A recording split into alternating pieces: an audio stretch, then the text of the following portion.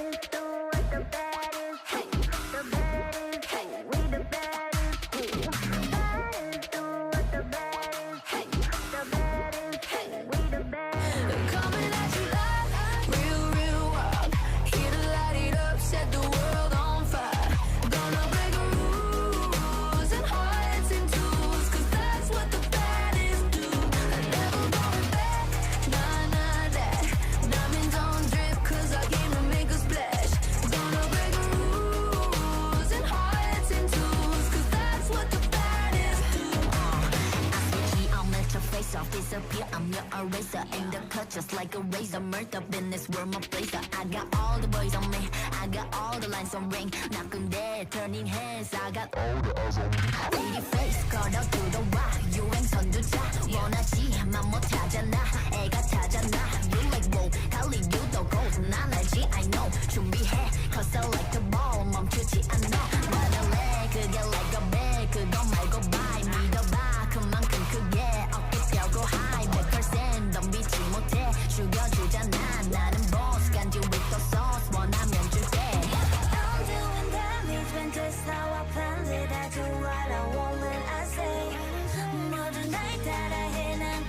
주장 마 To live on the edge of insane Coming at you like real, real wild Here to light it up, set the world on fire Gonna break rules and hearts and tools Cause that's what the baddest do I never going back, nah, nah, that Diamonds on drip cause I came to make a splash Gonna break rules and hearts and tools Cause that's what the baddest do It's crazy Sorry for the bad news, sorry I'm so bad Only took a minute for me to get what you had Sorry for the bad news, no it makes you sad There for a minute, baby you should pack your bags Way that I look should be breaking the law If I don't got it, I take what I want My circle small like a round of applause You know that I love the sound of applause You know I mean everything that I say When you see me come and get out of the way I can just slay, back and I'm better and ready to stay I'm doing damage when just how I planned it I do what I want when I say 모든 night that I hit 난 끝내주잖아 To live on the edge of insane It's crazy Sorry not sorry for being the best 언제든지 내가 좀 mess Look at the gold all on my chest KDA Should we show them how we do it every day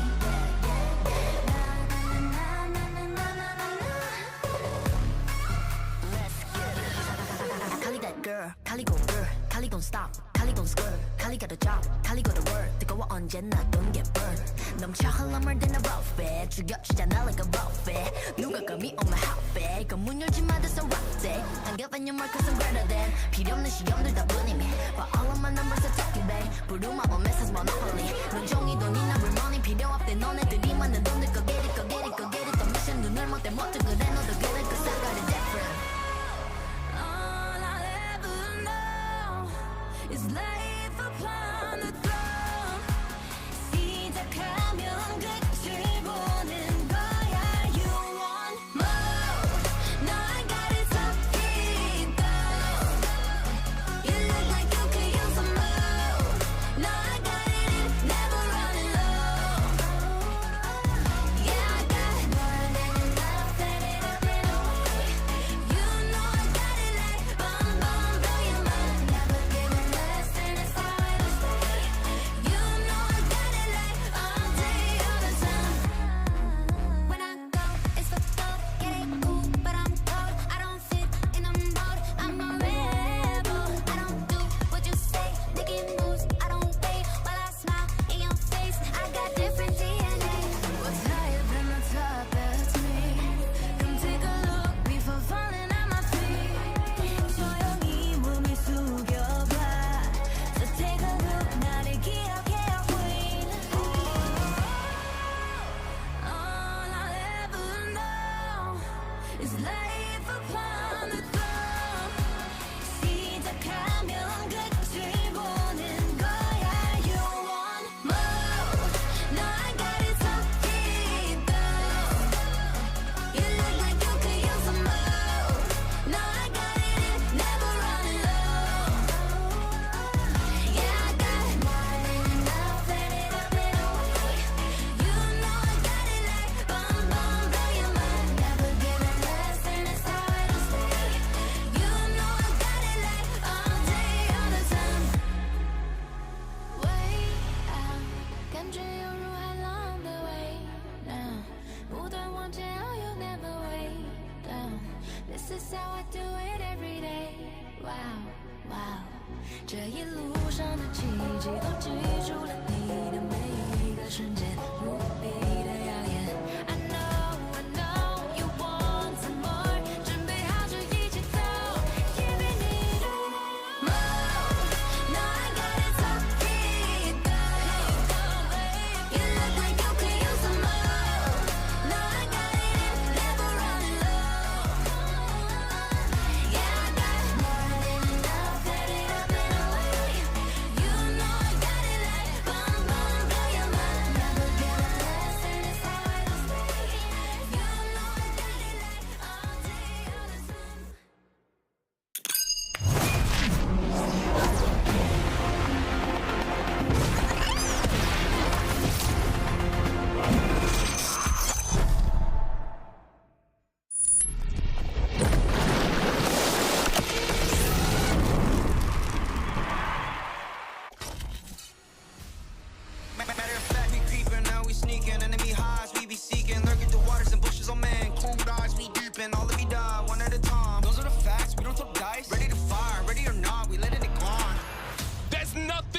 can do.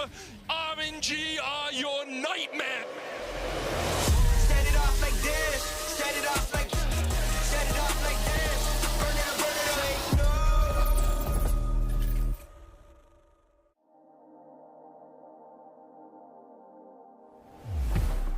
Against the top teams internationally, it's a huge different stage. There's a lot of teams that will punish you for what you will get away with in our regions. Cũng vì lẽ đó nên mình càng quyết tâm đem hết nhiệt huyết để thi đấu hết khả năng của mình tại MSI lần này. Our real challenge starts now. We had the best start ever. 13-0. Oh my word. Last year, BRTT beats Holy Phoenix. I'm here to do the same. Bu sene daha da intikam peşindeyiz. Deep em có kinh nghiệm nhưng mà bọn em có sức trẻ. やっぱりいろいろすごい若いチームだとそのアグレッシブにいろいろもうおじけづかずにやってくるってことは結構あると思うんですけど、まあ僕たちはすごいそれに冷静に対処してやっていきたいなって思ってます。We're really good at just taking our opponent's strengths and just turning them into weaknesses. Every mistake you guys make, we'll exploit. Evil geniuses. We'll live up to our name, and we're out for blood.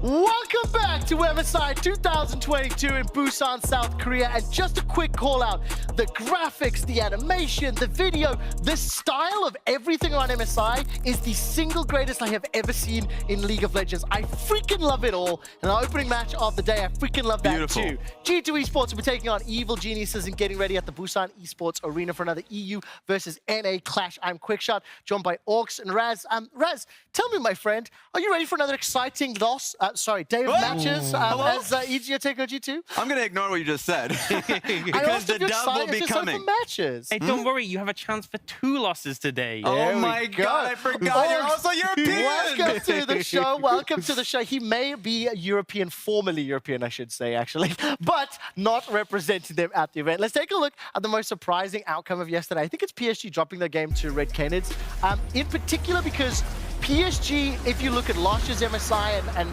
the dominance they have for the region, they were favorites, but we're not too surprised they lost the game because they are weaker. It's how they lost the game that was surprising, Raz. Yeah, it was surprising simply because a lot of what we recognize PSG and the PCS for being slow play, smart play, was actually what we saw from Red Canids. And so we need to see them pick it up a little bit. That's the one thing that we need to focus on. And also just individual play. Bay in the mid lane had a catastrophically poor performance. And to turn to the other side, I've got to say, I love the composition, the fact that you had these 2 artillery champions with the Jhin and the Zoe, and then you had the dive threats. And you really need the Wukong to be ahead to work in Aegis, which is absolutely phenomenal. I mean, it worked really well. When we were watching, setting up for the pregame, we did mention that PSG Talent may not be the heavy favorites for second. And now seeing how they were defeated by Red Canids, and you look at the group standings right now, PSG 0-1 along with the Wildcats, Team Ace, Saigon Buffaloes with losses. I think every other game went to expectation for the results. But Orcs, do you think the manner in which most of those wins was picked up was surprising at all? Because I thought it was quite stompy. Yeah, I mean, I feel like the big one was the T1 series because they came in as heavy favorites in most people's opinion to even get challenged, especially in the bot lane where everyone has said T1's bot lane best in the world, to get double killed repeatedly. It's not what we expect. Yeah, I remember hearing there is a podcast with Flowers and Perks. He was talking about the fact that when T1 is in an even state in game, the most interesting part about them is the fact that they're such a smart team that they can excel in those instances. And that was in a situation their bot lane was failing. Owner and Faker came out incredibly well. And so even with disasters happening on the bottom side of the map, they equalized and got the better of it. I tell you what, I held my breath for a few moments because when Shogun was 5-2 on Tristana and had Kraken Slayer and Rapid Fire Cannon at like 11 minutes, I was like, this is winnable. This is winnable. And then Ono was like, no, it's not. No, it's not. And I was shut down completely. I do think let's touch on a Dead Nation Focus Me as well. We saw an interview, yes, I believe it was with Ashley Kang, where the Ornn pick for Ebby in the top lane was accidental. It didn't matter. They still won the game. But DF DFM looked pretty good, and I'm interested to see how they will develop as well. Yeah, I think similarly we saw a really strong performance from the bot lane in that one. I think a lot of people talked about the fact that we have a new mid and support for them, and I think particularly in the support role, Harp has just been stellar. So great. I mean, to see his him come out Renata strong. yesterday was great, right? 100%, 100%. It makes me kind of frightened to see Renata going on in the rest of the tournament, because just seeing how Harp was not only just able to use him later on in the game, where you expect to see Renata scale, but just in laning phase, bullying straight. I want to see more of that. I mean, those handshakes were fantastic. Literally just waiting for Samira's W to time down and like literally yoinking back time and time again. Talking about the Samira, talking about some of the champions, we're still focused on the first day of play. We are on 12.8, and at the top of the show, we looked at all the changes from 12.6 to 12.8. I want to ask for some key takeaways and how things are developing. I want to start with my boy, Gangplank, because he found himself on the ban list a whole lot, and everybody in solo queue is being terrorized by the fella that's going to be on my shoulder in a moment. I also saw a lot of Lucian. I saw Wukong, way more Wukong than I was expecting. Yar, matey. Raz, what do you make? Let's go through the list, starting with Gangplank and some of the bans. Yeah, it's funny enough, we kind of expected to see more GP. In the 3 patches from a lot of the region's finals to this event, he did get the get a buff, but also just people started exploiting builds. The Bezos build, when you're getting, we started to see a little bit of that. Some the bank plank, a little bit of that. Yeah. But then, of course, like the Prowler's Claw, also Collector, things like these. So we expect to see a little bit more of them, because he is just a strong counterpick to like the tanks like the Ornn that you mentioned earlier. So that's something that I want to see, but you're right, it's been banned quite frequently. Yeah, and I feel like Lucian as well is something where we've seen a lot of bans towards it. We've only seen it in the bot lane. It's ultimately a flex pick, though, and I feel like that's why it gives it such a wide berth and be able to be played in pretty much any lane. Yeah, I don't want to see Lucian top lane. We've seen way too many Lucian top lane domestically. I know in North America that has flopped. But you're right. If we end up seeing Lucian mid, especially with AP junglers that we've been seeing in the meta currently, with Evelynn being the threat from Kevi, but also Karthus, that's been a constant. He's a great mid laner, and also such a bully in the bot lane. You got to see what Yugotapan was able to do this with the 2v2 that we mentioned. They're actually disgusting, those clips. Yeah, 100%. Just able to completely take over the game. I think something else to mention is the fact that we've seen so much play from Wukong in particular. The jungle pool has completely shaken up. The fact that Wukong has emerged as this really heavy skirmishing pick is also excellent in the team fights. And also Graves is something that's shown up that's been really interesting, because he didn't actually get any buffs between the patches, but Umbral Glaive got buffed. We saw 100 gold cheaper, and the cooldown got lowered on the active, and we've seen him just completely take over some games. Are we going to see more Vi along with the Wukong? Because there was some discussion around that, and both of you are smirking. Yeah. What does that mean? I think Oner made the Vi work. Do I think it's going to come in firmly in the meta? Probably not. Such a cheeky grin. Raz, what's your take on the Vi there? Look, it might come into favor with teams that just have that one carry, looking at Evil Geniuses and Danny, that you just want to pick apart. But it is a fun pick, especially in the first stage when it's not super competitive. Kind of piggybacking off Wukong, we saw Wukong alongside in the Red Candid games Leona. It's just such a real dominant way to start fights if you have vision control. So I expect to see more of that duo. I just want to say Wukong, worst version of Diana, Vi, worst version of Nocturne. Oh my goodness. Moving on, just for its sake, every single one of the groups today has got incredibly important stakes. Now, these are the groups, right? So as a reminder, the top 2 from each will advance to the Rumble stage. And when you take a look at the wins, DFM, T1, RNG, Red Canids, and G2, with EG and Order looking for their first wins, let's take a look at the schedule and highlight some of the important matchups. I'm going to start with 2 of my favorite regions, Turkey and Brazil. The Wildcats will be taking on the Red Canids, with Red Canids picking up that upset win against PSG yesterday. If they beat the Wildcats, they have a very comfortable 2-0 start and are favored to make it out of the group. Yeah, I think the big one for me is Detonation focused me against Saigon Buffalo, because for me, when we came into the group stages, I feel like this was the fight for second, with T1 likely to take first in the group. So I'm hyped to see them go up against each other, especially when they both had really aggressive early games. Unsurprisingly with me, it's the first 2 games that you see on the board with EG and going up against G2 and going up against Order. Anyone that is a North American fan that's somehow still awake out there will remember when we got flipped over by Pentanet in the last MSI. We can't have that again. We do not want to be starting that far behind in the group. Don't want to be starting that far behind. This will, in fact, be our featured matchup. And I want to ask you exactly what EG have to do differently, because, Raz, there's a lot to unpack. I do want to focus, first of all, very quickly on the featured matchup of the day, presented by Mercedes-Benz. It's RNG versus PSG. Now, RNG yesterday, they came into day 1. They smashed, right? They were heavy favorites. But, Augs, did they play as well or better than you expected? Honestly, I think it was better. I mean, I expect them to come out strong in groups, but my big concern over the playoffs in particular for RNG has been Wei and Bin. They've been a little bit inconsistent, particularly if Wei isn't on his signature pick, but he got Viego and was just absolutely monstrous. And honestly, Bin as well, really a lot more respectful than we typically see him be, and he just completely flourished on this one. And generally, when you come into the first group for LPL teams, they tend to play to their opponent, play a lot more scrappier.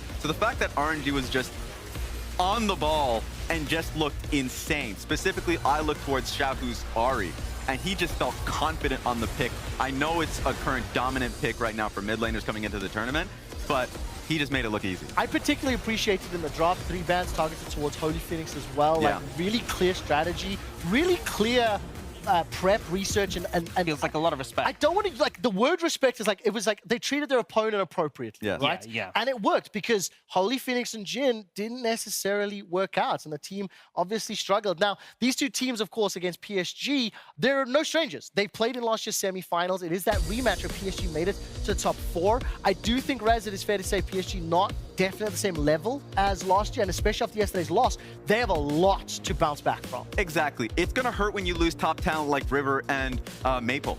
And the fact that we remember way back last year when PSG went up against RNG and they played spoiler to them in the Rumble stage. They ended up beating them. They went to the semifinals, of course, eventually lost, right? All of those memories, for them, it's going to be a tougher climb, and RNG is going to look a lot stronger. But we've seen PSG start slow in the beginning of tournaments and ramp up when people less expect them. I expect that to happen, of course, here today. Yeah, I feel like, you know, there's some redemption here. I think RNG is a tough matchup to get it, but I just hope to see a bit more promising play than we got yesterday. It's a tough task as well. I took a look at some of the stats for RNG, and I'll break it down in the pre-match, but they have a 74.5% win rate across every international group stage they've ever appeared in. Oh, no. Think about that for a second. That's a lot. That is a lot, okay? Anyways, let's bring it back to the first match of the day. NA versus EU, the Spice Wars Part 2 Oh my Revenge Boogaloo. Get this off my screen. Raz, baby, can you look at this graph? I don't want to hear it. Can you briefly summarize and remind me what the game looked like yesterday? Because I'm struggling. Let's get some analysis, I'm Raz. struggling to recall. for a bit. How was it, a little bit more seriously, how was it that G2 were able to pick up the win yesterday against EG? I thought their draft was exceptional. We don't get to see a lot of teams really exploit the red side of the draft.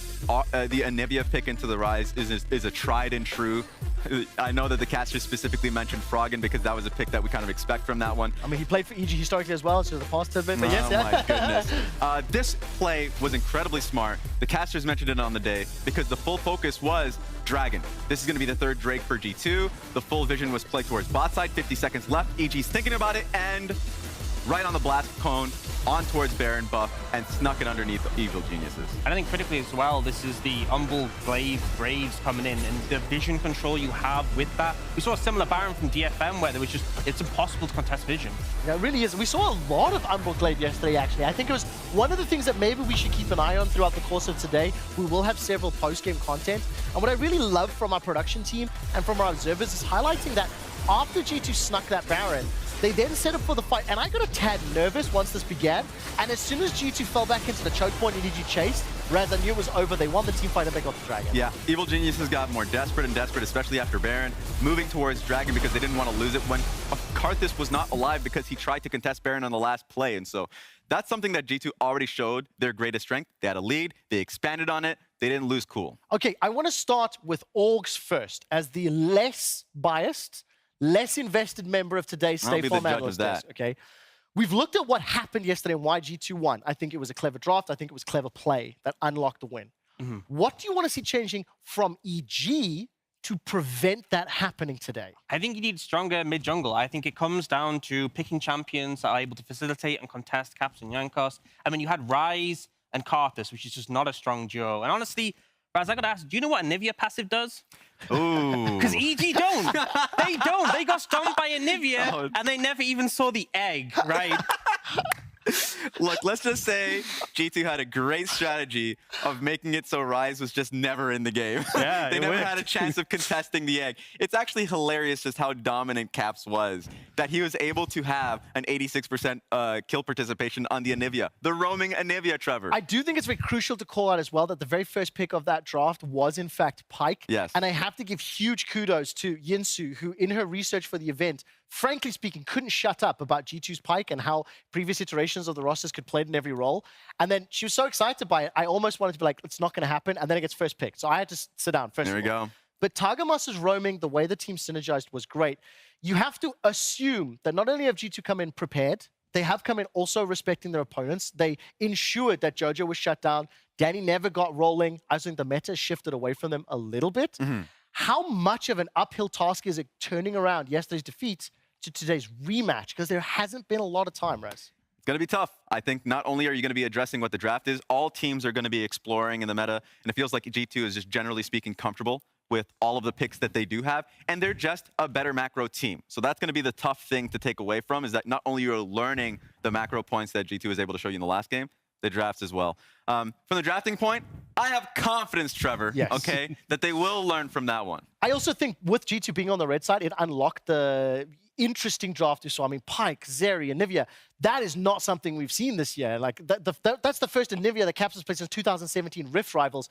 Frankly, that's the first professional Anivia he's played. I don't think Rift Rivals truly counts. Yeah, I think ultimately G2 are a team who can throw out a lot of curveballs, and being on red side allows you to be very reactionary, right? You see what your opponent offers, and you're able to go, okay, we have this out of nowhere Nivea we can pull out that just completely shuts down your composition. This is what I'm scared about. Because in the Yinsu interview that Caps had, not only did he mention the fact that he was practicing the Anivia throughout the split, so it's something that they always had, but he talked about the fact that they had more in the tank, and knowing Broken Blade, he's going to have more. He brought this out in group stage. They're not going to throw all their aces up their sleeve out in the group stage, right? There'll be so much more. You do not know G2 and Carlos's orders. They will throw everything out as soon as it is this possible. is the grudge match. Okay, it is time to check in with what you guys at home think with your MasterCard fan predictions.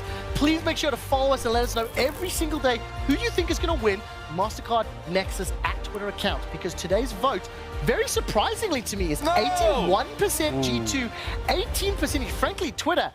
I cannot believe 18% of you voted for EG. I thought it was going to be much lower. That is what the fans are saying. We are 2 minutes away from draft. So, gentlemen, I'm going to ask you to give me a prediction, and more specifically, what will make your prediction come true in the following game? Who will win, and what will make it come true? Orange gets to go first. Keep it short. G2 are going to win. It's going to be Caps Gap. And if they don't fix the mid-jungle issue, which I don't think they can, it's just over. During the playoffs, every time I voted against Evil Geniuses, they ended up winning.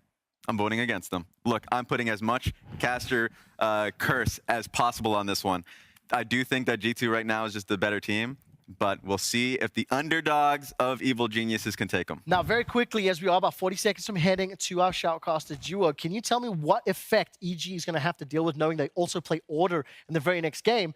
Because that is also a different mindset. G2 were able to 2-0 yesterday. EG now have to look to do that today. I think not only does it warm them up, it also gets them a better understanding of the mistakes they made in the previous game. I don't think they're a tilt-worthy team. In fact, the biggest surprise with the new members when they were on that big stage in the finals just lived with it, right? They reveled in the moment. So I don't think that they're going to get tilted off of a bad performance. Yeah, I don't think tilting is definitely anything that team's going to do. I'm very interested to see how the draft adaptation will happen. And frankly, I just want to see and hear more from Jojo. I want to hear the spice. I want to see the drama. And that does it from us here at the State Farm Analysis. We're going to head to the Shoutcasters to get to the first match of day 2 of MSI 2022. 2. G'day. Thank you very much, Trevor and the gang. I'm Pastry. That's Mark Z. I guess we have to reinforce the caster desk, given what EG experienced yesterday against G2. You talking about the caster curse? Yeah. G2 easy dub here, number 2. Just we can skip this game. They're gonna win, right? Yeah. Don't worry about it. No. It was a pretty big shellacking, I'd say. There were some plays by EG, but more or less G2 controlled that game from moment one into it and never let go of the reins. There was some, things you can be like, oh, they should clean that up. But, that's kind of nitpicking at that point. G2 definitely established themselves as the favorite in the group based off that game. We'll have to see if EG can bounce back. Yeah, EG's draft felt very comfortable for them, which I think is a smart thing, opening up for this team on the international stage. It's their first time, and obviously a lot of these players, or not a lot of them, but at least 2 of their players' first time, the 2 young guns we've talked about a lot domestically, but they've got veterans. They've definitely got lots of ability, and they do have time as well. This is a long group with many games. Obviously, G2 is going to be the team to beat in this group based on pre-tournament expectations, and after yesterday, I think we can only say that's even more of a thing. But obviously, they have the ability. I think they did show some good things in that game, but G2 came very well prepared, and there are no easy wins against a team like G2. And to be fair, to G2 as well, they have their own young guns in the bot lane with Targamas and Flakked. So it's something that both teams are going to benefit from, this kind of longer ramp-up portion. And we'll just have to see if the mid lane Caps will continue to dominate. That was the big... A lot of claps yesterday. I mean, he was smurfing that run up through playoffs and has kind of continued that streak. It's a 13-game win streak now, I believe. Actually, 14, including yesterday's win over EG. So a 14-game win streak for G2. I wonder how far they can take it and when people are finally going to be able to snap a game away from them. Well, we have swapped sides as far as drafting goes yesterday. G2 are going to be on the blue side. Wukong and Zeri both taken away. Lucian continuing to get respect, and Ari, the other obvious one, basically don't want to give that one away to any team at MSI. Yeah, definitely not. Seems a lot of mid lane focus. I will say, during that insane run that I was talking about, G2 is still currently on with 14 games. The vast majority of them have been on red side. They have 3 blue wins, no losses recently, but at least you can say, hey, you know, maybe blue side is a little bit weaker. It did feel like a lot of teams were preferring red side in the previous pre-12.8 meta, and we'll have to see if that's still the case. It doesn't feel like there's currently anything insanely OP where you're like, I must first pick this, and it's a lot about targeting the stronger parts of the meta, but not like, if this goes through the draft, we're screwed. Yeah, I agree, and I think red side seems like the better side right now, but we'll have to see. Of course, both teams will feel confident drafting on either. First pick Graves here. Again, Umbral Glaive is everywhere. Jankos continues to be an Umbral Glaive enjoyer. Yep, running that one back again from yesterday. Had a pretty good performance on it. Made some impact early on, which is sometimes tough to do on Graves. Him and Caps have insane synergy together. Oh, yeah. And we're able to punish the younger Jojopyun. All right, well, looks like maybe easy lined up here for the first pick. Big shift in AD meta, as we've noticed. Danny is obviously excellent on the kind of big hyper carriers, the Jinx, the Aphelioses. Can still play them, although I don't think Jinx is anywhere near the meta right now. So Ezreal is something he's very comfy on, but not something we've seen him on a lot in their run throughout spring. Definitely, and it is something that's a champion that can play 1v2 a little bit easier if you want your support going out and roaming. And I thought that was one part of the game yesterday that G2 really exploited EG in, was Targamas on the Pyke. Being able to get out of lane over and over again, harass Jojopyun, and the bot lane for EG could not punish in any way. Flakked was completely even in CS, even up at points in the game, and so that's something that now might be a little bit easier to match, with the Ezreal being a little more independent for EG now, to have Vulcan get out of lane and also start roaming. Yeah, it looks like we've moved away from AP jungle for now. J4 the lock in there for Inspired, I believe. So moving towards something that they're a little bit more comfy on, perhaps. I think Karthus is very powerful. I think Inspired was just fine on it, but obviously a very different style of comp you're bringing to any game. Yeah, for the run that EG was on, because they had been on an 11-game win streak prior to that loss yesterday. Part of that was Inspired playing like that MVP level that he was in Europe, and he was a primary engage option. Even in things like the Nocturne, you still kind of say, hey guys, follow up on me. I press R, let's go. And that is not what Karthus does at all. Oh no, he did not look comfortable on the champion with the flash on top in the top lane gank onto Broken Blade, where there's just no hope of ever getting a kill there. So this is something that will be easier for EG to follow up on. And like you said, it's back, baby, the Pyke. So that's a spicy one. It's a good one as well in the hands of Targamas, alongside Kai'Sa there for Flakked. Obviously, another champion I think we'll see quite a lot more of, although we were seeing it a little bit in the old meta game as well. Don't see Rakan all that often, but Vulcan obviously has plenty of reps on the champion, so we'll be happy to take it here, I hope, as we move into phase 2. See what the teams want to take away here as they line up the rest of these drafts. Yeah, really interesting to see the support meta evolve just beyond Leon and Nautilus. It still feels like those are kind of the two staples in the meta, but with the Pyke being taken right away by G2, I think we were talking about, does EG want to have a little bit more roam potential to match? And Rakan playmaking is quite strong, and maybe that's one of the answers they want to have, is you can then get in shield, charm people up, knock them up, make it a little bit easier. And I will say, you know, the Pyke specialty of Europe is something that most regions in the world don't have a lot of experience, I bet. And even if you have played against a random Pyke or two in competitive, they're probably not the European Pykes. Yeah. And there's definitely something in the water about just them being able to pilot this champ super well, the roams, the craziness, Hylissang, Targamas as well. Like, just people have made this pick work in Europe more than anywhere else. I think definitely, as you mentioned, the impact it can have on mid lane, especially. We saw plenty of good roams from Targamas alongside Jankos, basically picking on Jojo with Caps as Anivia, setting things up very nicely. So definitely a pick to watch out for here, but can't respect them all, as Syndra's going to get banned away from Caps. Mordekaiser taken away from Impact. That's an Impact special. So G2 doing their homework. They did the homework, yeah. It is one of the things that he played into Orange specifically, and I think that's why you see the answer ban from EG saying, all right, if you're going to get rid of Bonarts, we're going to get rid of some of yours. The GP taken out was an interesting discussion that we were having about, is the GP priority going to be really high? There is the ping that has been put into this game where, you know, you're at 30-ish ping, 35 is the number. Does that impact triple barrel combos? Because GP can be mechanically more intensive a little bit with that. I've watched this NA player called Zig. He is an insane GP, do triple barrels on NA solo queue. So I think it's still very possible even with the ping, and that's why you see it banned out here. It's still going to be a very strong pick in the meta. All right, so Zoe, interestingly, is going to be picked up there by EG. Jojo throwing down the gauntlet, which is perhaps a touch risky, as Galio already going to get picked up there. And Nasus continues to be hovered in the last position. I think this is a nod to Corporal, actually. Yeah. The order support in this group. Well, I also got baited. This is just a European hover. That's what they told me. Okay, interesting. It's just a Europe thing. I'm not quite sure where it comes from. Galio Camille would be a really interesting combination that we haven't seen quite too relevant in the meta for a while, but it's always a pick that you can lock in together. They just have such insane synergy. And this is a comp for G2 that has so much playmaking around the map. You want to split it up. Then you want the Galio Pyke showing up out of nowhere. Kaisa can come flying in from the back. Like Kaisa Galio is often paired up together as well. It's just so easy to isolate a single target and absolutely explode them. Even Graves can just shoot his ultimate over the top. There's like someone on EG is dying at the start of every fight as long as there's a semi-clean engage from G2 here. Yep, and definitely a nice lineup there for G2. Last pick is for Impact, actually. Had Jojo blind this Zoe. Galio, not the most threatening 1v1 champion, although it can set up very nicely, so gonna have to watch for potential Jankos and Targamas for Rims again. But as you said, definitely picked more for the comp in general, whereas EG are just opting for Zoe, Ezreal, plus some other champions, basically. Yeah, I mean, it has the bones of a poke comp, but lots of engage as well, and the Gwen is just a strong generalist pick. I know that a lot of people think you have to, like, you want to dive backline or whatnot, but with the immunity, you can actually play on the front line quite a bit. And this is the first Zoe for Jojo this year, I believe. Yep. So this will be a bit of a different look for him. Plays usually more as a playmaker. And Zoe snipes from long range. Yeah, you can pick up all those summoners and start running through a fight, but definitely not something we have seen out of him thus far this year. No, definitely a different look, and obviously against a player that knows the champion extremely well, so is going to feel confident in the 1v1 and setting up and potentially exploiting Jojo, particularly if he is inexperienced on the pick. Coach Dylan, the one that got away. Yep. The NA import to Europe that we come back. We miss you. Been on a lot of successful teams, this one included.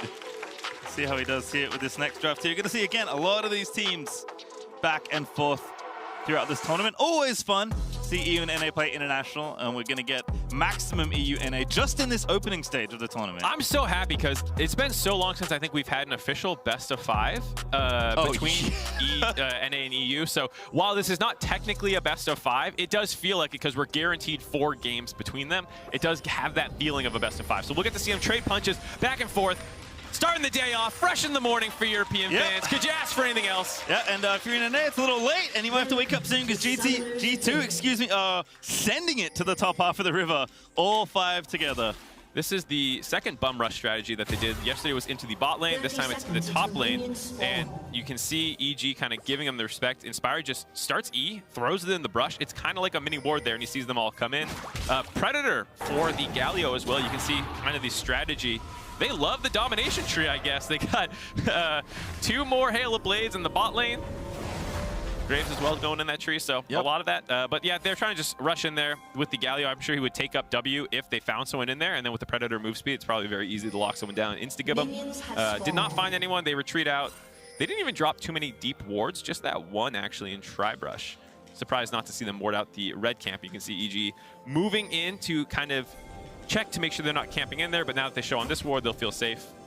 Yeah, nicely done. Oh, that ward's not going to get caught either. Sweeper barely misses it. So Yanko's going to go back because he wants to go top there. Is my bias showing with the nice? A little bit. Maybe, okay, I'll tone it down.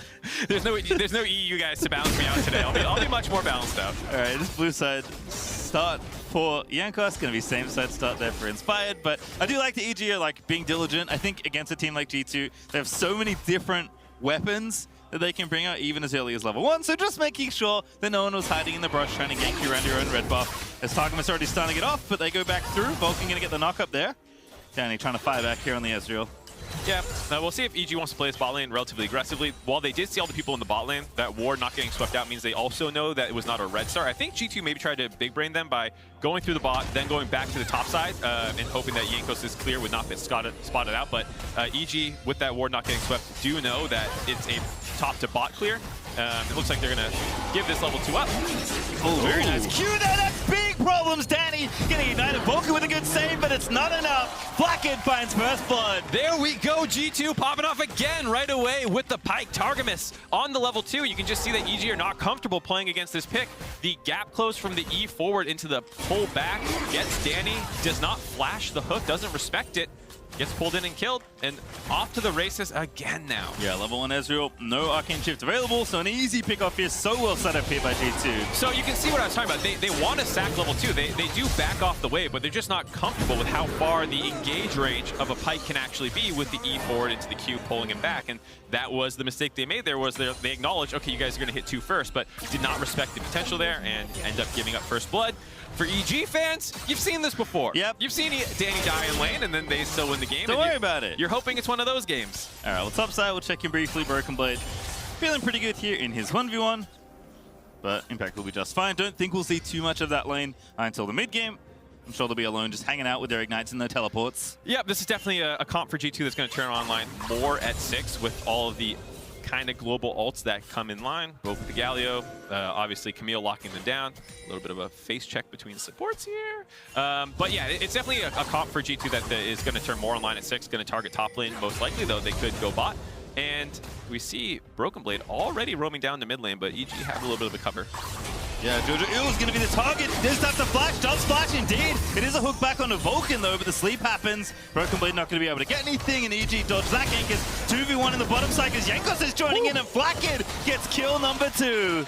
All right, I think Danny thought that because there was so much attention in the mid lane, it was a 1v1, and he wants to go in there and hop on top of Flakked, but Jankos was covering that play already, and so they take the 2v1 on the bot side, bait Danny into engaging. Another kill already onto the Kai'Sa, off to the races for Flakked at 2-0. All right, Broken Blade again going to meet Vulcan, but Vulcan going to dash back towards Inspired, and this was the thing for G2 that was on display. I mean, it's not uncommon, we know this about them, but the way they move around the map and just constantly shift all the pieces around is beautiful to watch, and this coverage by Jankos is exactly that. It's an understanding of player psychology more than it is game information. A lot of the times when people talk about being like really smart players, you're talking about like, oh, their game knowledge is so good, they know this matchup well, or the rotatos or whatnot. But for me, if you understand, hey, if a bunch of people show mid and I look like an idiot bot lane, you're going to jump on me, and my team will have someone else there. Impact in the 1v2 should be okay here. Level 5 on the Gwen might even fight his way out of here. Broken Blade going to get ignited. Impact looking for it, but Targamas going to make it happen. Jankos up here as well, and there's no smite because it's just ignite, and Impact's going to go down. Impact tried to make it happen, dashes out to safety. Dancing out of the 1v3 there. Wow. Impact does not find a kill, but absorbs so much attention from G2 there. First off, taking the 1v2, you can see the power of Gwen just when scrapping people out. They bring the third man in Jankos, but the Gwen cooldown on E when you get an attack off, making it so mobile. We saw yesterday that baited Inspired into flashing in at the wrong time here. You know, Jankos does potentially save his team from dying. It was still a good play to show up there and make sure that Impact did not walk away with a kill potentially. Vulcan continuing to stay active as well. Jojo did get a bit of a ward down and clear things out with the Scry's Bloom, so they don't know. The Vulcan's just chilling as Jojo is going to hit level 6. Jankos could be the one in trouble, knows that there's something potentially wrong. He's going to now see Vulcan. Going to try and turn his attention back around, but Jojo's here as well. It's 3v2 right now for EG. Inspired should be able to finish his steal, and indeed he will. Yeah, I think EG showing a little bit of restraint there, given that they were not 100% sure if the Pyke was coming up or not, and the 3v3 would be a little sketchy. And so they just grab some camps back off, reset, and now here's that 6 we're talking about. Caps can start having the easy follow-up plays if anyone wants to go flying in. This is the first Galio for Caps this year, as far as I can see, as well as only the third Camille game for Broken Blade. So not a combination that they have practiced on stage a lot, but it is one of the easier to execute strategies, as well as I can assume that they've played this a bunch of times in Scrim. So we'll see if they can start abusing the side lanes now. Again, Targamas looking. This time, Danny dodges that hook, but it's 3v2 right now. Jankos off to the side. Level 6 as well for the Graves. Gonna try and sneak into this brush. G2 setting his gank up very nicely. Vulcan's only level 3, so it's tough for Rakan to find an angle. Because now Targamas is going back in, finds the Q. They're going to back off. No, Vulcan wants to go back through. Whew. Jankos, I still don't think it's been spotted, but G2 decided to call off the play. Yeah, nice little use of the wall there to get a little bit longer range, looked like, for Targamas. As Broken Blade, here's that ult. There's the Galio, and Impact is going to be trapped. The W actually stops the knockup, and Impact's going to keep on going, but Gwen is not immune enough. Impact is going to run back towards the enemy tower, and who's going to get the kill is the only thing left to decide, and the gold goes to Broken Blade. Nicely done there by G2, coming in with the Ignite down for Impact means there's no threat for him being able to turn that one. Punishing, even though he did a good job surviving last time, did a decent job surviving this time, just the extra man too much for him to outplay. And if G2 pick up their 3rd kill of the game already. EG still looking to get on the board. Only 1,000 gold down, so it doesn't look that bad. They've done a decent job staying even through farm, but the playmaking from G2, just their ability to get on the map and make things happen is unparalleled. That's why you pick Predator Galio, right? You are going to side lanes as often as you can afford to. And Caps once again is going to push in roam, going to try and get some vision. Inspired just chilling in the Rift Herald pit, hoping no one spots him. Will get away safely to base. But Jojo's out of mana, so you have to go home. Jojo gonna have to head out. He does have Unsealed Spellbook. We'll see if, I'm not sure the last time he used his teleport, might be able to just heal in base, swap out or something. We'll see what he chooses to do. But that will lead to a free Rift Herald. G2 knowing after the kill on the top side, the mana down as well in the mid lane, that this is a free one to take. I'm not sure EG would have wanted to contest no matter what anyways. Does feel like G2 have a pretty firm grasp of this game yet again. This is kind of how the game yesterday felt, where G2 are the ones making the vast majority of the plays. They're slowly accruing these leads over time, and next thing you know, it's 25 minutes in, and it's a 7K gold lead. They have Baron. Yep, and you know, EG aren't the fastest team in the world. They're pretty deliberate in how they approach games. Their mid to late game, especially their 5v5, is really what got them so many of their wins. Obviously, the AD meta was different then, so the comps they have to build do function a lot differently to their run in spring. But EG are a team that are more than happy to be patient. They'll take their lane leads when they can get them. They'll take their ganks and their roams. But for the most part, they're happy sitting back as long as they're not too far behind. I would say this is an acceptable series of losses so far, but G2 are a team that can snowball very aggressively. From purely a game state angle, if you took the nameplates off, I would say the EG comp is in an okay spot. The Camille having a kill, you know, starting to maybe get a lead, and then the side lane is what you're concerned about, just the playmaking that can come in. But from 1,000 gold down, yeah, this team can still, in team fights, if you can kite out that initial engage from the Galio Camille, then you can start poking them and blasting them with all your range advantage that you have. But the concern is when you put the nameplates on, G2 being the favorite team already, having the lead, looking very clean so far this game, start getting worried. Yeah, we should get a lot of value out of this Herald as well. Trying to set up here in mid. Jojo with a bubble, not going to connect. Picked up a Reverie as well, so could pop it for a play here. It's 3v3 right now. Q's going to miss. Inspire jukes it. Inspire wants to go back in, but Pyke's very tricky to pin down, and they're not going to commit. Okay, I hate Pyke. I'll say it. Before it was not just because G2 is the one piloting it. I get so frustrated always seeing this champ get out like with 20 health, heals back up to 70%. He's just one of those annoying champions to play against. And sometimes gets frustrating to watch too when you just see him be so slippery. But that also makes him such a fun champion to watch sometimes too. Because well-piloted Pykes are so aggressive. They can take such a beating and still survive and then come right back into the fight. Yeah, Pyke's also a champion that, like, you get them to 10% or whatever. Doesn't matter. Even if they say 10%, you're not safe, right? Like, one reset and everything's just gone completely wrong. So, gotta be careful, gotta really do the damage to Pyke when he's in the mix. But EG haven't had to play any sort of extended big skirmish or even full 5v5. Not rushing towards his first dragon, it's just a Mountain Drake. Kind of being contained very well by G2 so far. Impact's having a decent time, but in general, game's just pretty slow and steady right now. Well, I think from the angle for G2, you don't really care about dragon stacking. Like, obviously, dragons are good. You want dragons. Everyone wants dragons. But for their comp, they don't necessarily want 5v5s. You enjoy having a split-up map state. And so if you're not stacking the dragons, G2's not going to contest you. Or EG's not going to contest you. If EG's not stacking the dragons, you're not going to be forced to contest the soul point or anything like that. And you can go for these kind of split-up fights like this. Okay, Caps can't come, but I don't think it's getting him out. Jankos should have enough, and indeed he will. And now Targamas is already here. Inspired and Vulcan far too late to this play. Yep, if they had the right read on it, just a little too slow to get there. Jankos had the inside track. Targamas showed up around the same time as Inspired and Vulcan, but by that point, Impact's already dead. That means that they get to take a couple plates off this turret, drop this Rift Herald, funnel some more gold into Broken Blade, and this is the concern as they actually go in. All right, they're going to go for it. There's the combo. Vulcan finds two with the knockup after the ulti. Jojo's moving on in. Broken Blade is low, and there is Inspired with the double kill. Meanwhile, on the side, bot lane, Danny at it again. Flacket exhausted, but I don't think that's enough. He's so strong on the Kai'Sa with those 2 kills. Danny's going to get out, though.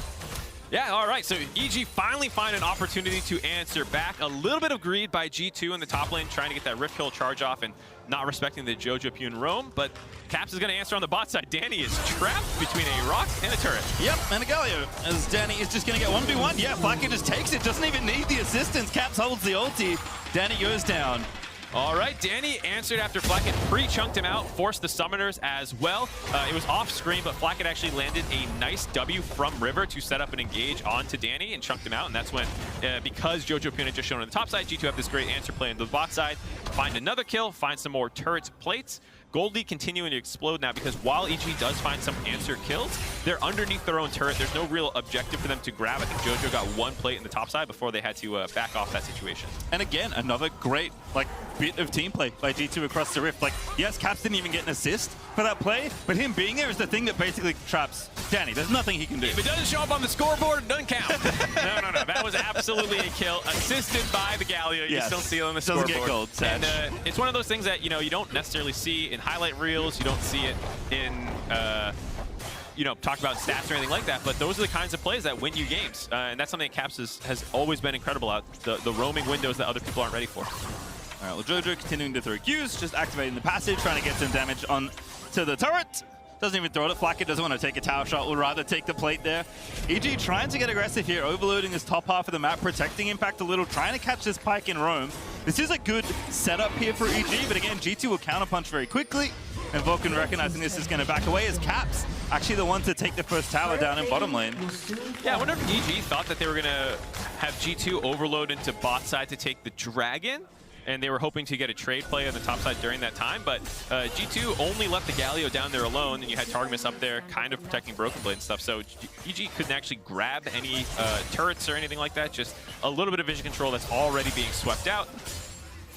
Double Umbral Glaze will be coming in by G2. Jankos has his already. Targamas still working on his, but that will mean it will be very difficult for EG to keep any sort of wards up deep in the enemy jungle. Yeah, that is one of the really nice features of Pyke in this day and age, when Umbral Glaive is such a popular item.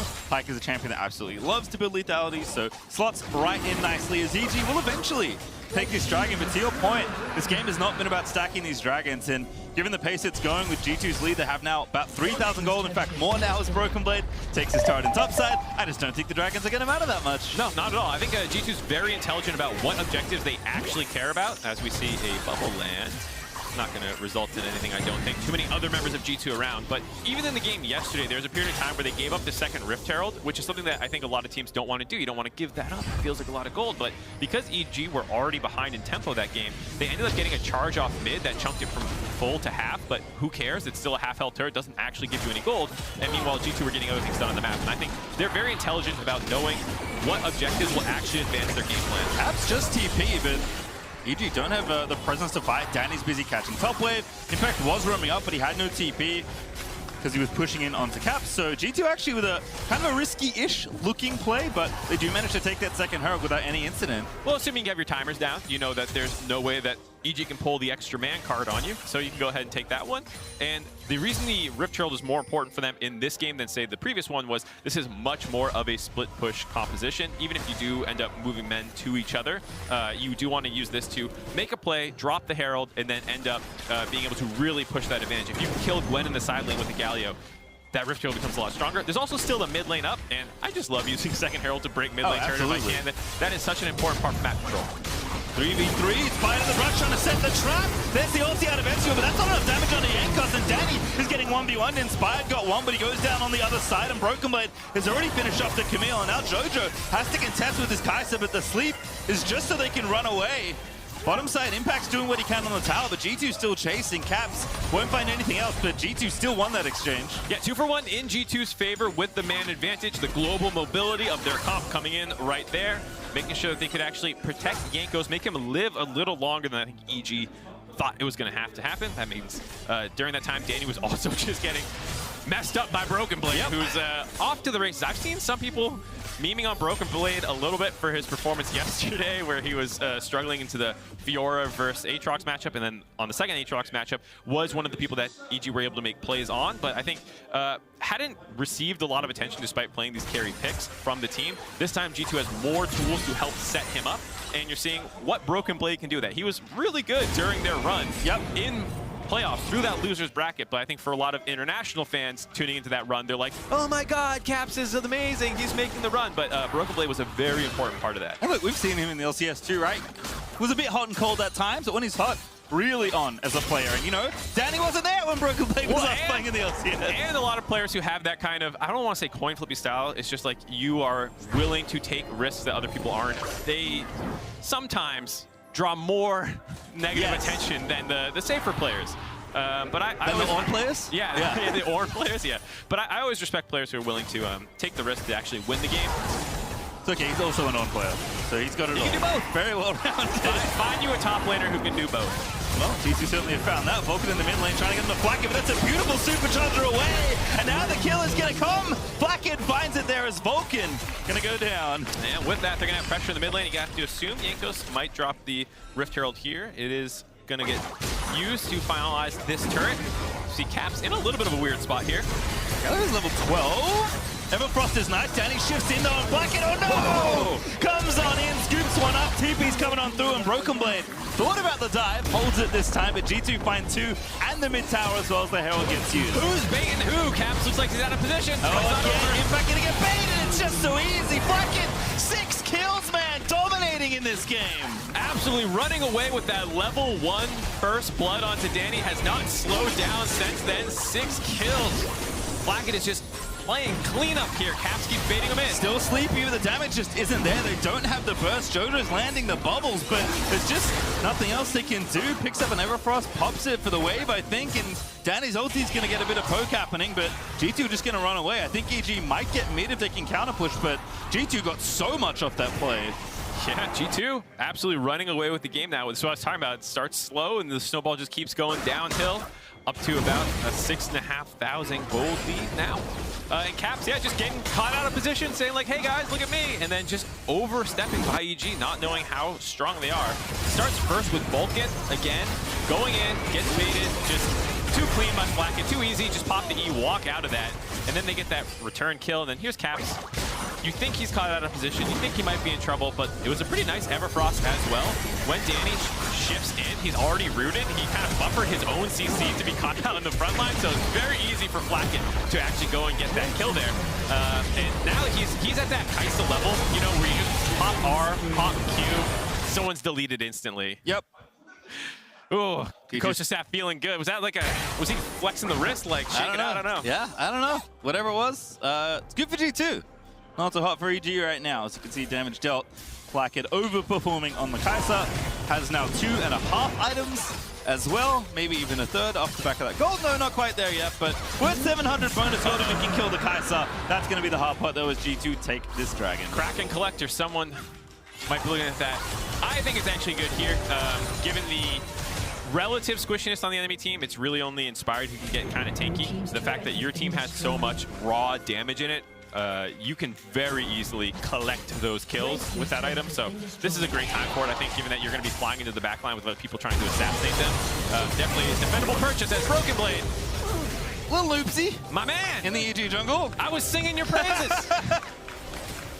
I was trying to hype you up, dude. That's why he died. Let's be honest. This is exactly what I was talking about. You know, he's trying to work for his team, trying to get some deep vision. You can kind of see there's a pink board on the far side of the wolf wall. And he was just trying to be a team player, got caught out of position. Does give EG a window, to push into G2's side and start clearing out some of this vision. But you can still see, even with that kill, EG know they're much weaker. Like, you have to make so many mistakes like that for G2 to give up control of this game that it's pretty defendable from a risk-reward perspective. That, like, even if I die, does it change the game state? No. No. Just gives a little bit of gold back. EG will take it, but G2 not too flustered. Broken Blade's already back on the map. Doesn't have TP, but it's cooling down relatively swiftly. He's going to go down and catch that bottom wave. Thinks better of it. Going to go down towards his team, who's looking around the Baron area, at least wanting to bait EG into this play. Ooh, Targamas almost eats a bubble there, but good little dodge to the left. gets out of it there as Jojo still fishing around these objectives. Still looking around. We'll see how G2 wants to advance the game plan from here, because without the dragon stacking, it's a little less telegraphed of go dragon, enemy team contests you, you get a nice engage with Camille Galio. Because EG can kind of sack these, the only thing they can do is pressure the Baron. It is still relatively early. I can understand G2 maybe playing it a little slow, but they're also not necessarily known for that. We'll see what they do. Doing a great job in this vision as well. EG with defensive pinks trying to make it happen. Targamas looking for the Q. Does not land. Flakked dodging that bubble as well. The terrain here is kind of interesting for Zoe. Not as many chokes, actually, for you to throw things through. So G2 dodge all that as they look for a bit of an invade. There we go. Unlucky for EG. Not our fault. We got the Infernal map with Zoe. Nope. Unlucky. GG. Go next. You know what? It was Infernal Rift last time, too, actually. Interesting. Yeah. So from here, I want to see what they do. I'm really excited to see Flakked popping off like this. I think I said this with Dracos on the Diphoria podcast. It felt like, as an outsider looking into the European region, it did feel like there was not as much emphasis put on him during the regular season, and it was a lot about Targamas being incredible. And during the run, with the kind of swap of Broken Blade to being a little bit more on the Ornn, Flakked got to shine more and more, and it feels like that momentum has continued for a young player stepping in. First game on Kai'Sa this year as well. This is exactly what you want to see out of him. He is absolutely smurfing, showing that he can be the primary carry in some of these games, you know, where I can just get insanely fed off laning phase and carry the team. It feels like such an important step for the young player to be proving himself. I mean, this is just EG. We'll see how things go further on in the tournament, but this is incredible momentum from him carrying on through the playoff run. Definitely a good-looking game here to kick things off, as teams are just jostling for control of this Baron area. EG know they have to be very respectful, right? G2 are willing to pull the trigger in basically every situation, whether it's, you know, 1v1, 2v2, or even a full-on 5v5, and they don't really have good vision control, so EG are being very methodical, trying to clear things out, trying not to get baited by Caps again.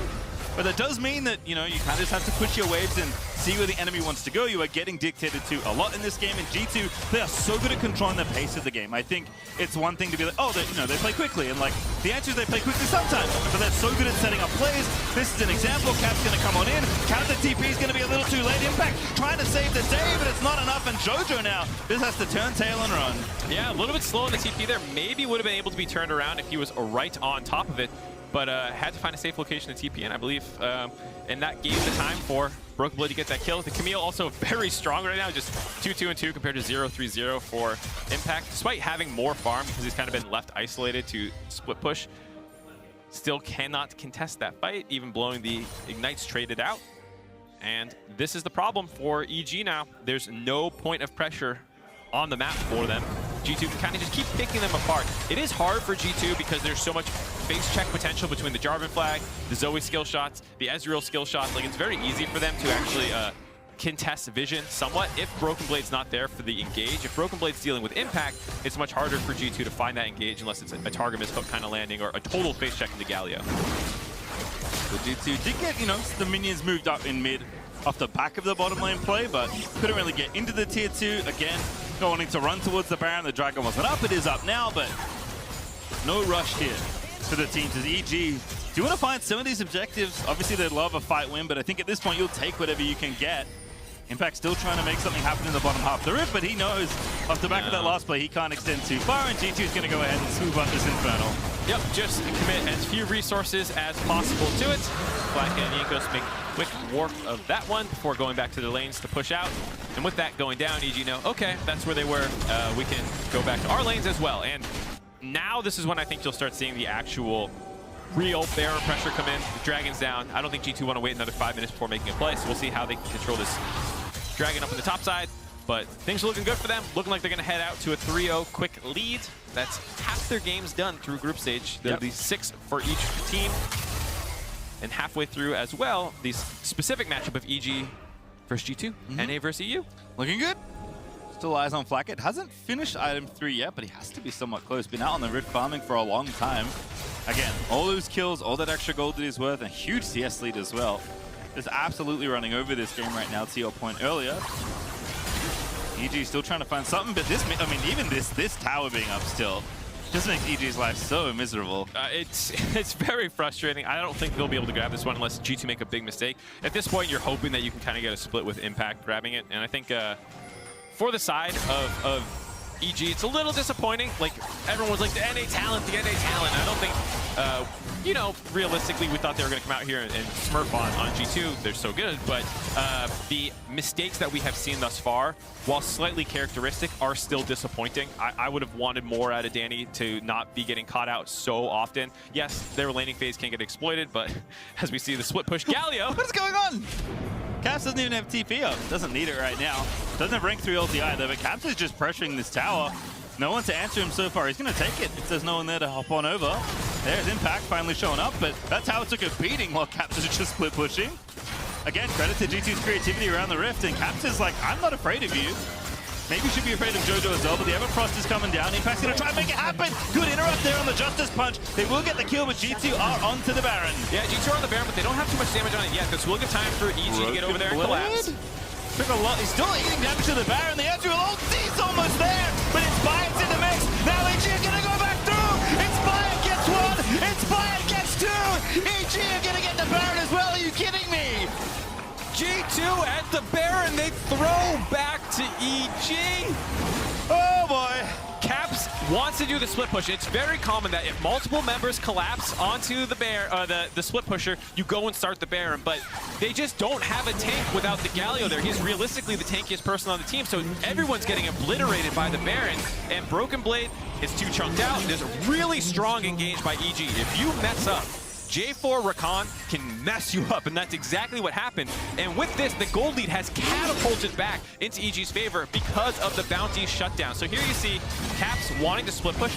I was talking about without Broken Blade being at the Baron is hard for them to turn, so I understand the lane assignments have put Caps in the bot lane, but that interrupt, making sure they can kill Caps, puts pressure on G2 to start the Baron to get something on the flip side, but they're just not tanky. Their damage wasn't there to actually be on it the entire time, which gives a really easy combo for Inspired and Vulcan to punish them, get those 2 kills, and right away they're going objective, objective. They cannot stop us. That's the smite down, finish this off, and off the end of this fight, they also grab a ton of gold. You can see G2 not feeling good about that one. I mean, when I was talking about those kind of mistakes you can make, that was the big one. Yes, you know, G2 had really only made minor errors so far this tournament, but a big misstep there. EG punished to the maximum.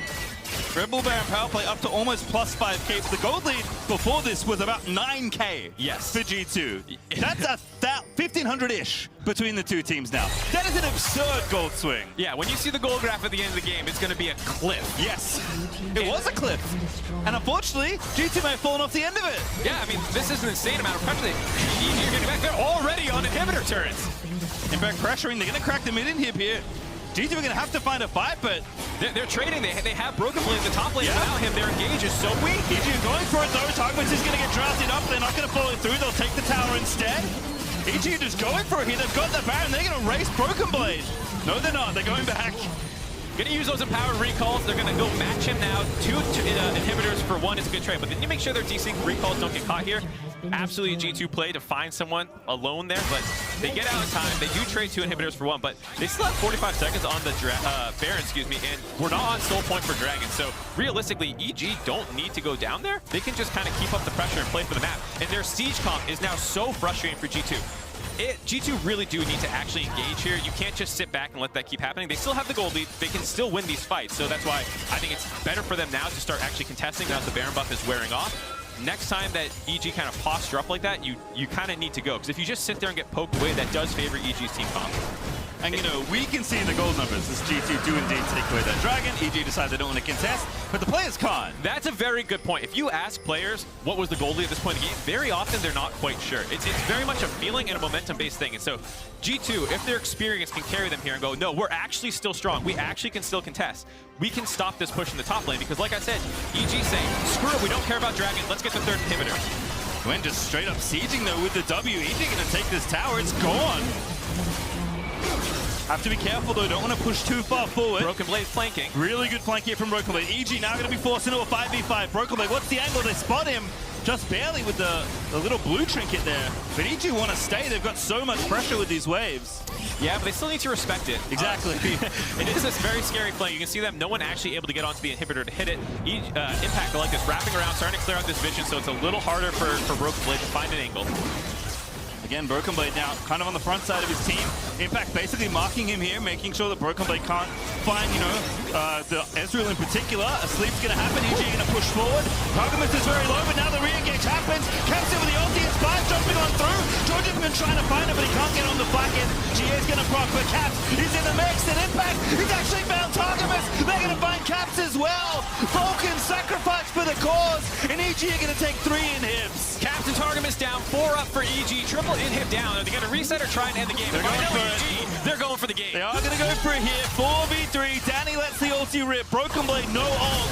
G2, not much left in the tank, but Jojo getting shot. Blackhead is so strong if he can find the free time, but I don't know if he can find the space.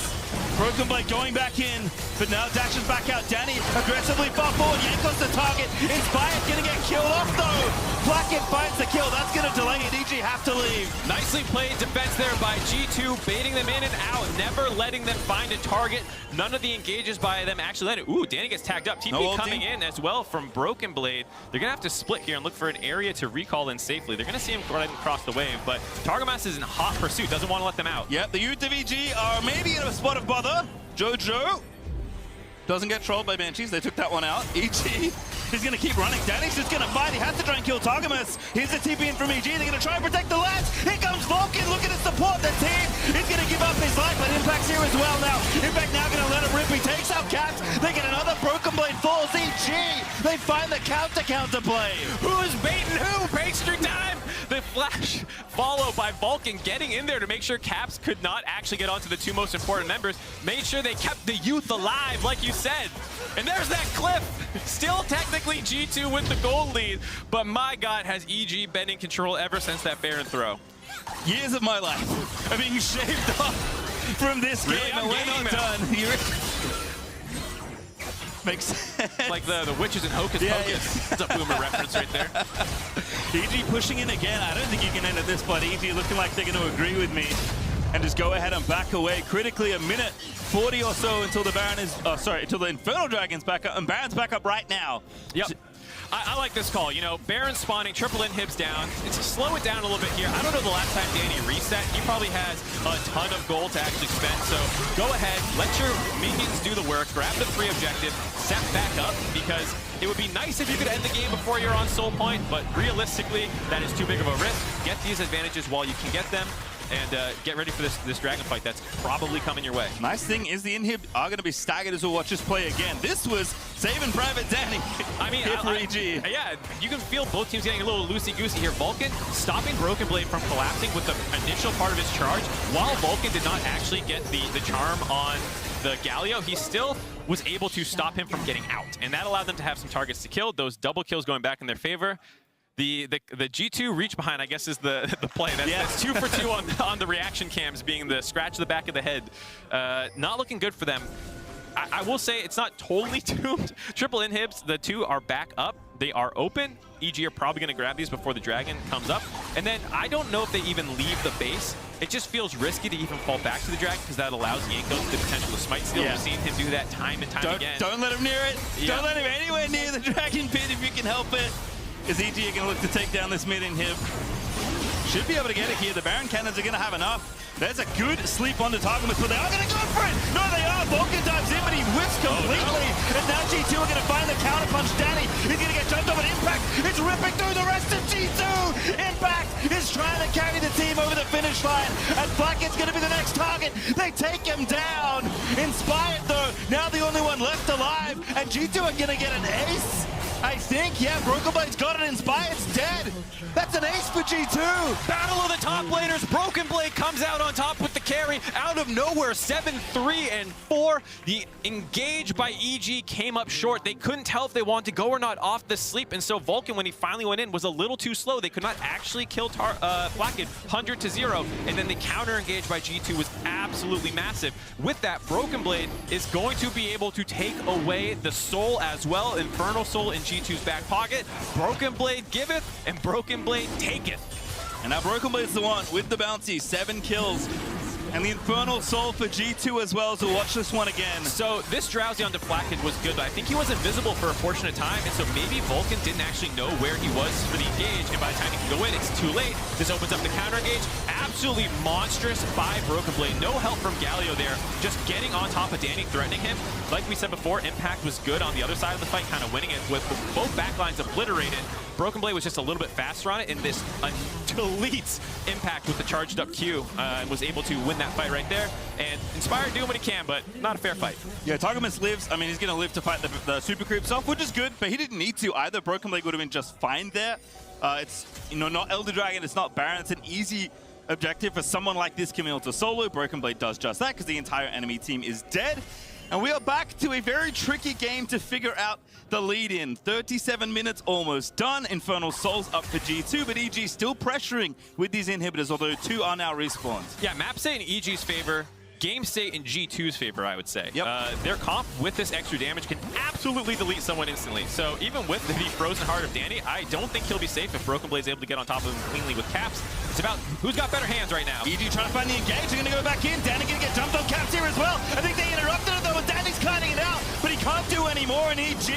They have to fight through all the stasis. They have to fight through everything, and Jankos is going to rip Impact apart. Vulcan's got nothing. Jojo's got nothing. And G2, I think they've won the game. The fight goes their way as they get another ace. It's an ace for G2. Broken Blade turning back in. He jumps onto Danny, and rather than kite, EG go onto the enemy backline. They go try and assassinate G2. G2 totally out-team fight them there. 5-4-0 in their favor. They're pushing in bot lane. 40 seconds for Jojo, 30 for Danny. They should be able to end the game off that, but it is a very long push. This is what I was talking about with map state being in EG's favor, even with the one fight. G2 are going to have to get there, but they should have this one. Yeah. I said they were going to go 3-0 before. Maybe Caster cursed them a little bit, but this time it should actually be the end of the game. 10 seconds before anyone else comes up. Yeah, 5v0, a pretty easy fight to win here for G2. It was very dicey after that Baron, but G2 hold on to their undefeated record as Vulcan will respawn to watch the Nexus fall. Everyone, hail King Broken Blade in the top lane. Woo! Oh boy, just when everything started going off the rails, back-to-back fights for Broken Blade, carry G2 across the finish line, gets the game back in their favor. EG, you can see on their faces, very disappointed that they felt like with that Baron throw, they should have had that game, and honestly, they should have. Despite never really getting the gold lead back, they had the wave states in their favor. It felt like they should have been able to close that game out, but the team fighting for G2 just too good. You could see the momentum shift in that game. I said it, like the players don't know what the gold lead is, but you could tell what they thought it was. EG were like, wait a second, this game's winnable all of a sudden. We got this. And G2 were like, uh-oh, what have we done? And then unfortunately D2, with a lot of their veterans, with their just poise as a team, hold on to the mental, know what they have to do to bring it back, and Broken Blade brings them home. Yeah, I think obviously Flacket was still really good. Oh yeah. I don't want to make it sound like it was all Broken Blade because he was not the focus for the first 25 minutes of the game, whatever it was. But once the game kind of got flipped upside down and G2 or EG put a lot of focus on killing Flacket, it was actually Broken Blade untouched in a lot of these fights who was bringing it home. He had a lot of really clean engages onto Danny and was able to make sure that he wasn't a threat. And then from there, G2 could cut out those fights. So that's one of the reasons that you're happy to see Broken Blade on this team. We're talking about it earlier in the game, the kind of not quite coin flippy, but kind of coin flippy nature. He can make plays for you like that. He can win you the game. We only cursed him once. Should have kept talking about it. I should have kept talking about it. Darn it. All right, well, what a game as EU continue their dominance in Group C. After the break, we will dissect the madness we just witnessed and hear from G2's own Targamas.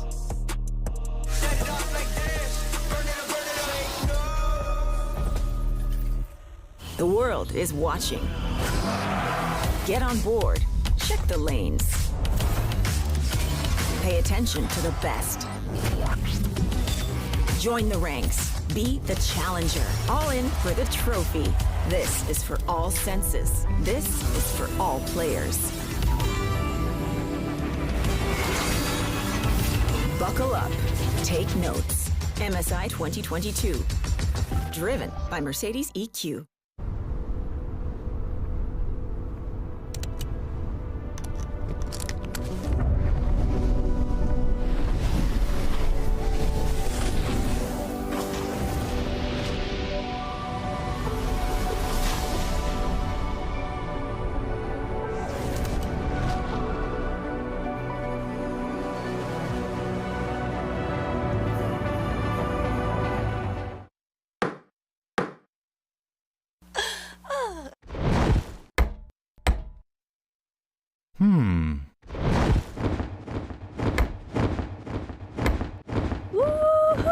Red Bull gives you wings.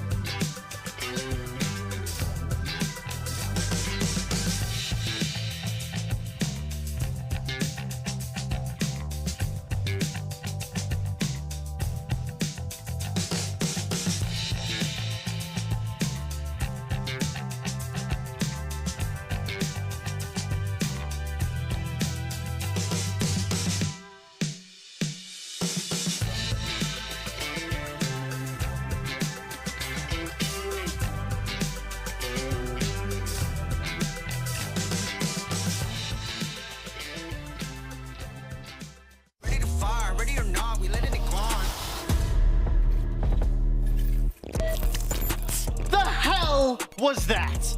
Welcome back to the State Farm Analyst Desk after a mind-boggling clown fiesta of a performance between G2 and EG. After 15 minutes of the game, I started to snooze. I started like, okay, this is a stop. I was like, okay, what can we do for our post-match? What are we going to break down?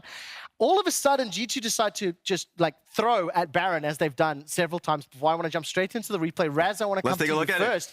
Because the setup of this, G2 were controlling the early game. They pulled a significant advantage. And magically around this Baron, that's how EG got back into the game. Yeah, they started to see the fact that Caps was getting collapsed on here. And so they start on the Baron really early while Jankos was clearing out wards behind the pit. And so here we see Broken Blade get to 20% HP while Evil Genius is there in the area. And I'm like, thank you, TSM Broken Blade, Secret Agent Broken Blade, for allowing Evil Geniuses back into the game. Oh, and the Ezreal as well, hitting Blackhead and getting him so low. And then we saw here when EG had the Baron, trying to go for this take in this end, and they were getting so many structures. The gold swing was monumental. I mean, Orcs, that first Baron they picked up was an 8,000 gold advantage. They got 2 inhibitors bottom. Broken Blade picked up inhibitor top.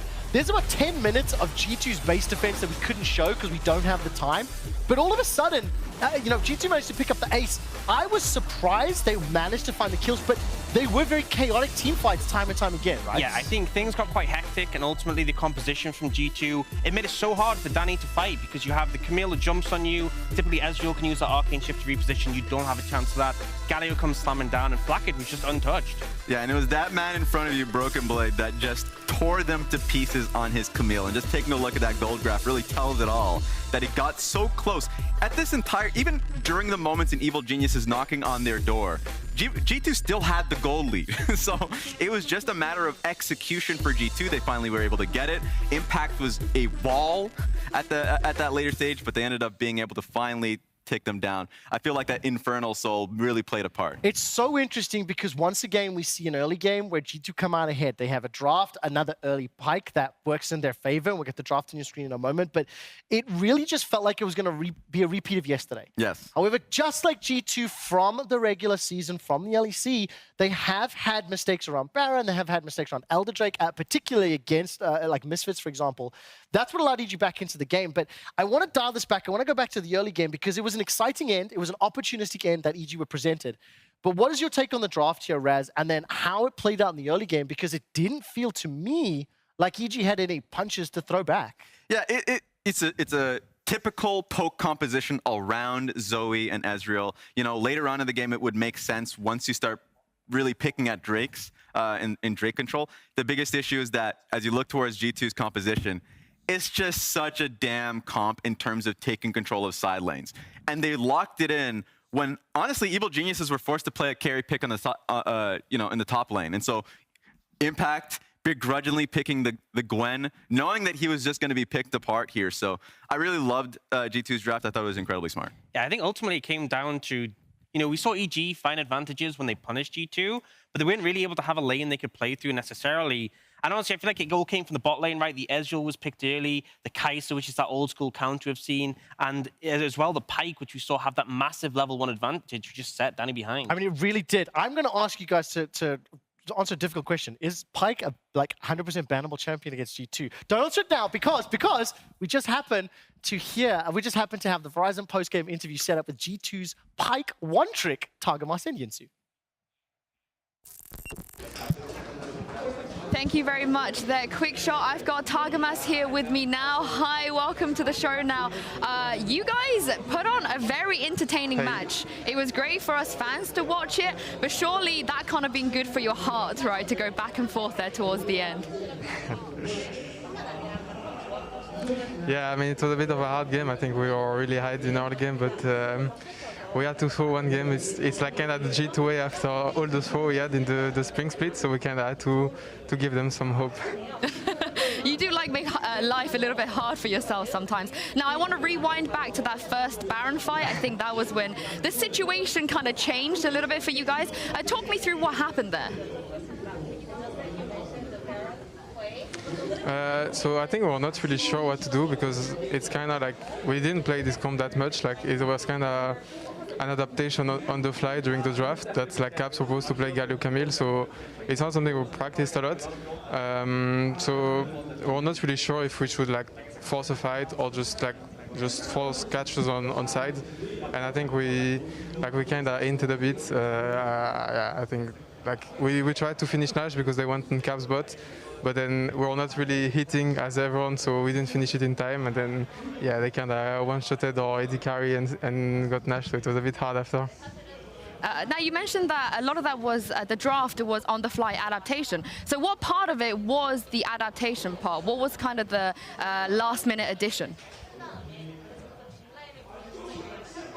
Well, I think the Galio Camille, the 4-5 pick is something like we've shown a bit in scrims and we've been playing it a bit, but it's something a bit new for us since we didn't play it really in EU. So I think it's something that we have to improve, like getting to know what we have to do with this kind of comp, and then it will be good.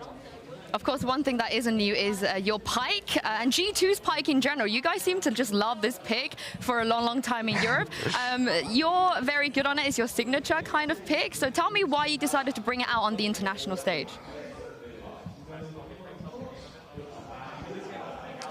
I mean, we've just been discussing the past days, like finding solutions draft, and I think picking Pyke early is just give us a lot of room in the draft since it's a champ that doesn't really have counter pick, at least in lane. You can always like get prio and kind of win lane the first levels, and then the champ allows you to roam, to help mid, to help top, play for Herald. It's something that we like to do a lot.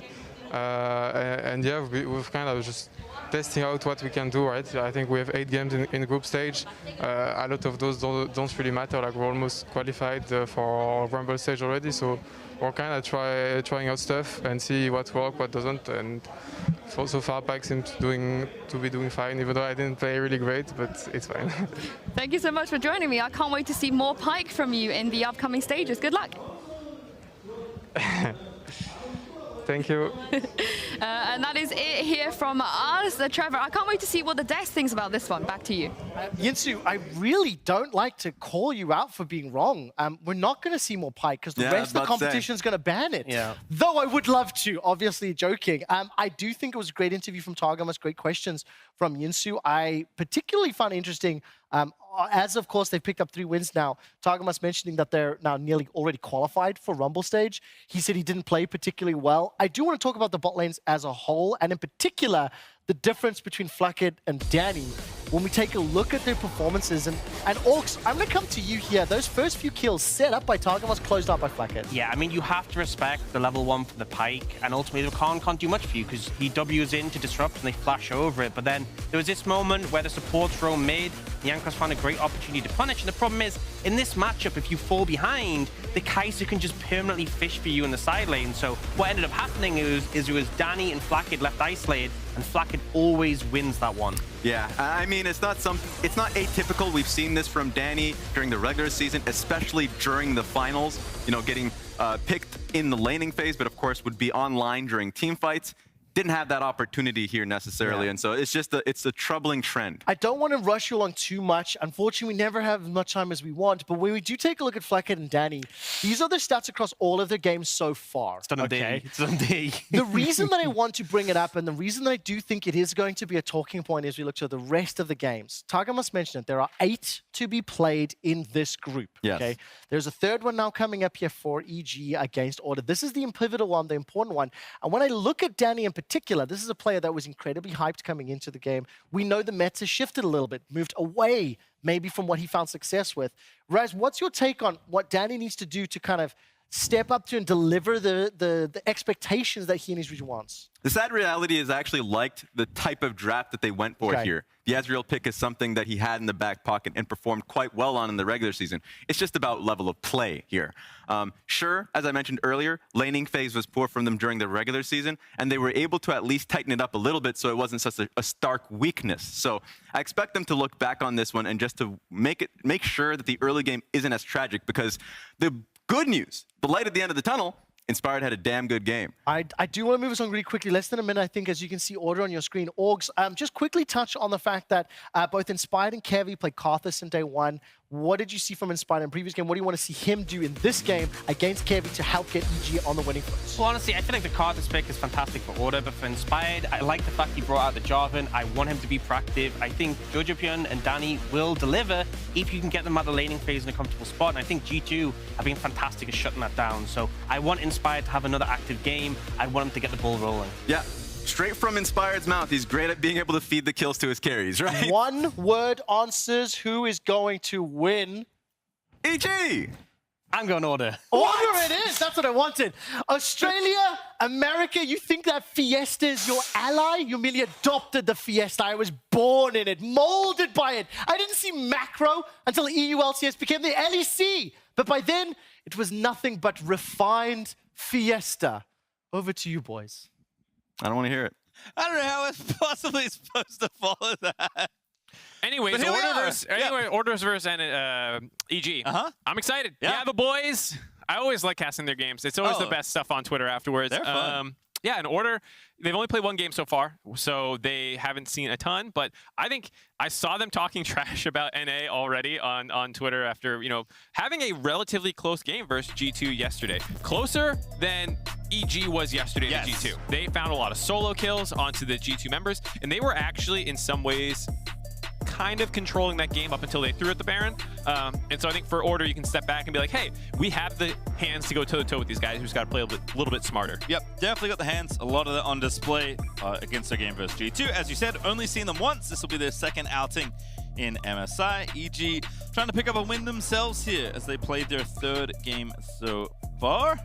Eve going to be banned away from Kevy? Wasn't banned last time. In fact, it's just triple ban Kevy on blue side is the plan. I mean, Kevy's a beast, so I'm not surprised. He does. Yeah. I was talking to their coach and talking to Spawn and some other Osh people and trying to get a feel for this team. And they said that, you know, he is kind of one of those junglers that the team keys off of, and not in like I make a ton of plays myself, but I can get farmed, I can carry a lot of Hecarim, a lot of Evelynn, those kinds of champions. So no surprise to see him drawing a lot of the bans right out the gate.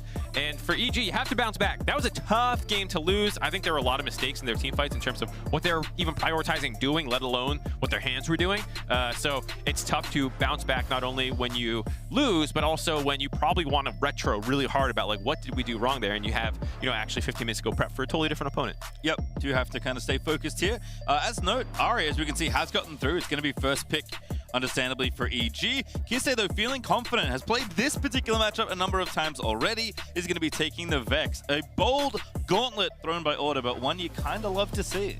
I mean, Kissy's one of these people who has played a lot of champions, but Vex was his most played at a whopping 4 coming into the tournament. So this is, like you said, a champion he's very comfortable on, and I do like it in the sense that it is, assuming they take other engage, as they're also grabbing Nautilus here, it does give you a very easy team fight. We just saw how important that can be. For G2 in the previous game, Camille Galio, kind of know what you're going to do.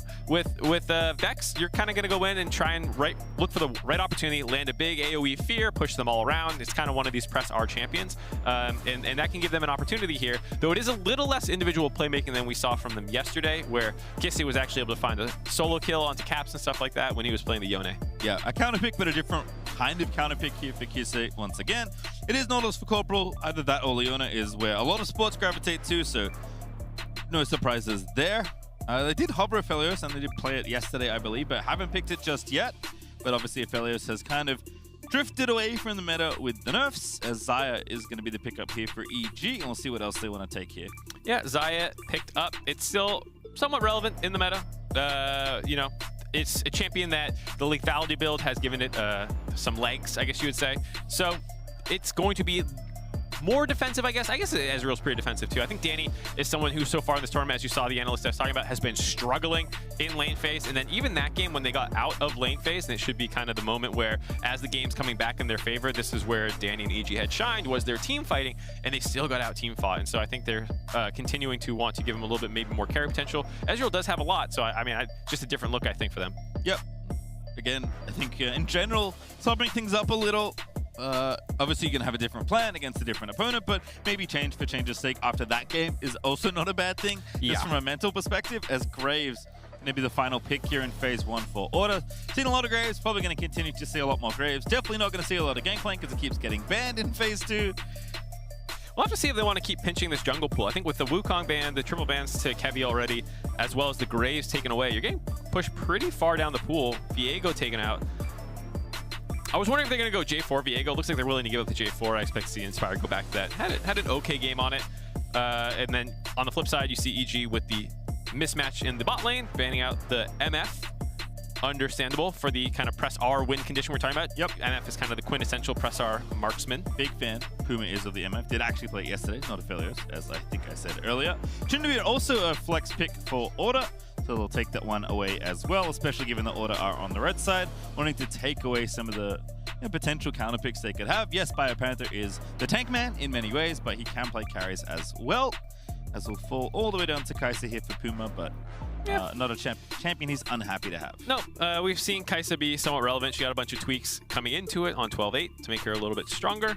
So looks like we will see another one of her, and I think it works well with their comp as well. Going in, follow up on the Vex very easily. Nautilus can also start the fight off. Another one of these where Graves kind of shoots his ult over the top.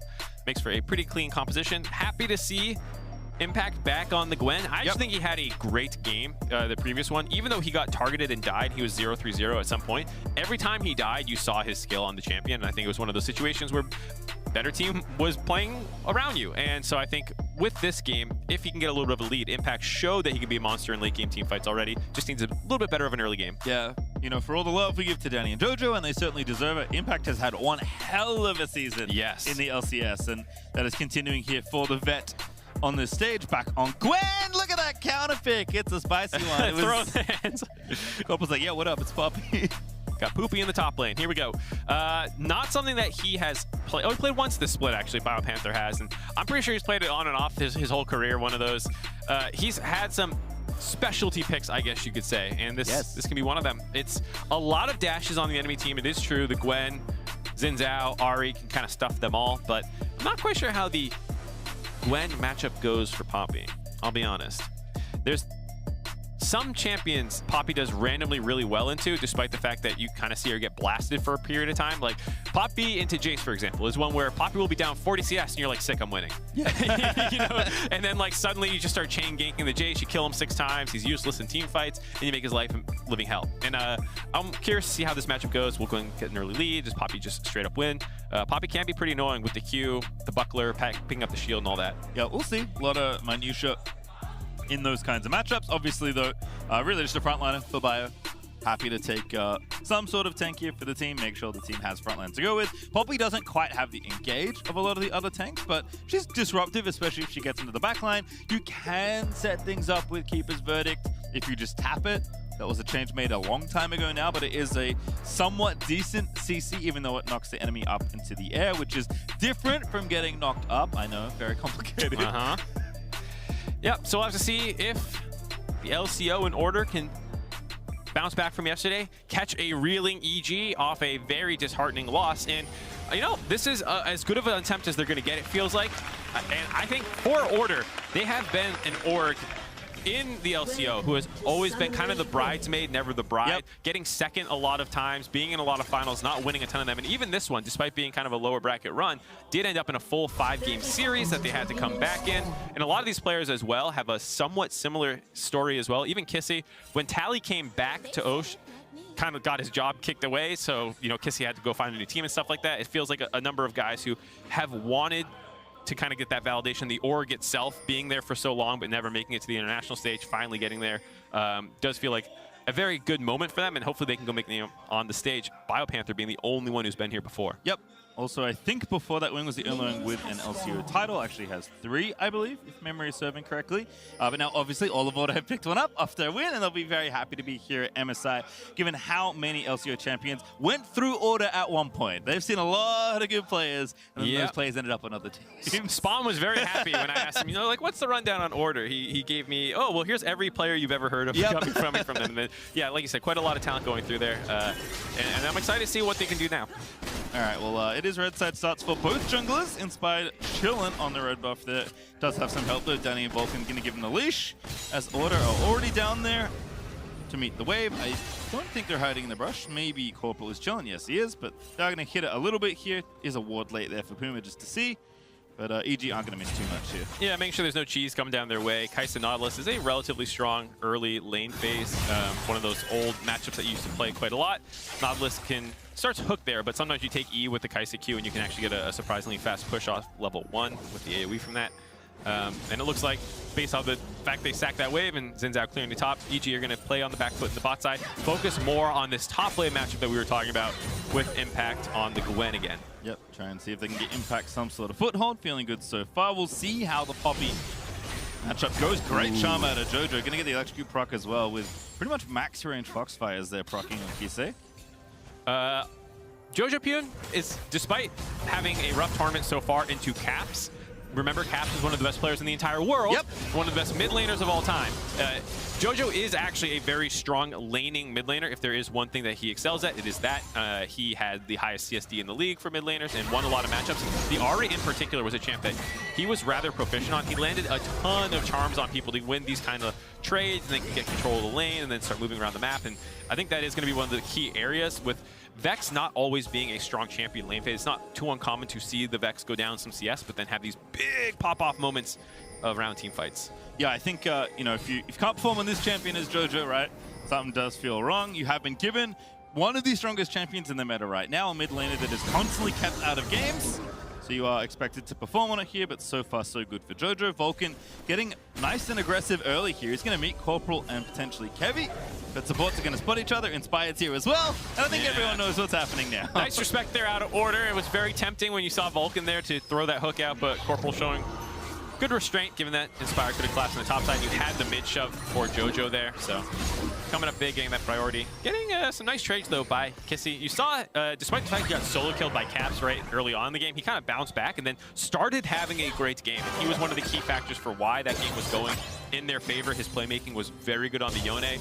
Vex as well has the kind of potential to just start that fight with her ultimate, so I feel like he's going to be someone to keep our eye on in this game a little bit later on, but will probably be shoved in a fair amount early on. Got solo killed by Caps, and then solo killed Caps. Yeah, and then continued to make plays over the course of that game. There's a reason they were on the Baron, and it was because they killed someone.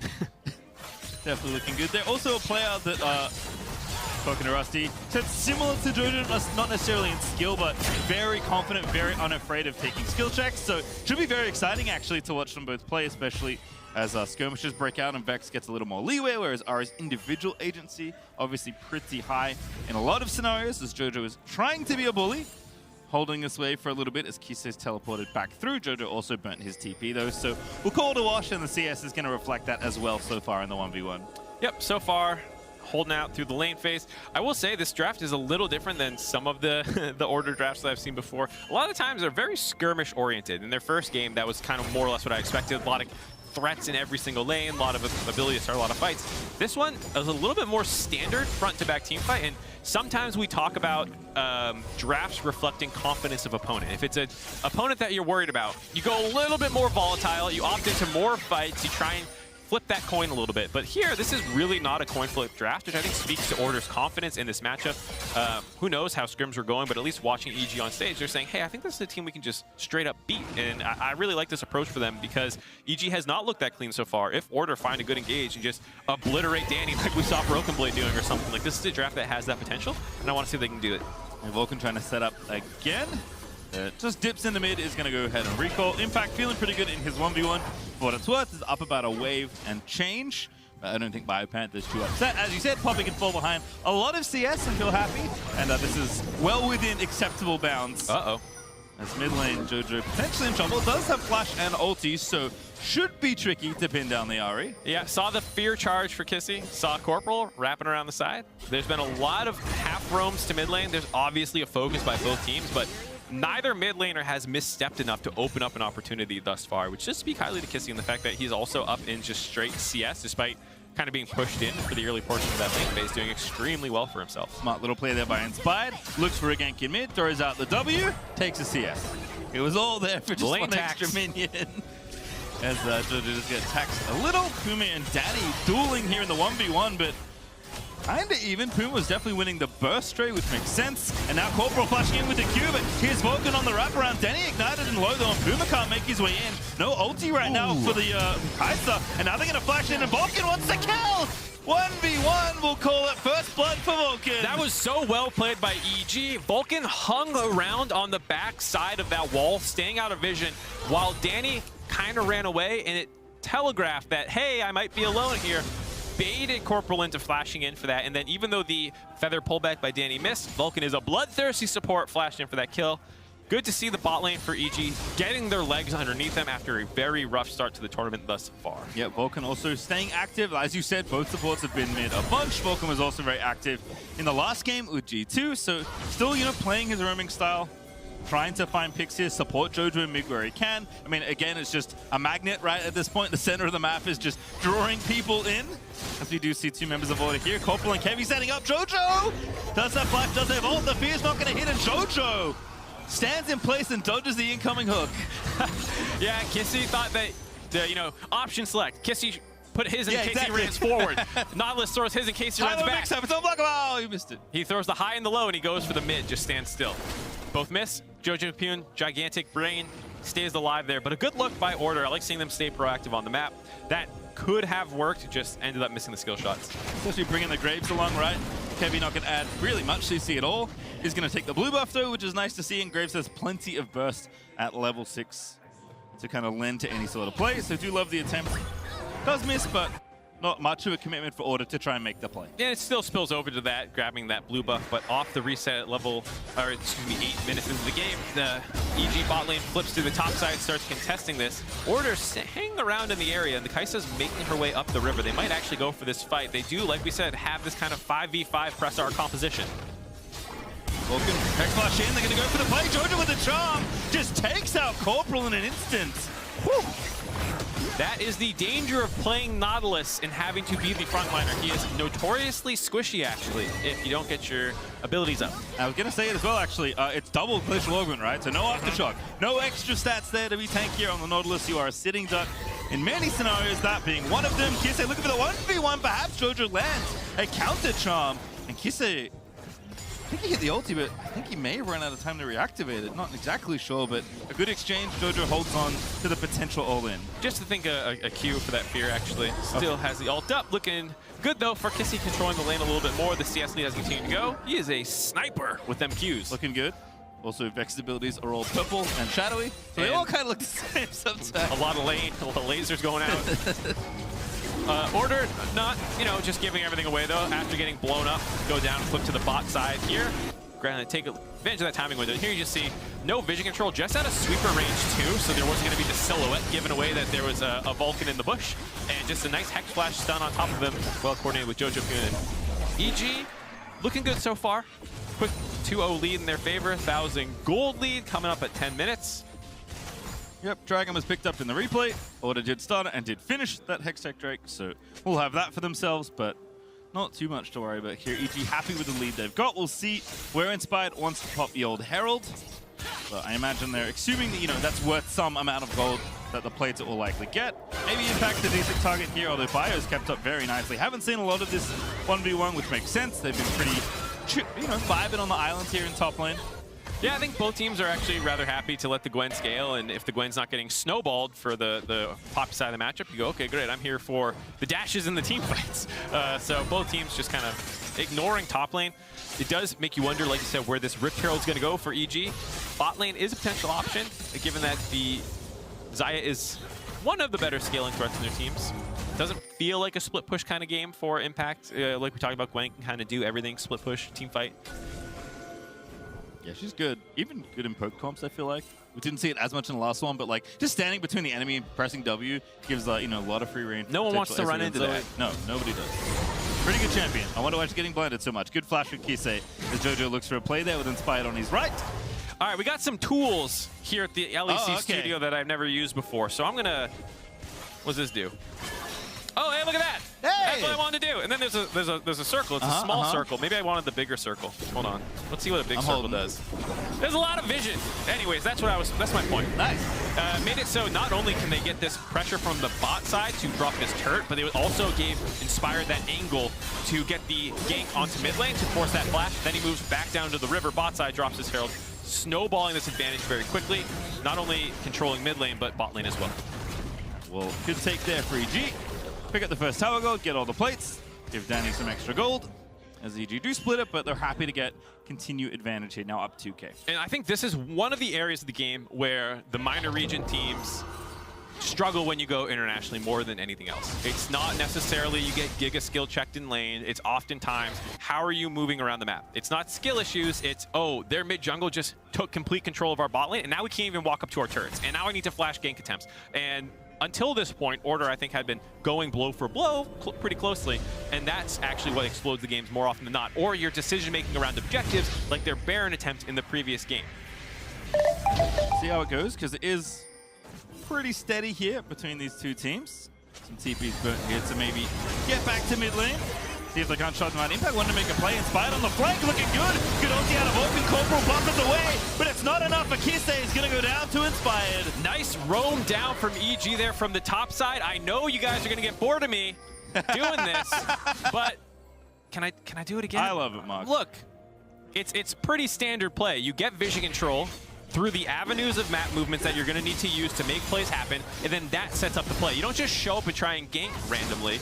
You go ahead and you set up the vision control so that you can move them through that area and make it happen again. You see how dark it was. Thank you, observers, for this. One more time. Puma is in trouble. Cleanses a little late, but there is no follow-up. But Vulcan continuing to stay proactive here. Cleanses in time to sidestep the follow-up charm by Jojo. Gets the summoner out, though, so still a nice play there by EG. And you can see when this team's grooving, how good they can be. Their first two games versus G2, very tough opponents, did not have control of it, but this is what EG did extremely well in North America. When they got the upper hand, their play playmaking is pretty relentless, and they can continue to make these plays over and over again. Inspired and Vulcan, in a lot of ways, actually being the engine, like you said before. NA Talon, woohoo! Jojo and Danny get a lot of hype, but the men behind the scenes are Inspired and Vulcan. Yeah, absolutely power in the vehicle as it cruises towards a potential first win here for EG. Long way to go here in this game, but so far so good.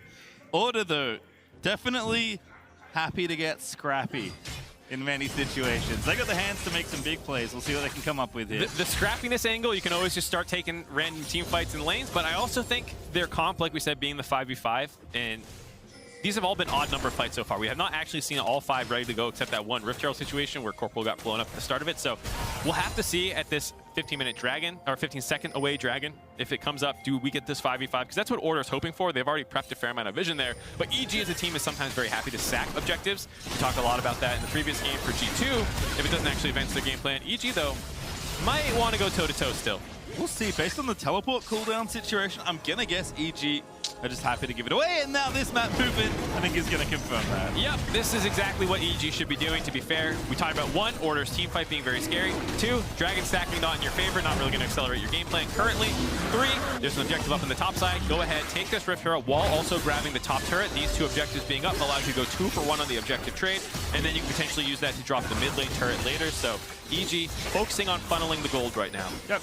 And Rift Herald 2 picked up, as you mentioned. As you can see, Inspired currently top in the charts, but Danny close behind him there for EG. That's pretty much where their lead's sitting, which is good news for any North Americans currently up very early in the morning, potentially watching this game. Got any... Hopefully you didn't go to bed after the last game. If you stayed up or just went back to bed, didn't make another cup of coffee. Any NAers in chat? Yeah, let us know. Any Oshers in chat? What do you say? Aussie? Because it's like all of us. Yeah, I don't know. I mean, you are the like technical representative, I guess. Well, so there's Oceania. Yep. Then there's ANZ, which is Australia and New Zealand. Okay. So I don't really know. But this team is all Aussies, I think, from the Order side. If I'm going to offend, if one of the players from New Zealand, it's doomed. I'm actually You're not sure. I've offended the entire I can nation. pull up the roster flags real quick on the website here. There might be one. There's often one that sneaks in. It doesn't help that the flags when they're small, which they are on the wiki, and at first glance, they look very similar. I think it's different colorations. The format's like the same. So we'll find out. Mark's doing some investigative work. We'll figure it out. Nope. Well, Corporal is... Yeah, he's a dual citizen, I believe. Yeah, Japanese. Australian. Yeah, okay, interesting. I was going to say. Cool. You learn something new every day. There was I forgot who tweeted this. I'm so sorry, but someone tweeted all the different nationalities of who attended. I think just MSI, or maybe it was Worlds as well. And Corporal asked in the thread, "Do I count for Japan or Australia?" And they're like, "Both." It's like cool. The Vulcan here looking for the ult. He does miss on the kiss there, but Order going to go back through. Rift Herald here going to make a problem, but that is a kill onto Vulcan. Can't really get out as Leona, so Order take their one. But is there more? Kisei popping the ulti, looking for Danny perhaps. But Danny still with the ulti and the flash, so they'll think better of it. Take the 1 kill. Nicely done there by Order, though. It was a little telegraphed. Even though they didn't have good vision control for Order's side, there's 1 outer turret up left. You probably know where EG is going to go, and so while EG show up at the exact time they want to use that Rift Herald, Order is there to kind of head that play off. The turret still drops, but it leaves Vulcan cut off, because right as Vulcan goes in, Corporal does as well. Biopanther all focused down to 3-man, and so while they don't get that kill, it does leave Vulcan isolated. They find that 1 cleanup kill, and the Rift Herald charge does finish off the turret. But it does stop the momentum a little bit here after this play. Order has control, able to get the waves pushing in their favor a little bit, get some wards out in the bot side of the river. And don't forget, you can grab your exclusive scare prize if you want. Fun little Prime Gaming emote there. It's always nice. Pick up some free stuff if you have Prime. Any primers? Any primers.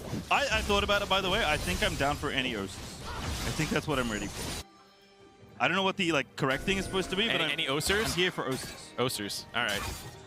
You have the official pastry time blessing to say Oshers? I think so. All right. You can say Anzes, but again, you don't want to leave people out. No, definitely not.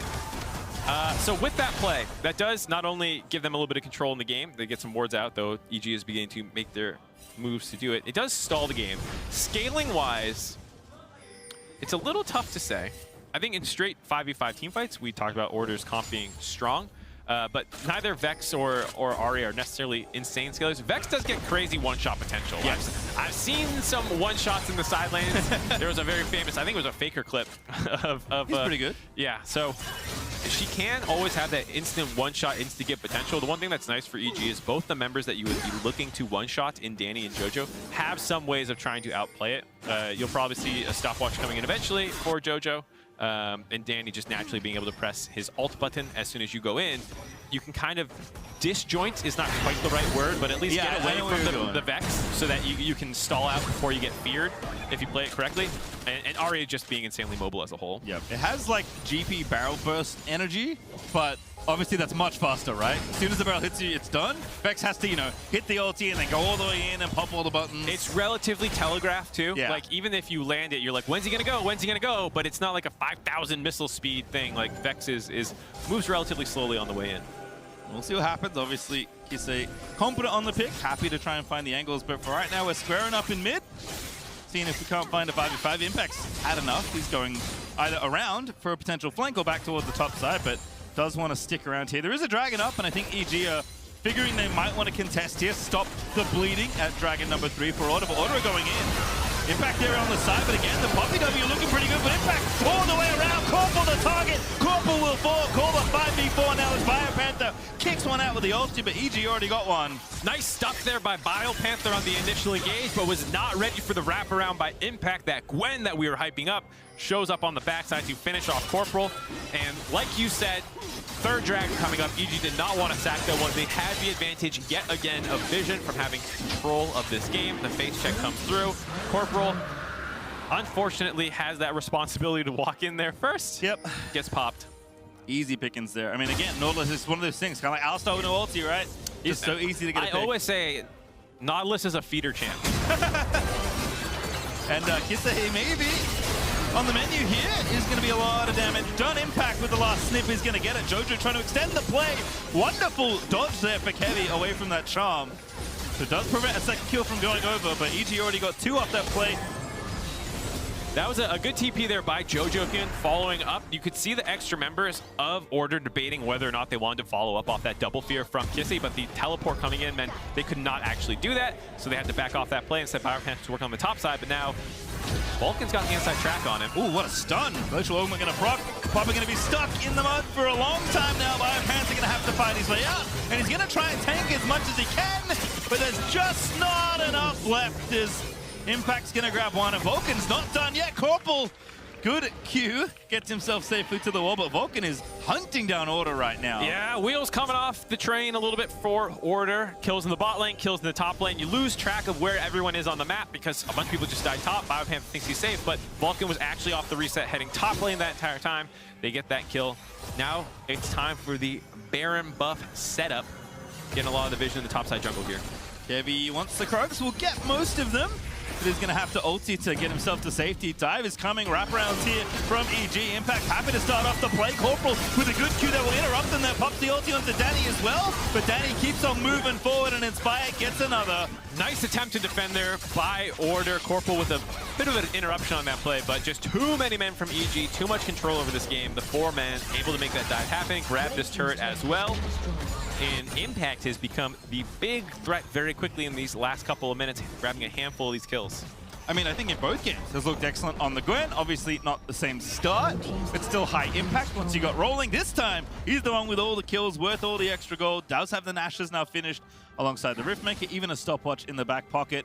And it looks to be slow and steady here for EG. Gold difference just accruing over time, nice and smoothly. Yeah, there was that one turret trade back for Biopanther. I'm not sure if the objective bounties were on before or after.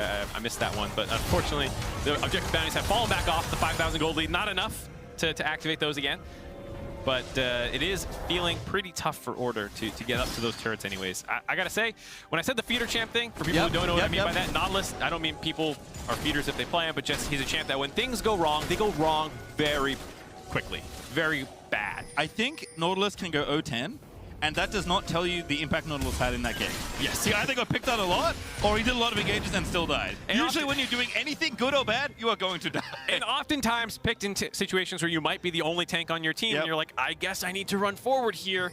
There is, in this game, the Poppy, but you're not always going to be around your top laner. And so in some of those situations, it's your duty to admirably walk into that brush Love the attempt there.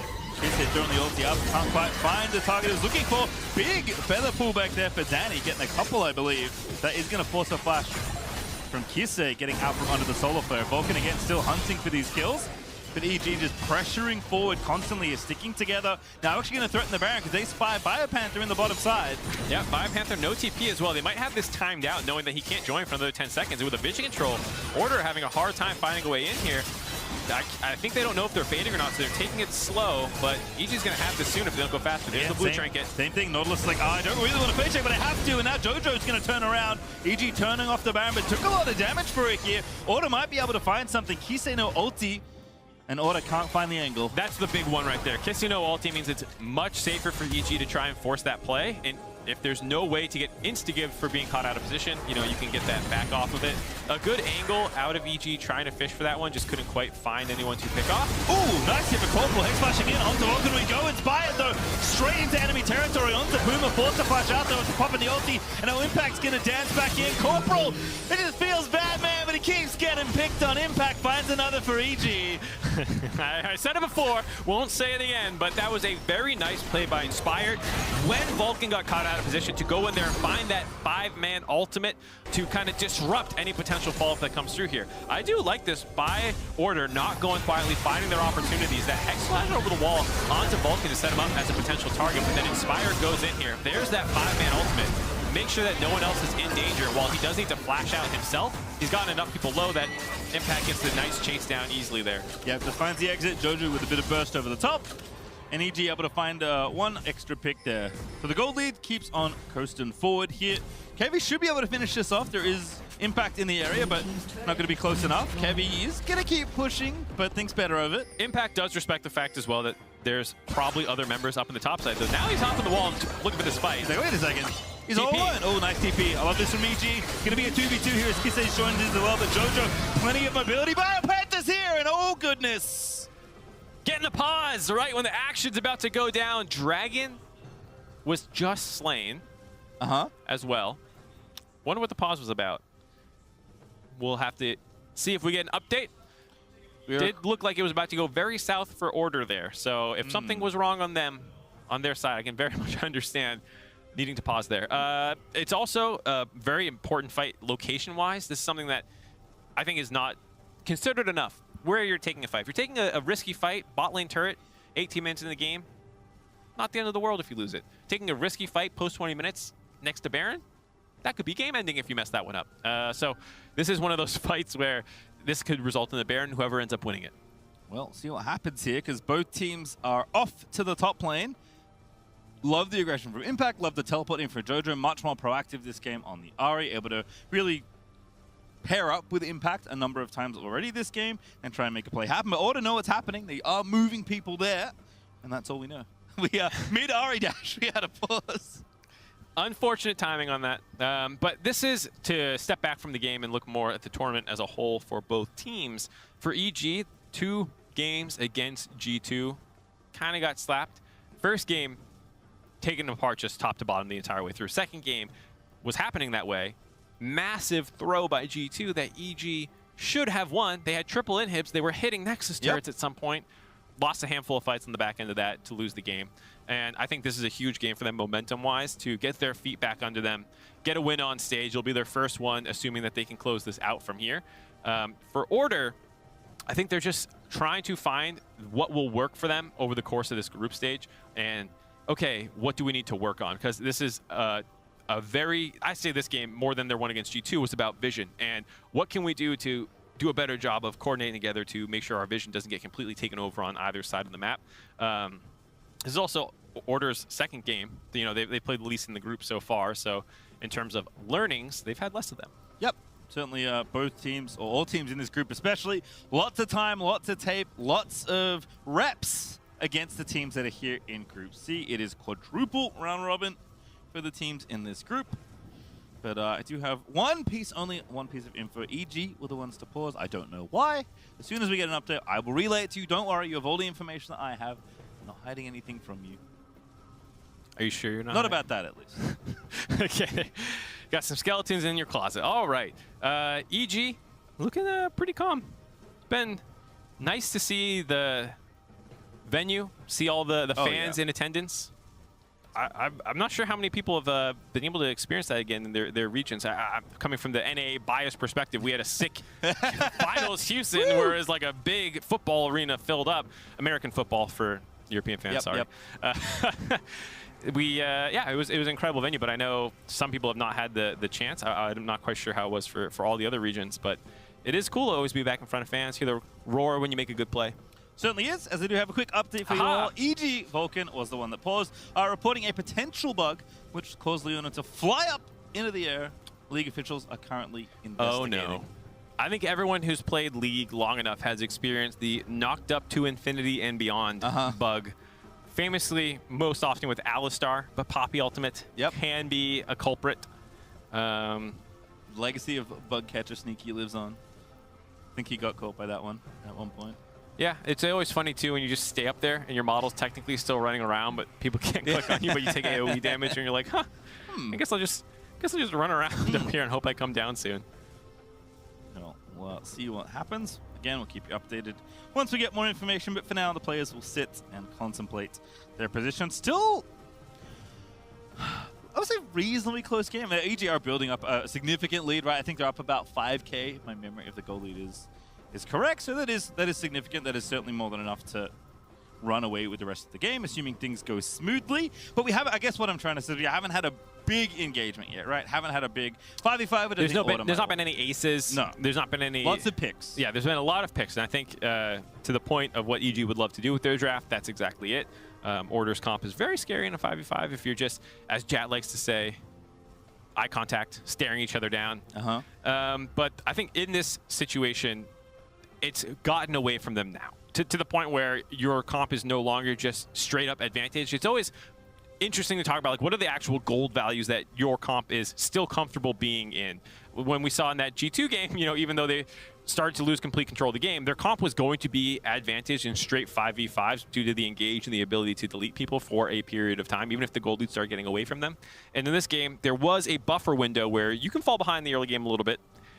Maybe 1,000, 2,000, 3,000 if you're really pushing it. But at this point, you know, even if you need to find like the cleanest engage of all time now. The margin of error goes up higher and higher and higher. Absolutely true. Well, as a reminder, EG Vulcan has paused, reporting a potential bug, which caused Leona to fly up. As League officials are investigating, as we wait, we are going to send it back over to the State Farm Analyst Desk.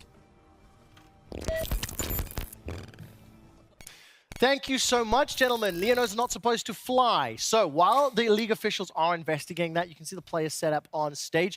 We do have some additional time to talk about what we've seen thus far in the game. And I really like what Mark was talking about in terms of the compositions, in terms of the advantages needed to feel comfortable and not be comfortable with the lead. Let's start a little bit with this draft. I quite liked Order's answers to what was being locked in from EG. In particular, I quite like seeing that Poppy. I think the potential that it can have is good, but it requires a high degree of execution to work, I think. I think the problem is a lot of the picks we've seen to Gwen typically are things like the Jace or the Cannon, which can bully her out in lane. The Poppy just can't do that. And ultimately, if you get to like 20, 30 minutes, would I rather have a Poppy on my team or a Gwen? I would much rather have a Gwen. Yeah, and I mean, I thought it was smart to have the Kai'Sa to follow the Xayah, very similar to what we saw with the Ezreal pick just last game. So kind of seeing Kai'Sa being picked specifically versus Danny's champion pool. But you're right. I mean, Impact, I thought, has played really well. I thought he handled a lot of the pressure in the previous game, knowing that he was going to have to deal against the Galio and Camille. This game, he's done an insane job. So great so far from this team. And I think the draft really does suit them. Being able to get Ahri first pick is always great. And JoJo on the pick has been doing really well. Yeah, and I think something for me is that when I look at the composition that Order have, if you have a static backline on the enemy team, things that we saw previously like Jinx that were in the meta, it's so easy, right? You just engage on them, dive them, but you're dealing with an Ahri, very mobile, and this Xayah who has that ultimate. So you see a lot of moments where, like, you know, maybe a Vexel connects and they're hesitant to go for it. Because you know there's so many tools to answer it, right? Yeah, difficult situation. Just a very brief update. Sorry to interrupt, Augs. But an update on the pause. Because of the impact of the bug in question, tournament officials are investigating whether or not Chronobake is an option or should be used. While that investigation is ongoing, we will continue to talk about the game that we have seen thus far. We will have some additional viewing assets for you in a moment or two. Before we get to it, though, one last question on the draft. Just before we started and went 2 picks and bans, we were talking a little bit about what we wanted to see from the junglers in particular. We saw both Karthus's run yesterday. We're not super in love. We want to see Inspired and something a bit more proactive. Xin Zhao, Raz, I'll come to you first. Yes. Happy with what you've seen? Happy with how Inspired has impacted the game thus far? Really happy. I think as we kind of mentioned it, we want to be on proactive picks, so you like the Jarvan pick, and I did it. I liked it quite a bit. Just wondering what he was going to go outside of that, and so the Xin Zhao is something that's really well welcomed.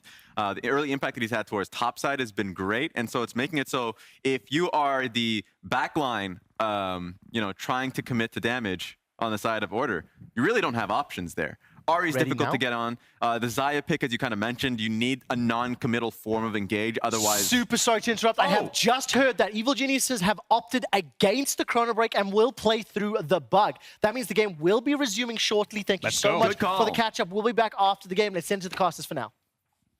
Thank you, Trevor. A welcome interruption, I will say, as we'll get ourselves back into the game. Hopefully, Vulcan has been grounded. Leona is back on her feet where she belongs. He's going to play the rest of the game in the air. Or that! No. If anyone's experienced this bug before, you get knocked up for a little bit extra time, then you come back down a couple seconds later. I assume it's that bug, which is, in this situation, I think very understandable for EG to not want to replay the entire game, given that even if this fight ends up with Leona in the air, you probably are still going to be able to play it out reasonably effectively with the goalie that they already have. So, very understandable position from their point, and we'll have to see if Order can make something of that. I believe we have a replay. Oh, we have the knockout replay. Is this, Yeah. We'll see if it's Pro View. I'm down to see it if we have it. I would love to see Leona. No! You lied to me? I got baited. Or is production lying to you? Is this a chain of it was lies? Me. I'm sorry. You just requested it. Assumed we had it. Yeah, I thought it was there. I'm so sorry, chat.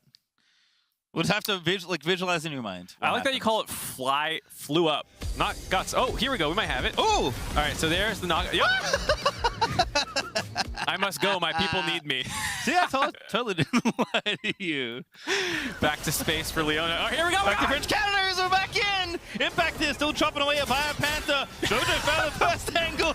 Vulcan comes back down to earth. And Biopanther actually finished off the 1v1. Biopanther getting the kill, 1-for-1 the team fight, but who cares because Leona's she's skydiving back into the river. And we're back. EG vs Order. Again, some small trades here. 1-for-1 this time around. Kevy going down on the Order side, Impact on the EG side, but no big opening up of this game, which I think to your point, Mark, flying Leona's aside. You're trying to be serious, and I just can't get there, dude. I'm just thinking of like all those Korea memes. You know, when you play Korean solo queue, and they're like, your mom's Sky now, and they just see Leona as Danny's mom, trying to protect him, and boom! Up she goes. She's rockets off camera. This is the best part. This is a good fight by Biopanther. You see some of the strength. Danny's trying to be like, where are you, dude? Are you coming back down? Woo! The Q's following. Oh my god. Oh, that's wonderful. What we needed I'm here. excited to see that in the highlight reels from this tournament, you know. The historic. The play that started it all for EG on their way to the MSI Championship. Leona to the moon. Alrighty, so Order back up towards the Baron as we center ourselves back into this game here. 2 dragons apiece. EG have stopped the potential snowball towards the Ocean Soul and are still in control of this game despite Biopanther's nice dueling prowess on the Poppy. Yeah, that was overall, when you're behind in games like this, even trades are technically usually still good for you because you're getting shutdowns and things like that. Obviously, EG's still in a lot of control in this game. They're going to be able to grab this mid lane inner turret. But Order stopped that play from potentially going wrong. There's a lot of vision that they were able to get out during that skirmish as well. So EG have some homework to do before they can actually start out this Baron. That continues to stall the game out.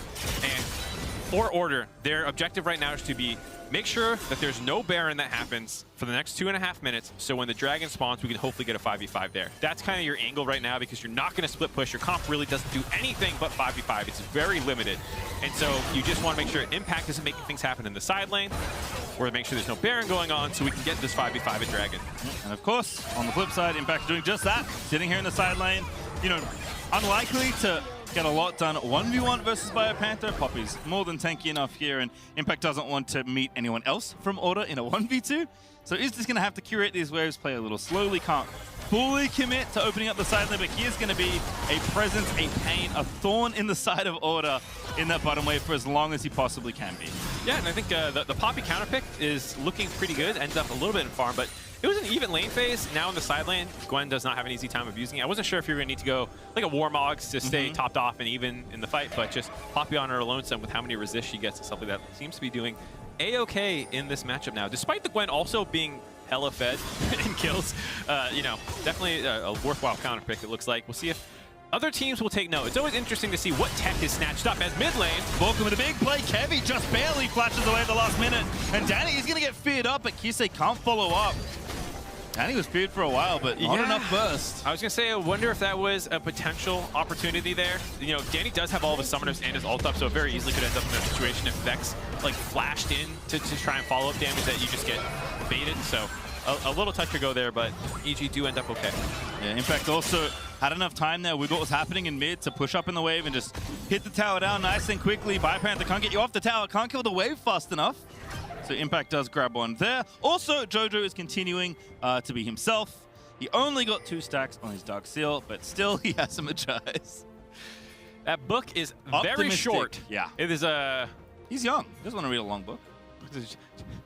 Children's picture book? Yeah, just flip it through. Not an epic fantasy tome, door stopper? No? Okay.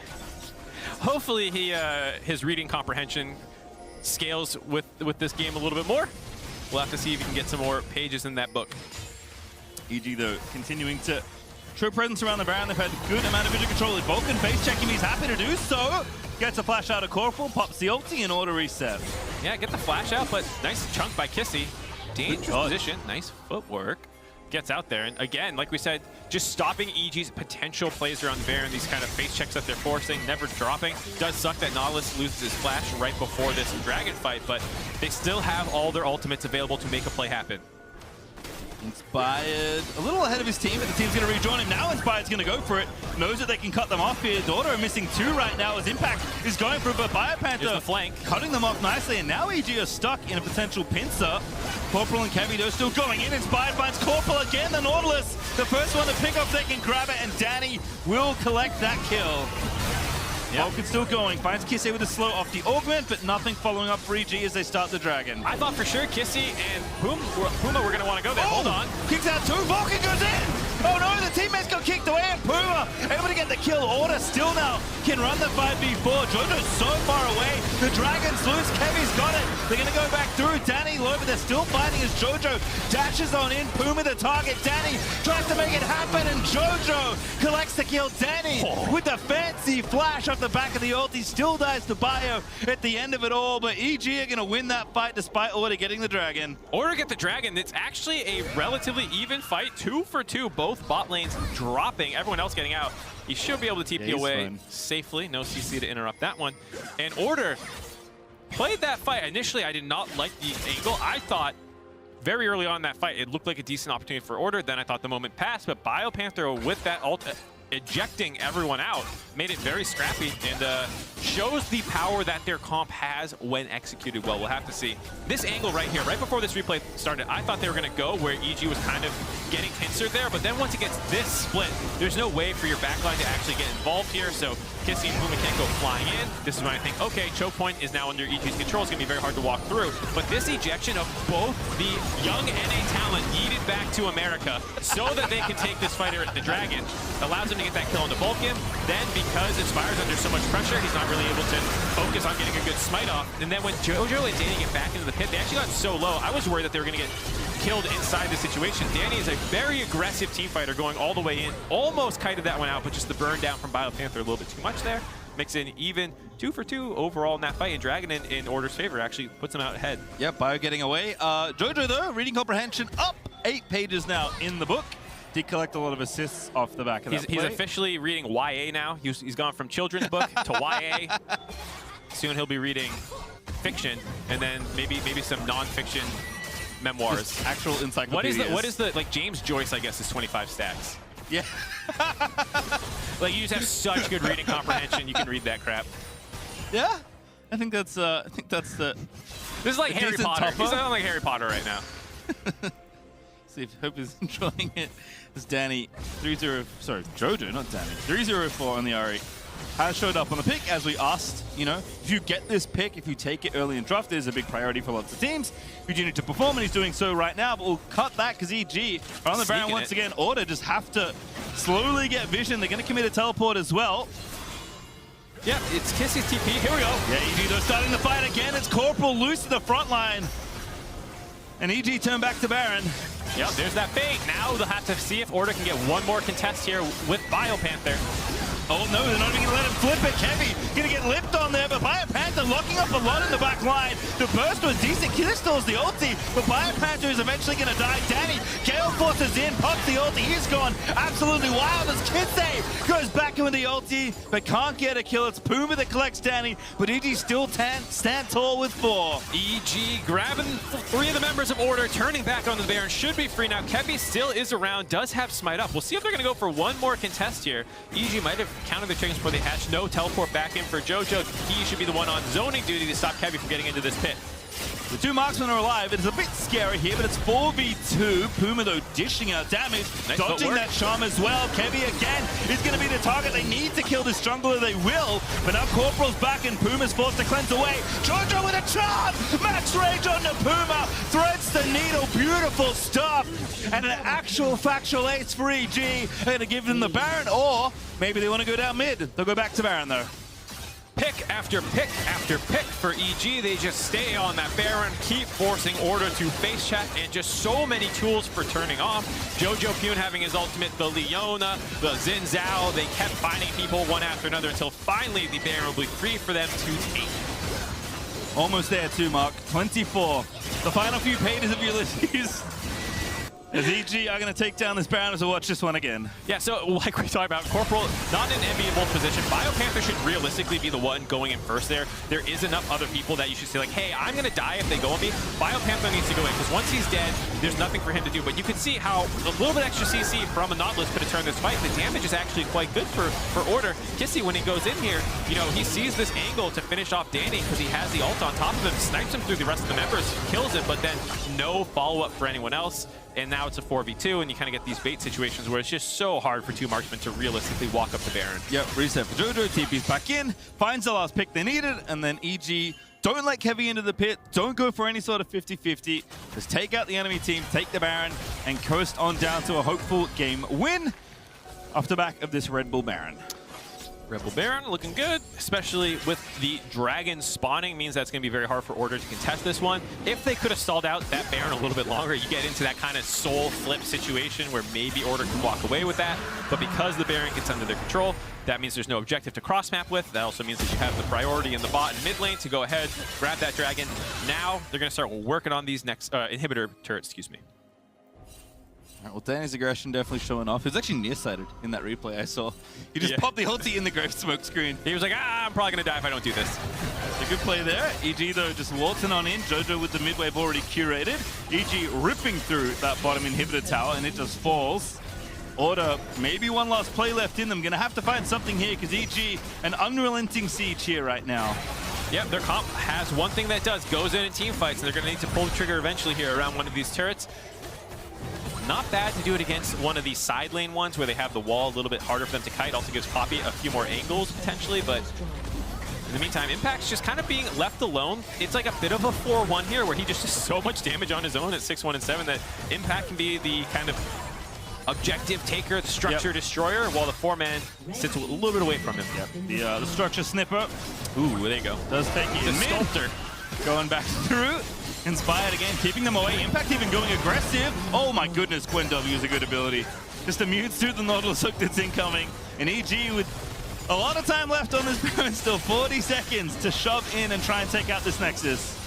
Yep, just controlling these 2 waves. They have no wave in the top lane. Looks like they want to hit now. Jojo, big play! They found it onto Puma. A very nice one round there. As EG will find the final fight they need. Jojo will finish his reading. Another charm's gonna land. And EG will take the ace and their first game of MSI 2022.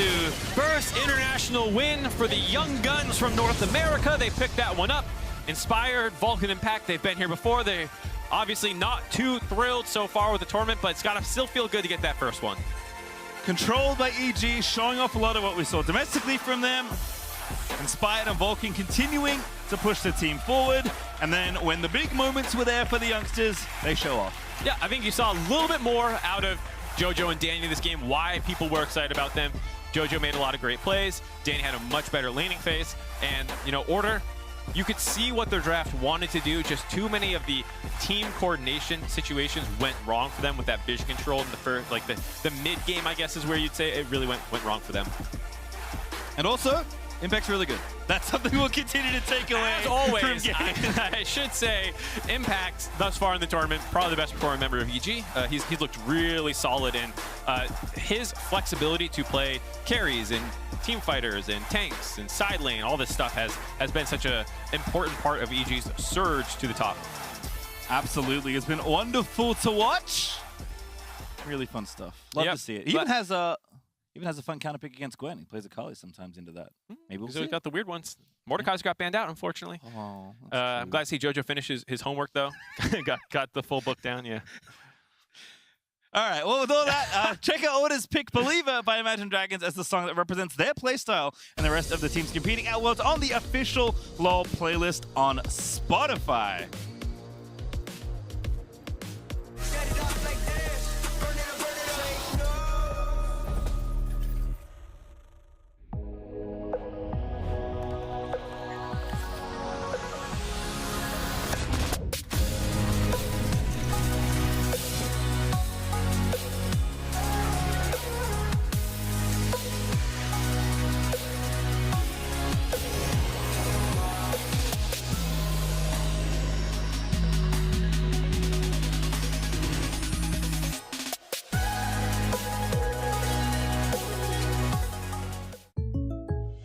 Yeah, that's the most I can give you. Fine.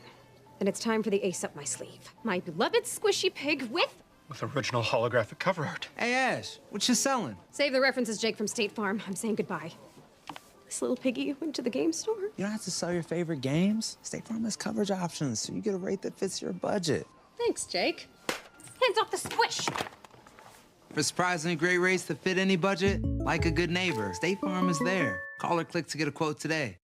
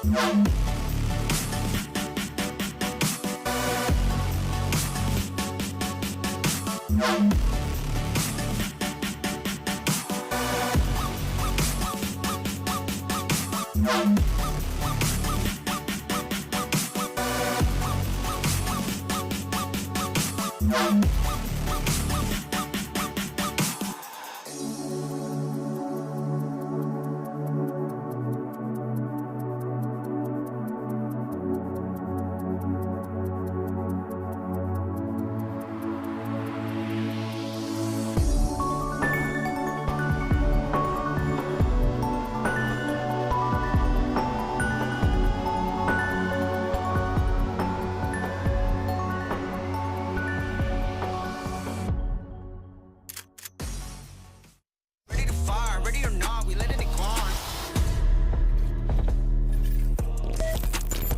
Welcome back to State Farm. Atlas has got the North America's EG secure their first win at MSI 2022. Raz is unlocked. Congratulations on the win. We're Let's start. alive! It was a pretty convincing win, maybe a Yes. little slower to close out. It all started in the early game. Raz, talk me through these early game kills and frankly just how EG took control and didn't really relinquish it. Yeah, I mean, it kind of starts in the bottom lane. I know Corporal started in the LJL, but at some point he started to work with North America here.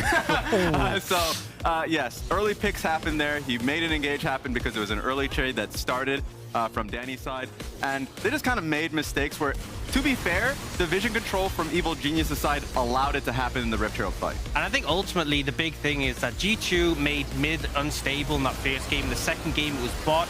Here we had a stable early game from EG, and they did take their time with it, but they made sure it was a convincing win and didn't give any real opportunities over. No, they really didn't. And despite that bug coming in, I think Vulcan in particular played very well. I think he led from the front. He was the primary initiator. He also took his nickname a bit too seriously. Live long and prosper to the stars, one might say. He may have also taken my Lord. the NA meme of near airport. Way too literal. You don't have to fly home yourself, my friend. Oh, it doesn't end there because my people need me. And he lands back on the Rift after one hell of a journey, Raz. Oh my god! I love that he channeled his W as well, just to brace himself for the fall. That might be one of the single best replays to have ever existed in professional League of Legends. Kudos to the Observers team. Nevertheless, EG were in control for the majority of that game. We are going to hear very soon from Yinsu as well as Jojo Pyun. And once I know if the interview is ready, production? Not yet? Okay, so let's briefly carry on talking about what this means here for the fact that EG pick up the first one, Order are now 0-2, right? They have not played as many games as the rest of the squad, but Orgs, this is a good sign. I think it was an expected sign as well. EG were the favorites coming up against Order. Yeah, I think you need to be getting the wins against Order. If you take a game of G2, fantastic for EG, but ultimately, especially with how the first two matches have gone, if you start to lose to Order, I would seriously be concerned about them making it out of groups. 100%. I mean, coming into the day, we talked about them not starting too far behind. Now, they are still behind, but remember, it's a three-team group. It is. You only need to place top two to make it out. Exactly. Now, do hold that thought. We will continue. We'll find out exactly what's going to happen for the rest of the group. We're going to head up to the Verizon post-game interview with Yinsu and Jojo. Thank you very much. Quick shot. I've got Jojo Pyun here with me. Hi, Jojo. Welcome to MSI, your first international tournament, and now you've got your first win under your belt as well. How great does that feel?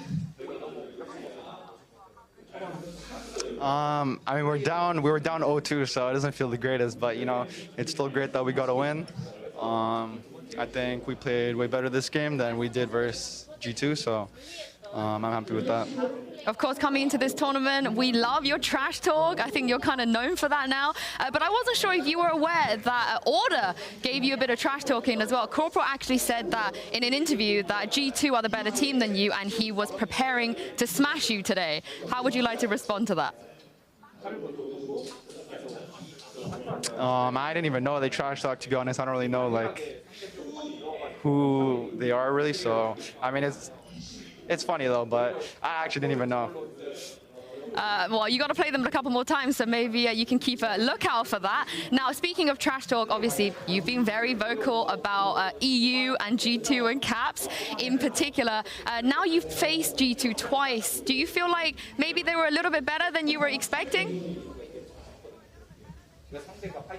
Yeah, I mean, I think they're playing much better than us on stage. I think we're just playing worse how we usually play, so, and I think they're playing well, so.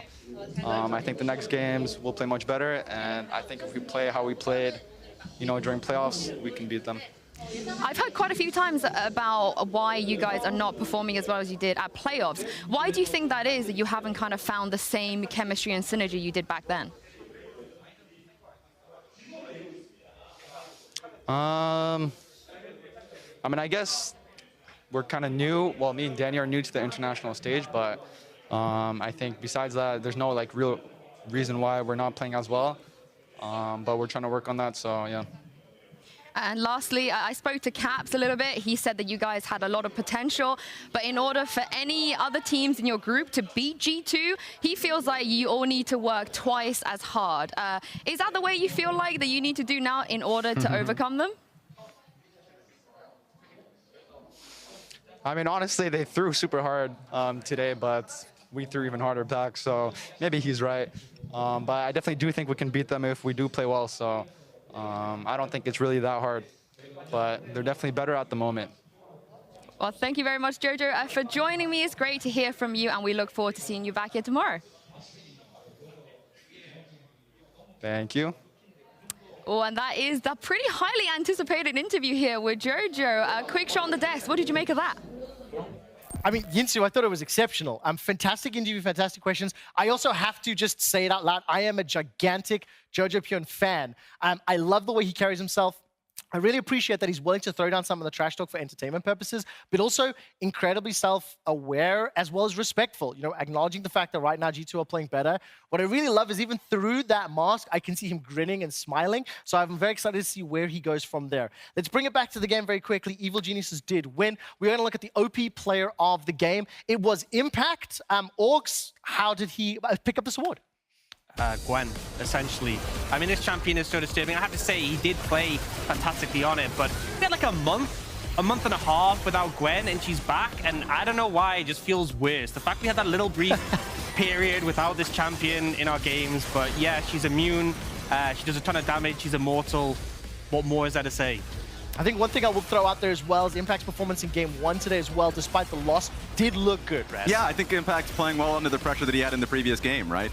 And also, on top of that, he's working well with Inspired. So that's what you want to see going forward. Hearing from the JoJo interview, I think it's really telling, talking about the fact that, yes, true, him and Danny are new to the stage, but it's nice to see those duo on the top side of the map and Vulcan playing on point. And one thing I will just briefly say, this is a group where there are 8 games played. Of course, EG have 2 losses, so do Order. I think once you're 3 or 4, that's when you get nervous about not making Rumble stage. I'm not nervous at all for EG. I still expect them to come out on top. So you're telling me there's a chance for them to get first seed? Let's not be delusional now. T1 are currently in frightening form, and this is likely going to be a battle for second in the group because our next match is a chance at life for 2 of the other teams.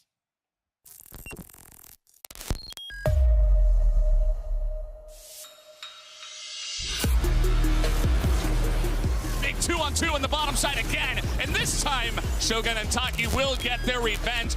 This team is all or nothing. The Flash Berserk gonna get 3 of them, and Heavy is just tanking everything up. DFM have won 7 out of the 8 past LJL seasons. They are the most dominant team to come out of Japan. The most dominant team to come out of Japan, the most successful team to come out of the LGL, made it to the group stage at Worlds last year. They have a huge fan base, and not just because so many of Western fans and viewers love Japanese culture, but because these guys are just good at the game.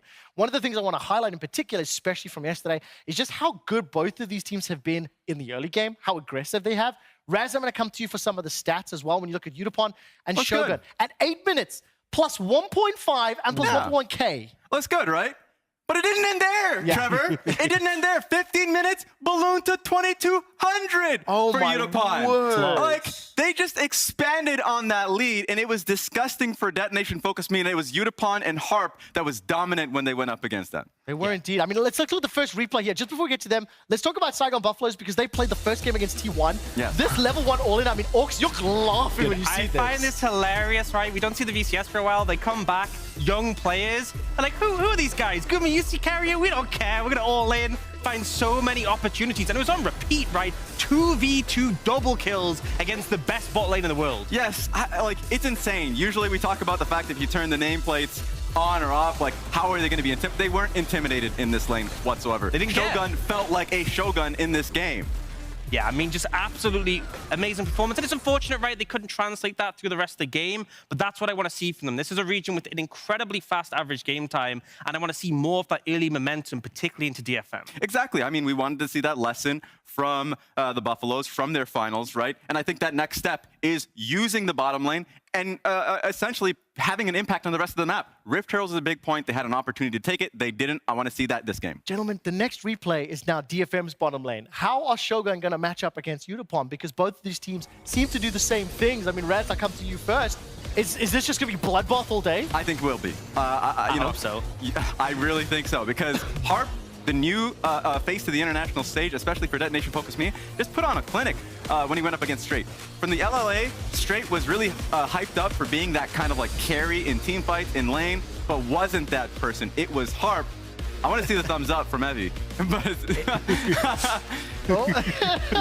there we go! For anybody playing along with Invin Global's bingo, there's your Evie thumbs up. Okay, we got about a minute to pick some bans. Orcs, I need to know who's going to win this game. Why will they win this game? Because, in my opinion, this is the battle for second in group, meaning this is the battle for the Rumble stage. I think DFM, I think they were still winning lane despite having Renat, who's typically not strong in lane. If they commit to the bot lane 2v2, I'm confident they'll bring it out.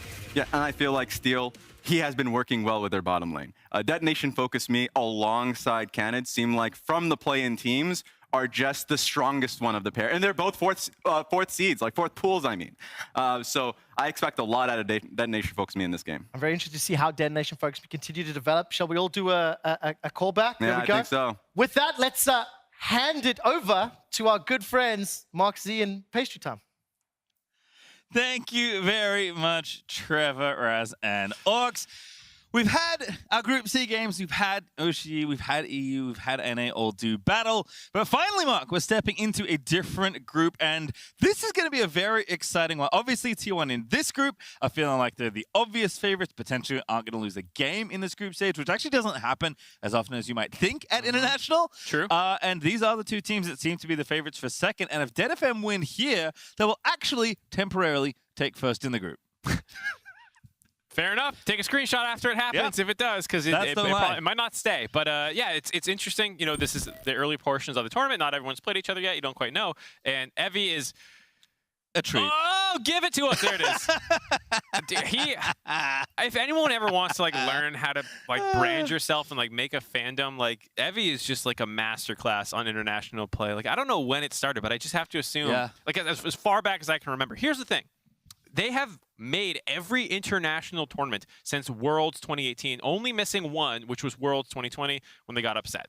But other than that, they have won their splits. They're almost always first. You go back to their tournament history, and it's just all gold of firsts in their own region. They are unbelievable. And so, you know, he's taken that heavy and knows he's going to be on stage every single time. He has a whole brand about just the thumbs up and all that stuff. He's one of the true gems of the minor regions, always showing up. On and off the Rift. A great player. player. On the Rift as well. Yeah, and I mean, DFM, obviously their dominance means that they're just one of the most experienced teams of any roster. Like, they've been to MSI at least, like, more than maybe any other team. Like, probably T1 is equal or better than them as far as attendance, but, like, this team comes to, as you said, basically every tournament, and we see them all the time, and Evie and Udapon have both been playing forever. Yeah, Evie, Steel, and Udapon.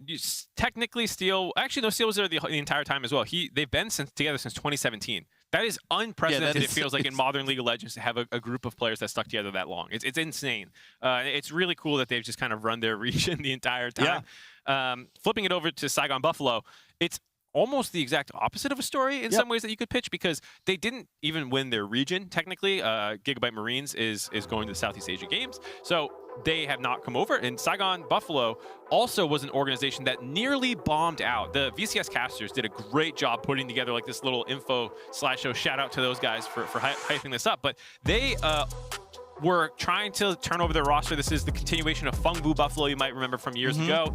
And they started changing over their roster and their players, and it started falling apart. They might have almost got relegated out of their league, and they went all in on young talent. And since then, it's just been up and to the right in terms of growth and skill improvement for these guys. They're all so young. They were all 10 or younger when Faker won his world championship. Wow! Yeah, some of them were like 5 or something, like 8, I forget. They're insanely young. All of them have just been slowly on the up and up. 4 of their players are in the top 10 youngest in the MSI. So this is a team that you have to keep your eye on. You already heard the analysts talking about how bloody the games are going to get, but also just like they're a bunch of young guns who want to prove themselves on the international stage. No fear, certainly. Even against the likes of T1, they were absolutely going for it from the jump, as we are going to have 6 bands slotted in here. No, nothing too surprising. LeBlanc, Ari, Karma, Tristana, Jinx, interestingly, and Galio, all the bands for Dead FM, as Twisted Fate locked in very swiftly here for Yaharon. Yeah, I think early on in the tournament, you'll just see people try and take out things they've seen before. It's one of those funny times, too, where we're talking about early in the tournament, you haven't seen people play yet, but they also played as far different in the group as you could. Saigon had to go up against T1, DFM had to go up against A's, and so you're trying to pull out what you thought was problematic. I can see why DFM saw that Tristana, that early level 1 all-in against T1 that kind of gave Saigon the angle, so they're like, all right, DFM is going to take that one away. Yep, no more of that.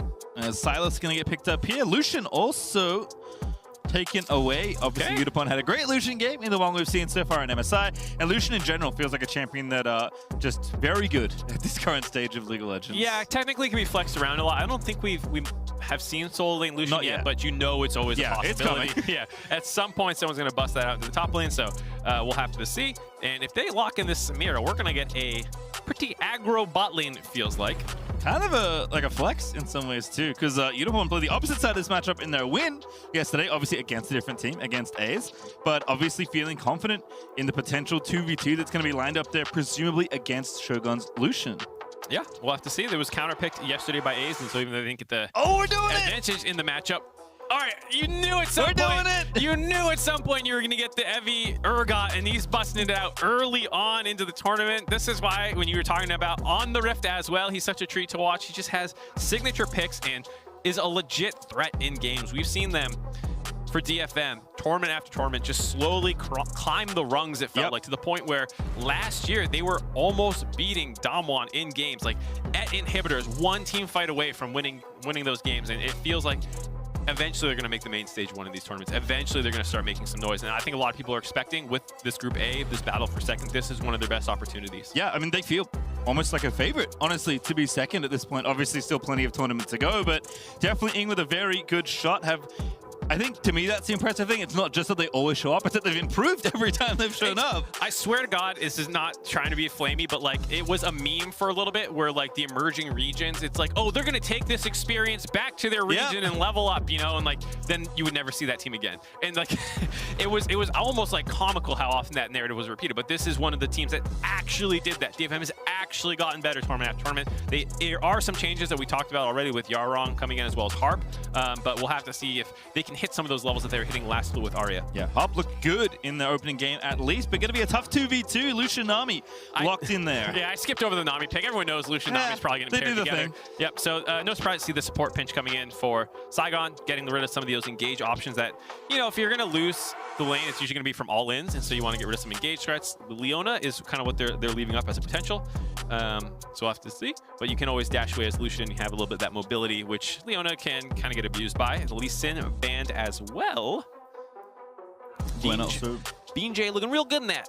Yeah, definitely want to take that one off the board, so they will respect it. Aatrox also locked in, presumably for Hazmed in the top lane, with Silas going mid, but there is some potential flexibility there for the solo lanes if they want to swap things around, but they already know at least what the top lane matchup is going to be, because Urgot's definitely not going anywhere else. What year is it? Aatrox Urgot. I remember we got this a lot, and I think it was 2018 when both of them were played all the time. We're getting it again. Viego as well. Interesting to see no Wukong this game. Technically, I guess jungle is still up, so maybe Saigon will end up taking that one away. But after the high priority in it yesterday, not seeing it so much. Yeah, Viego going to be locked in here. It looks like jungle counterpick, actually, for Saigon Buffalo, so are going to save things for us. I guess it could be Silas, as Renata's going to get picked again for Harp. I was hoping we'd see this again. Obviously, a different lane matchup with Samira this time instead of the Lucian, but Harp's Renata looked incredible in that first game. Yeah, it was part of that highlight package you saw from the analyst desk for a reason. It looked very good on it. And Renata's one of these champions where sometimes it can be hard, I feel like, to see the standout unless it's like an insane berserk or an insane hook. Yep. Yeah, that's what Harp was doing. Yeah. he stood out very clearly on the Renata champion.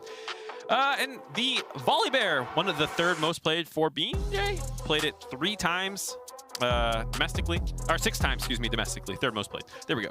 And not the carry threat I was hoping to see. He sometimes busts out a lot of carries, can be someone that they invest more resources into, but given the current scrappiness that all 3 of their lanes have right now, you kind of want some stability from the jungle, and this is a great champion to kind of show up in lanes and set up kills. Yep, definitely good at assisting with ganks, can set things up. Nice and good in the early game. Does drop off a little bit, but typically when you're picking something like Volibear and you want to get scrappy, you don't concern yourself too much with things like late game. You just get your gold lead and soar to the moon. Yep, and Yarong on the Twist Fate, one of his signature picks, he played 5 times. Those were his most played. Ryze, TF, and Ahri. He is more of an enabler in a lot of ways, it feels like, with the Ryze and TF, trying to get up to Evi's lane, snowball that, get down to Yutapon, and they have good lanes to make that happen, both Samira and Urgot's not a traditional carry that you're going to like spoon feed, but he does do well with a couple of resources to then kind of be sent off onto an island after you raise him. Yep, can definitely make some big old plays, both in team fights and 1v1. It is obviously going to be eyes on Yutapon again, though. In fact, this bottom lane should be very exciting from the tape we've already seen from these 2 teams. Yeah, Shogun and Taki, I think, going to want to bounce back, have a strong showing. They looked good. Yesterday was probably one of the power points on the map, you could say, for them. That all-in from the Alistar Tristana that gave him a leg up. I think he ended up with 3 kills relatively early total, but then the game plan just kind of fell apart and T1 came alive. But it was a scrappy game. They were finding kills the whole time. For me, it's going to be a lot on Froggy to see what he can do. I feel like the Sylas TF matchup, which was what he played yesterday as well, into Faker, did not go super well. It's a matchup where while you're technically a counter pick, you don't necessarily stomp it. You just kind of get through lane freely, and then you're playing Sylas, who's kind of strong. And you also get to match the TF ult global pressure with your own by stealing his away. But he didn't manage to do anything in that game, it felt like. Partially because, hey, you're playing against Faker, so maybe it'll be a little bit better of a matchup this time around. Yeah, we'll see. Obviously, Froggy, lots of agency on a champion like Sylas, who's always been pretty good in the TF. Even got buffed recently. Unfortunately, we didn't go all the way back to 15-second ulti. But it is 30 seconds. Did you say fortunately or unfortunately? I really enjoyed that because I'm a degenerate. So probably unfortunate for me, great for literally everyone else. The entire else. player base, other than you.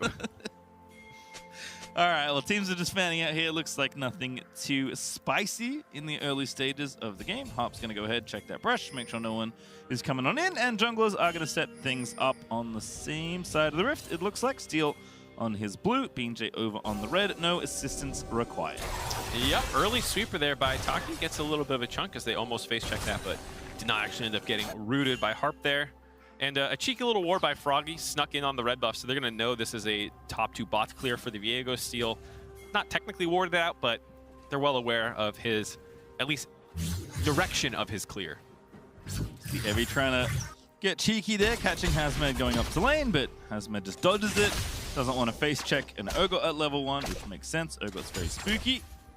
And it has been a while since we've seen this matchup. For a period of time, it was somewhat skill dependent. You know, like if the Aatrox hits his tippers, you can really mess up the Urgot. If you miss all that and get buckshotted with your knees 10 times in a row, that goes bad for the Aatrox. I assume it's relatively the same since that kind of meta of dominance that they were both in. Early level 2. Electrocute procced. So powerful there. The Lucian army, as you said. We've definitely seen it before. We know what's up. Is Evie gonna get some damage down? Whoop. I was about actually definitely eating the wrong end of that trade. Only level 1 as well, so Evie with the early bullying there in the 1v1. Yeah, hits level 2 power spike, zones Hazmed off the wave a little bit, chunks him out. Almost got him pretty low, but luckily there's gonna be no jungle pressure on that side, which Hazmed knows doesn't need to worry about getting dove underneath the turret currently.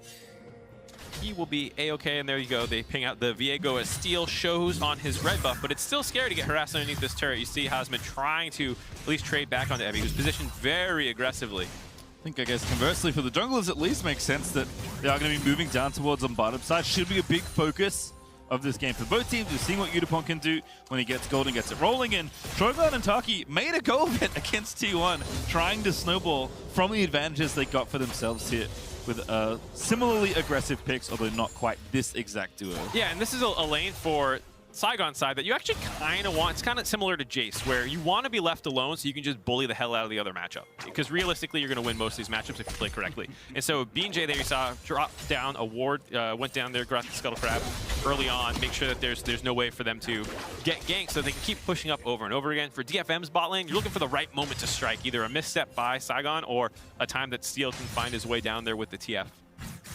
A little bit of scuffling potentially as Froggy does spot Steel. BJ not going to get access to this crab. They're still going to go ahead and take that one away, but he already got the bottom one. So they're going to split the difference on the precious Scuttle Crab. Early on here, Steel's looking for a wraparound, but he's going to get spotted by a ward. Hazmed knows. Might have to flash here. Stun charging up. Hazmed going to wait. Actually still going to get stunned and flipped around. It's too late. Flashes and still gets first blooded. Oh, very greedy by Hazmed there, trying to outplay the situation. Doesn't want to flash immediately, gets stunned up, killed, then flashes after all the damage has already come through. That is the ego flash, and that is not what you want to see. Evie making his mark on the game already. You know he's such a beast in these games. As soon as he starts rolling, things are going to be very dangerous. Yeah, already rolling in this lane at least. 10 CS ahead. Hazmed did pop the TP back to lane. BJ is here in case of a potential revisit.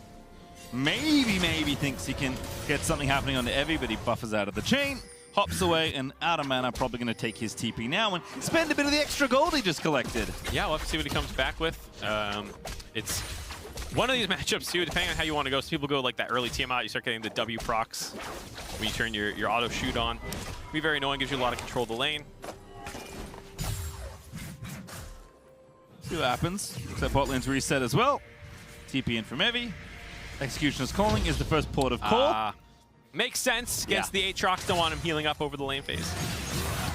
Hazmed's trying to get this lane pushed in. Evie going to dodge out of another chain here and keep the wave almost. Ooh, he dodges barely keep the wave away from the tower. And Hazmed's like, dang. I really wanted to push that in. Yeah, this is going to be rough now if he keeps this freeze the entire time. I mean, there is decent vision control for Saigon for him to get up there and clear. But they also have good wards down here, so they know Steel is there.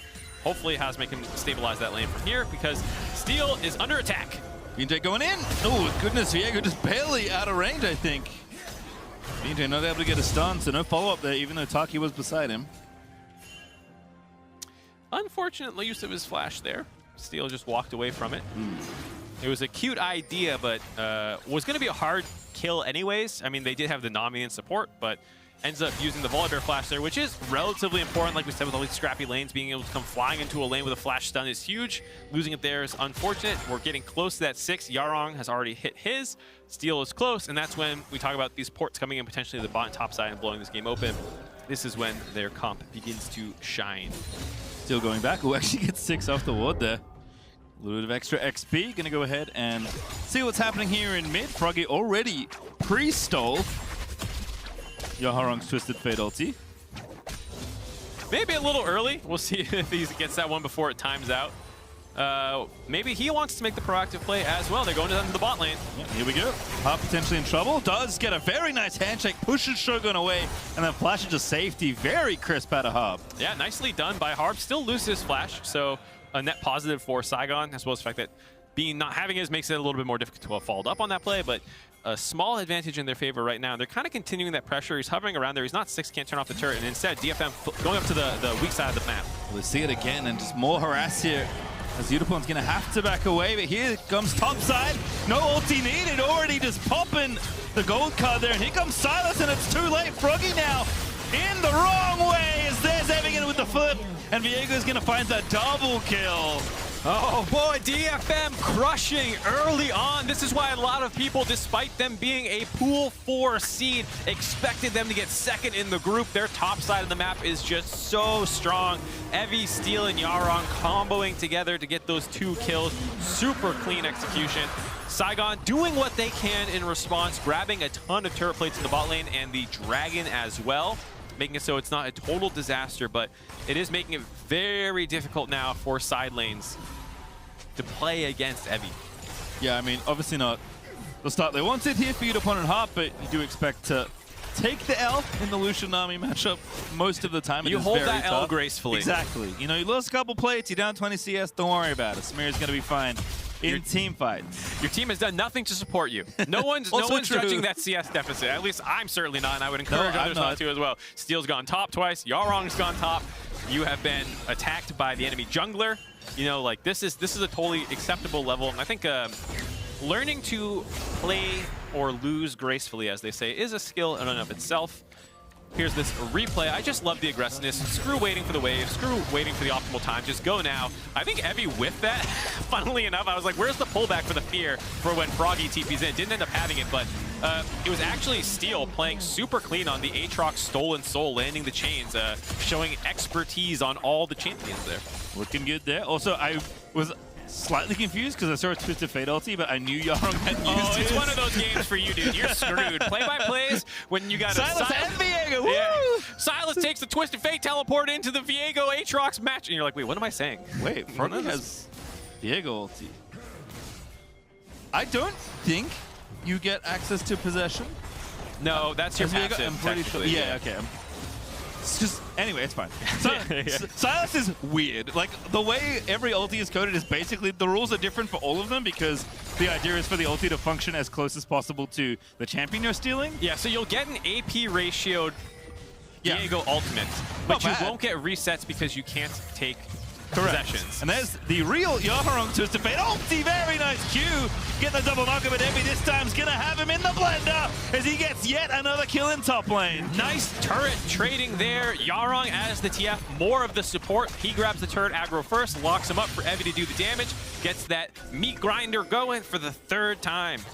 Oh, watchless dive as well there as well for Yarong, so very well done. No stasis necessary for that little play as Steel also got the Rift Herald kind of at the end of all of that happened. Yes, Saigon Buffalo did get the first dragon, which you expect, but ZFM, with all this control of the top side, were basically able to walk up and take the Herald whenever they please. So Froggy's up here catching this wave. We might even see a little swap here because Husband's having a terrible time. Does not want to 1v1 this Urgot anymore. No. I mean, this is one of those games where you got to start moving things around. Luckily, the bot lane turret was broken open, so it's not an awkward rotation out from getting people into other lanes. But, I mean, this is what sets DFM apart from a lot of the minor regions to me when you watch their gameplay is a very strong understanding of macro and team compositions. A lot of teams are really good at, a lot of players are really good at champions, and they, from the minor regions, can go toe-to-toe in lane phases, and it's these kinds of situations that get outplayed. Oh, that's a bubble and a half out of Taki, but the counterplay is there. The wave comes through, but Yaharong just goes ahead and grabs BJ as the dive was a bit too aggressive. No, it was a good idea, just didn't get over the wall there for BJ. The initial quick kill, then he's gonna hop the wall and skedaddle out of there, but ends up not getting over, a little chunkier of a wall than he was expecting, and gives one right back. But I like Saigon looking for their opportunities, not going quietly into the night in this game. Udapon here in mid, gonna go ahead and receive the wave. But again, Shogun and Taki very powerful on the Saigon Buffalo side. Gold lead only 1,000 between the two teams, despite how many kills ZFM's top side has gotten, as we'll watch this one again. Yep, so just a nice timing window here while the side of DFM is split up, both people in their side lanes, and would have been a really good play. You just get to ult right out of there and escape, but just wall too fat, too thick, can't get over it. Feels bad, man. Feels bad. But I will say, to the point about the gold lead, one reason it's significant is not just the kills, but also you're playing against the TF, who generates gold. So for that reason, it is good that Saigon Buffalo is only 1,000 gold down. Their bot lane has been exceptional, as well as grabbing a lot of turret plates and all that. But that is some standing gold that is just waiting for DFM to take. They will start grabbing turrets in a minute here, I'm sure, with how well they're playing around the TF. And the 5v5, hold on. Evan Frost popped after the dash on in, gets the chain. Exhaust burnt there by Yaharong, does have that swapped over with the spellbook. Steals here as well, but Saigon Buffalo collapsing. Good flash there from the Twisted Fate, but he's out of there and he does get out safely. Nicely done there. Yaharong, nice bait out there, flashing away. Then the other guy tries to ult follow. That gives him a window to ult out himself. The problem was he baited Steel that whole time because Steel thought that he was going to need to help Yaharong get out of there, but was not the case. And with this, you know, Saigon Buffalo, maybe I was getting a little ahead of myself. They're clawing back into the game. They're 5v5. Arguably better, I would say. Both teams have a lot of outplay potential, though. Yep, and Hobbs sick of that. Pops the Culling out of the way with the handshake with Shogun. 2-0. Picked up a bit of extra gold as well, I believe, off the back of Steel. And BJ is going to go ahead, give Saigon Buffalo Dragon number 2. Things looking up Yeah, looking really good. Second Dragon. There is the Rift Herald that finally got used mid lane. That was one of the problems with Yaharong getting picked off in the top lane there. Is it kind of destroyed DFM's tempo, and they are definitely, without top side of the map, wanting to play a bit of a fast-paced game. And they will get this charge off, but not going to be able to drop the mid lane turret quite yet.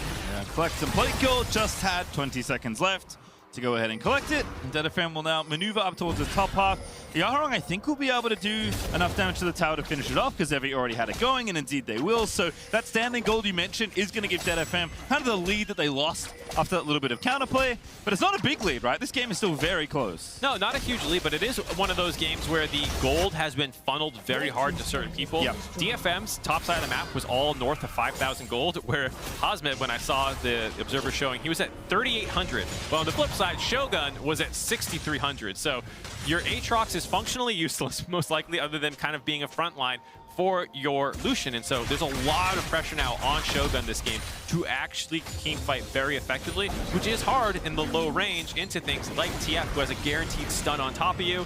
The Urgot's very annoying, and so this is a very high-pressure game for Shogun, and a very important game, as we're talking about, these two being kind of in contention, most likely to be getting out of this group. Yeah, and for Evi, obviously, he's got all the gold right now for DeadFM. Yaharong with his assists, and the TF passive is doing a nice job keeping up as well. Looks like RSC second is going to be the choice just to fade, so continuing the standard choice, but to be the enabler for the team, as you mentioned.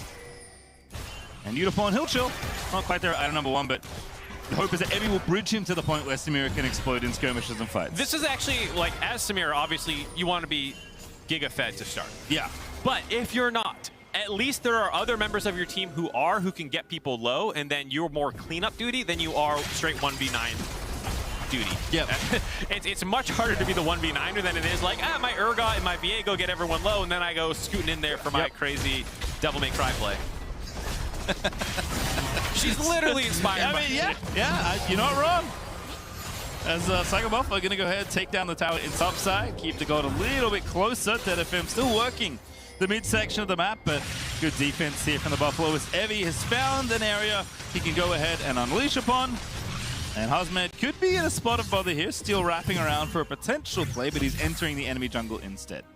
Yeah, so far, nice trade outs by Saigon, now breaking both side lane turrets. Getting that gold a little closer again.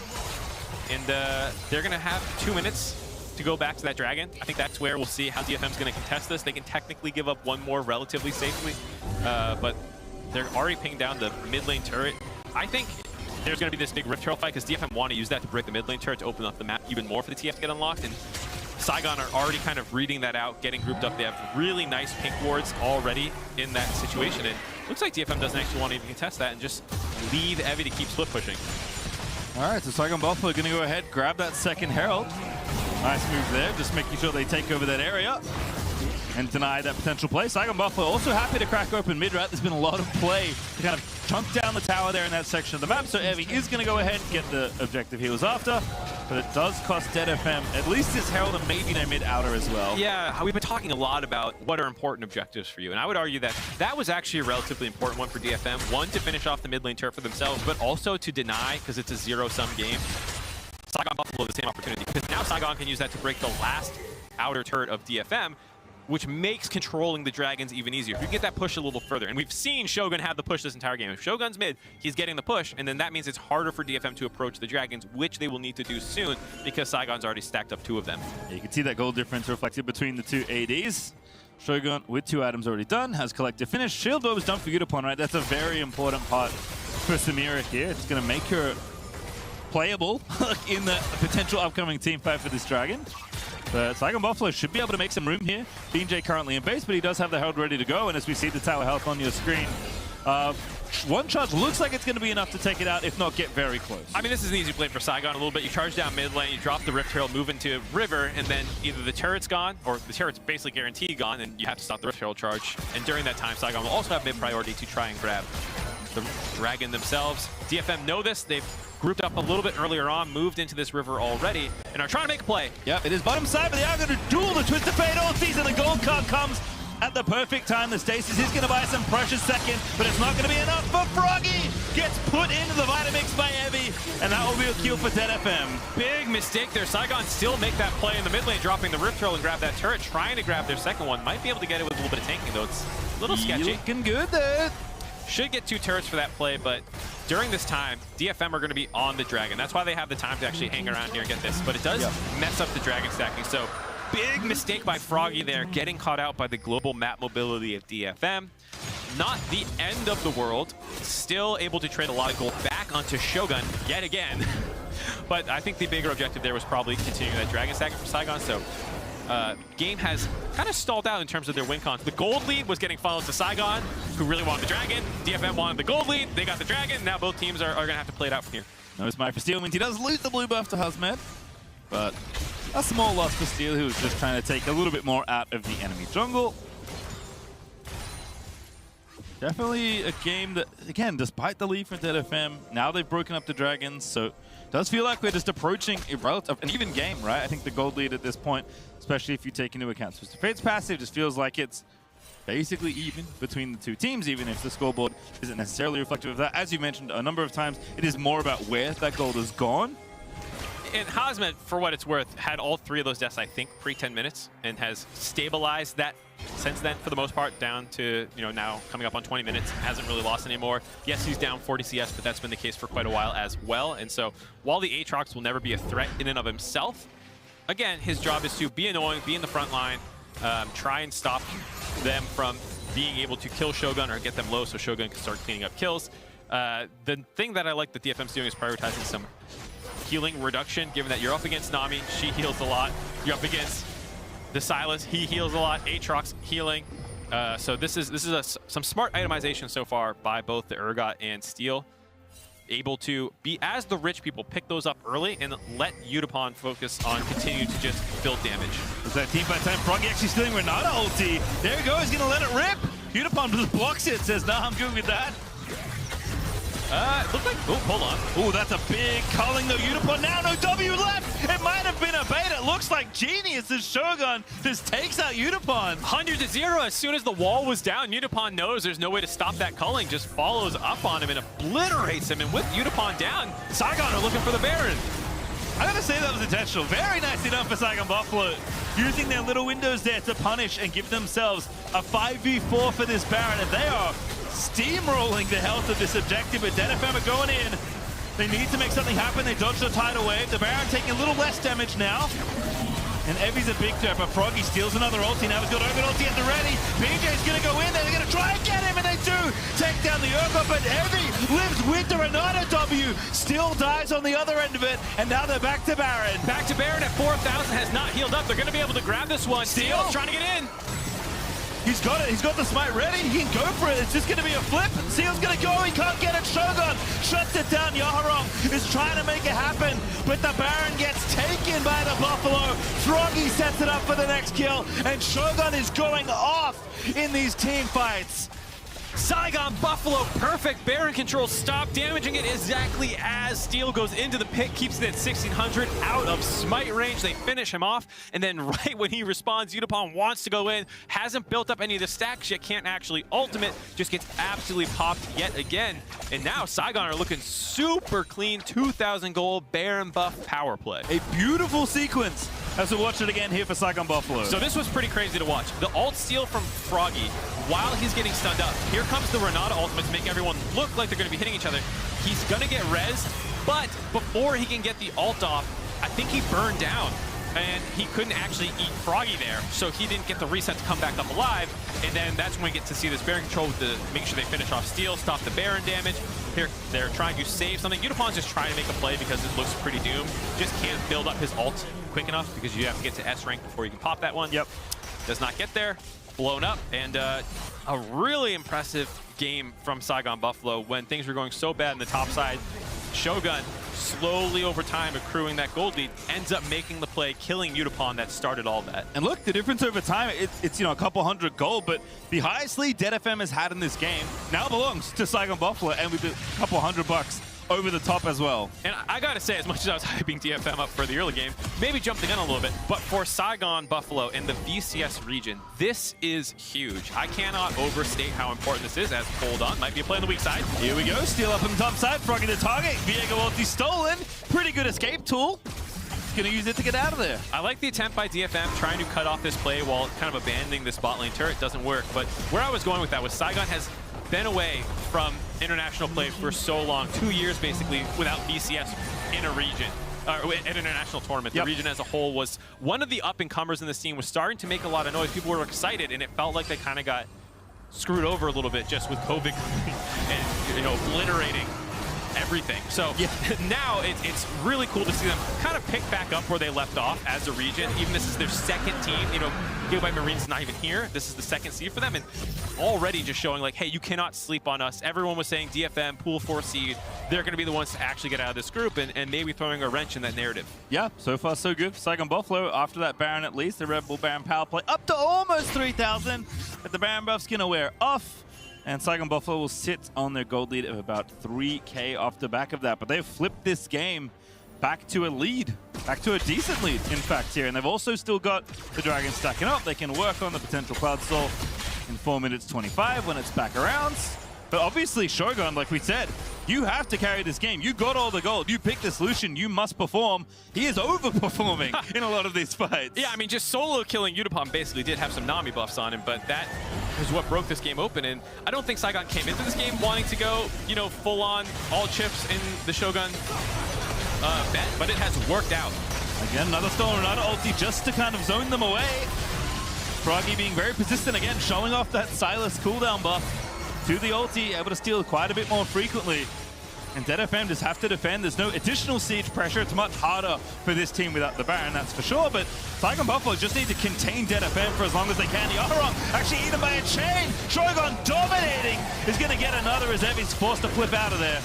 Yaharong seems like he lost track of where Saigon was, maybe thinking more people had recalled or that they were further into the river, but they got the clean turn. Ooh, stun. Volibear ulting away. Very nice from BJ, trying to bait them in. Heavy looking to make the big play. He's going to put him in there as Unipod. He's going absolutely ballistic on the Samira. Husband gets one at the end of it all. But DFM find a trade.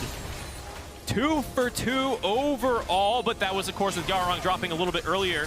Still have to be scared. Shogun is alive. He's very, very terrifying. But a nice play by Evie there to stop this pressure in the top side, it seems like. Yeah, DFM needed to do something. They needed to kick them away, get some gold back for themselves, and they have at least bought a little bit of time. Maybe more than that. TF ulti. TP up top as well. Yaharong here.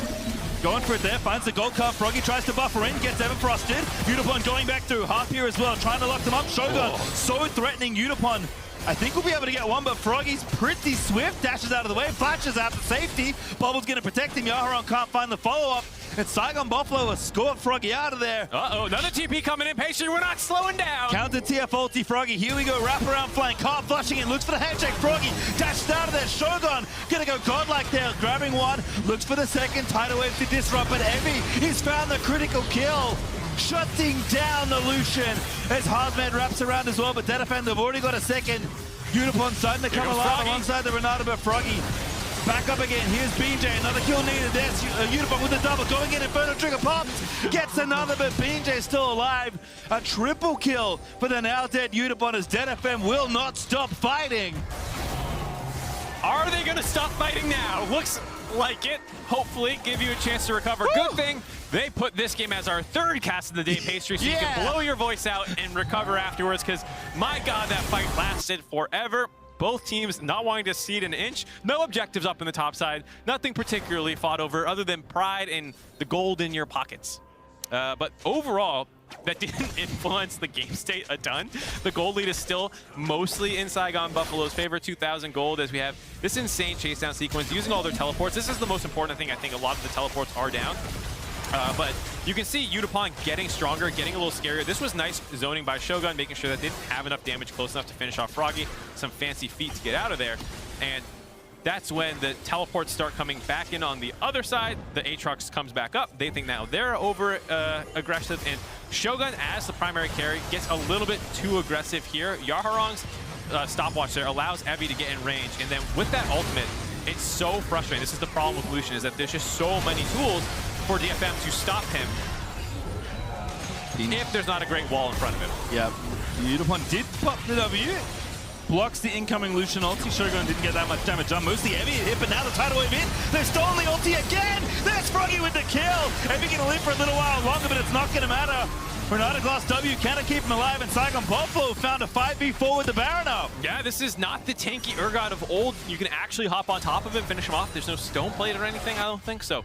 Very easy for them to find that kill when he's caught out of position, and the meat grinder that this Sylas is taking away is just adding this extra layer of lethality to make sure they can actually finish him off. And Detonation Focus may have decided, perhaps rightfully so, that there's nothing they can do about that Baron, so they're going to leave it alone. Yaharong ulted to the bottom lane to try and take down a tower. It is worth a little bit of extra money thanks to the objective bounty. But the Cloud Soul is now up and available, and Saigon Buffalo are going to run straight to the objective. Yeah, DFM are going to have to seed this one. I don't think it's worth Steel trying to ult over into the pit and get it. So from here, Saigon will be able to set up. They want to start taking inhibitors, ideally. Have the map start working for you. Don't work for the map. Map's always trying to keep you down. There's a capitalist metaphor in there somewhere I'm too dumb to figure out. But here, off the reset, very strong. Still most eyes on Shogun, but quietly, Hazmet has gotten closer to even in the game. 2.5 items, almost 3 done to the 3.5 of Evie.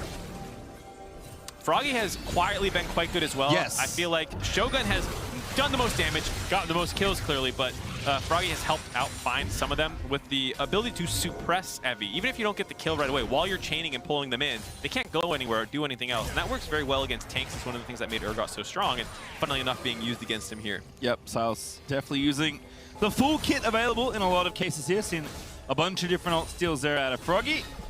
Saigon Buffalo wearing purple once again are going to have to try and do a little bit more damage to these turrets. BJ leading the charge, just won't be stopped. Finally, hand shook in place by Harp as Dead FM know what's coming. Need to protect their inhibitor towers if they can, but it's a very tall ask with 1:30 left on this Baron. Yeah, interesting to see them prioritize the top inner rather than trying to work on the inhibitor turrets. They will be able to grab this one in a second. DFM have also shown they maybe want to fight as well, but Harp is base tanking that calling. The tidal wave comes in. Harp's going for it. Harp's going to live. We're going to have to go back to base, and the Renata Glass ulti is going to zone them away. Yeah, Froggy not managing to make that one work for him quite as well as the Urgot one thus far. One, Samira, when she swats that down, it actually destroys it, it looks like. You know, the way that you normally do with particles or projectiles. Yep. Apparently works with giant clouds of mist as well. Froggy in trouble, but does still live his ulti before he gets out. BJ taking damage, but not enough to pick him off. The Yaharong being very annoying on this Twisted Fate. And again, Evie's ulti, if they find the right target, they can kill just about anyone with a little bit of time, but Saigon Buffalo back away completely. The Siege not getting what they wanted, but they did at least get a bit more gold. Yeah, 30 seconds means there's not enough time to reset and go back to these. So I would say for DFM, mission accomplished. That's as good as you could hope for realistically, is making sure that you don't lose the base. It's going to make Saigon Buffalo have to do a couple more rounds now with the Soul in their back pocket. Next thing up will actually be the Elder buff. That one will be 3.5 away. And where teams will probably focus, but knowing these two teams will not go slow until then. We were talking before about like, oh, it's 2 minutes until this. We'll get the waves in their favor, get some wards out. I expect Saigon Buffalo to start a fight. Yep. Hey, look, if you fight for the objective, if you fight early, you get practice before the objective fight. It's all about reps. I will say there are times where it is important to fight before the fight because there's critical summoner spells that you want down. Like, you want a flash off. If you can go flash for flash between like your engager and their critical carry, that's a great time to try and do that. I think sometimes teams get trapped in loops of, oh, their flash is up, so I can't Malphite ult. But then if I never Malphite ult, they never flash, so I can never engage. It's like, well, eventually you do need to go. And I think that's one thing that I can see Saigon Buffalo wanting to fight for, but they also might just get collapsed on. Long con on this play. Froggy's decided to take Twisted Fate ult for himself, and he's out of there. Gives him a little heart on the way out. And Saigon Buffalo back down towards this mid-section of the map. Elder Dragon up in 2:30, but the game might end earlier if the teams want to scrap right now. Froggy, I think, just running interference. Yeah, trying to distract them from the mid lane push that's going down, try and grab this turret. Not able to get it quite yet. Do keep it alive, and now Evie on the front line. Shogun looking vulnerable, but he's very tricky to pin down. Steel tries to find the play, but he doesn't get it. Shogun lets it rip, takes down Steel, and now BJ in there just stunning up on Evie, who's going to have to flip out to safety. Sick flash by Taki there to get away from Steel. Steel wanted to predictive flash it, and Taki was already like, nope, I am making sure this is not hitting me. That allows the turn to come through very cleanly, finish off Steel. And with Viego dead, it feels like Saigon Buffalo are finally going to be able to run over the base. Will they pull back? Most likely not. Try and end here. Waves in the right places here, thanks to all the pressure that Saigon Buffalo had on the map. So 2 inhibs down, they're not done. The bubble connects. Froggy with the Everfrost. Great bit of stasis there. BJ going on in.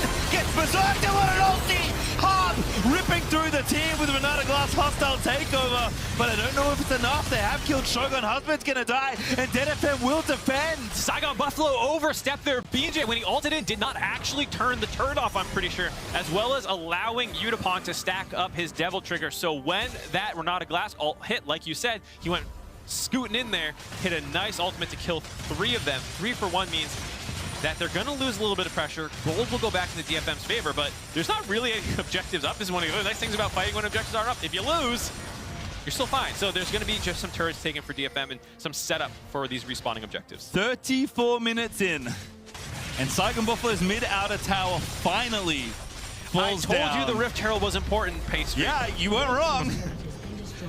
Finally, the map is a little bit more open. Unfortunately, we only have one thing to fight for, but we'll watch this again before we get there. Yeah, so I can respect this trying to end the game where you have the 4v5. They're trying to play it slow. Evie is kind of far forward. Froggy has the seal on it, but the stopwatch was huge there. Does get the top turret off, but is actually still in range of the bot turret, so ends up taking a little bit of damage there. You see the power of the Samira when she gets to actually stack up and end up in the middle of the team. Even though she got popped quickly as well, like she just puts that damage out so fast. You see DFM's coaching staff looking a little terrified there, watching the screen very closely. Ooh, this is a very nice quick Baron here with Saigon Buffalo. Elder Dragon's on it for 15 seconds. They're just going to go ahead and take it. Yeah, the TF ulti can see them, but they grab the Baron, and now what do you do? Yeah, still your 10 base seconds. is so exposed, even with the Elder Dragon going to be up. I mean, DeadFM will be here first, but like, I don't think you can try and take it. They're going to end the game.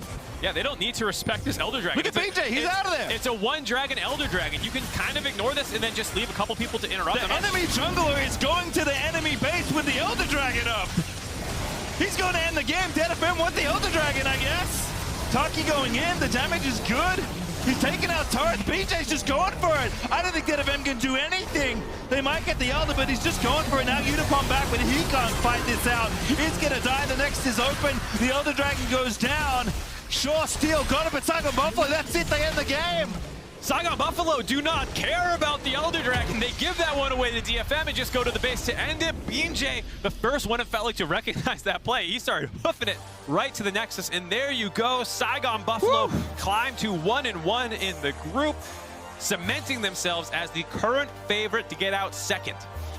And I said at the top of the game, it felt like my pick would have been DeadFM, and all of a sudden, things look very different. Saigon Buffalo with a pretty convincing game. A close one for a lot of it, but Shogun took the lead he had, and the rest of the team opened up alongside him. Showcasing a lot of playmaking I think we were expecting, but also showcasing some good understanding of macro. I mean, I was hyping up DFM's macro right before that, and then sure enough, it's Saigon Buffalo who get the backdoor base race because they were more on top of getting to the objectives early. They frequently made the better decision around the objectives, which allowed them to claw back in that game. Yeah, Shogun popping off was a big part of it as well, but I think them knowing how to deal with the fact their Aatrox fell behind early was a big part of it, and should not just be overlooked to like, oh my god, Lucian ran over the game. But I think they actually played pretty intelligently as well, despite some of the crazy team fights that can convince you it was just a clown fiesta. Yeah. There was some fiesta, but there was some macro there as well. Absolutely. I mean, nothing more telling than the Elder Dragon being up and the Jungler just going in the opposite direction. Yeah, maybe you could argue lane like assignment-wise, you could have kept the jungler there and sent someone else to do the backdoor, but I think, you know, at that point, you're just trying to win the game, and that was the right call. Certainly was. Certainly focused me. The first loss of the tournament so far, 1-1. We'll join the Buffalo there as far as scoreline go, and that battle is going to be hot. I mean, these teams will play again, right? It's potentially likely that that is going to be the decider, as Saigon Buffalo gets the VCS's first win at an international event in over 2 years. Has to feel good. Yeah. After the break, though, we're going to look back at what just happened, so stay tuned.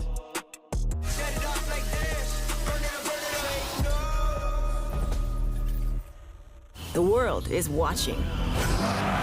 Get on board. Check the lanes. Pay attention to the best.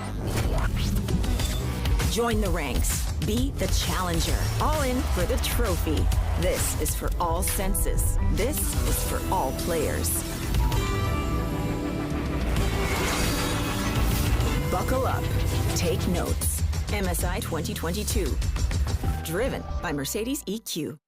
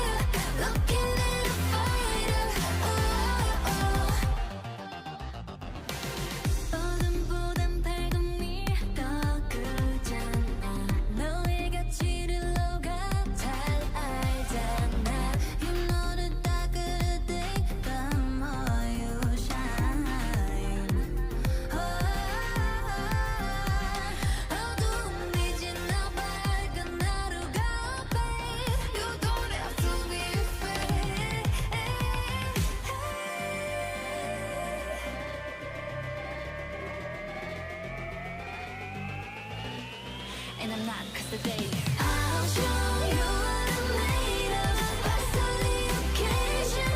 Got feels when I face. I'll show you. A heart full of fire. Looking at the fire. I'll show you what I'm made of. What I'm made of. Yeah. I'll show you.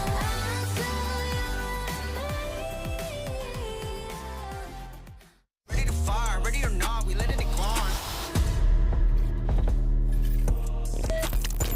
Welcome back to the State Farm Analyst Desk, where the VCS not only secure the first win at MSI 2022, it is also the region's first international win in over 2.5 years. Quick stats that.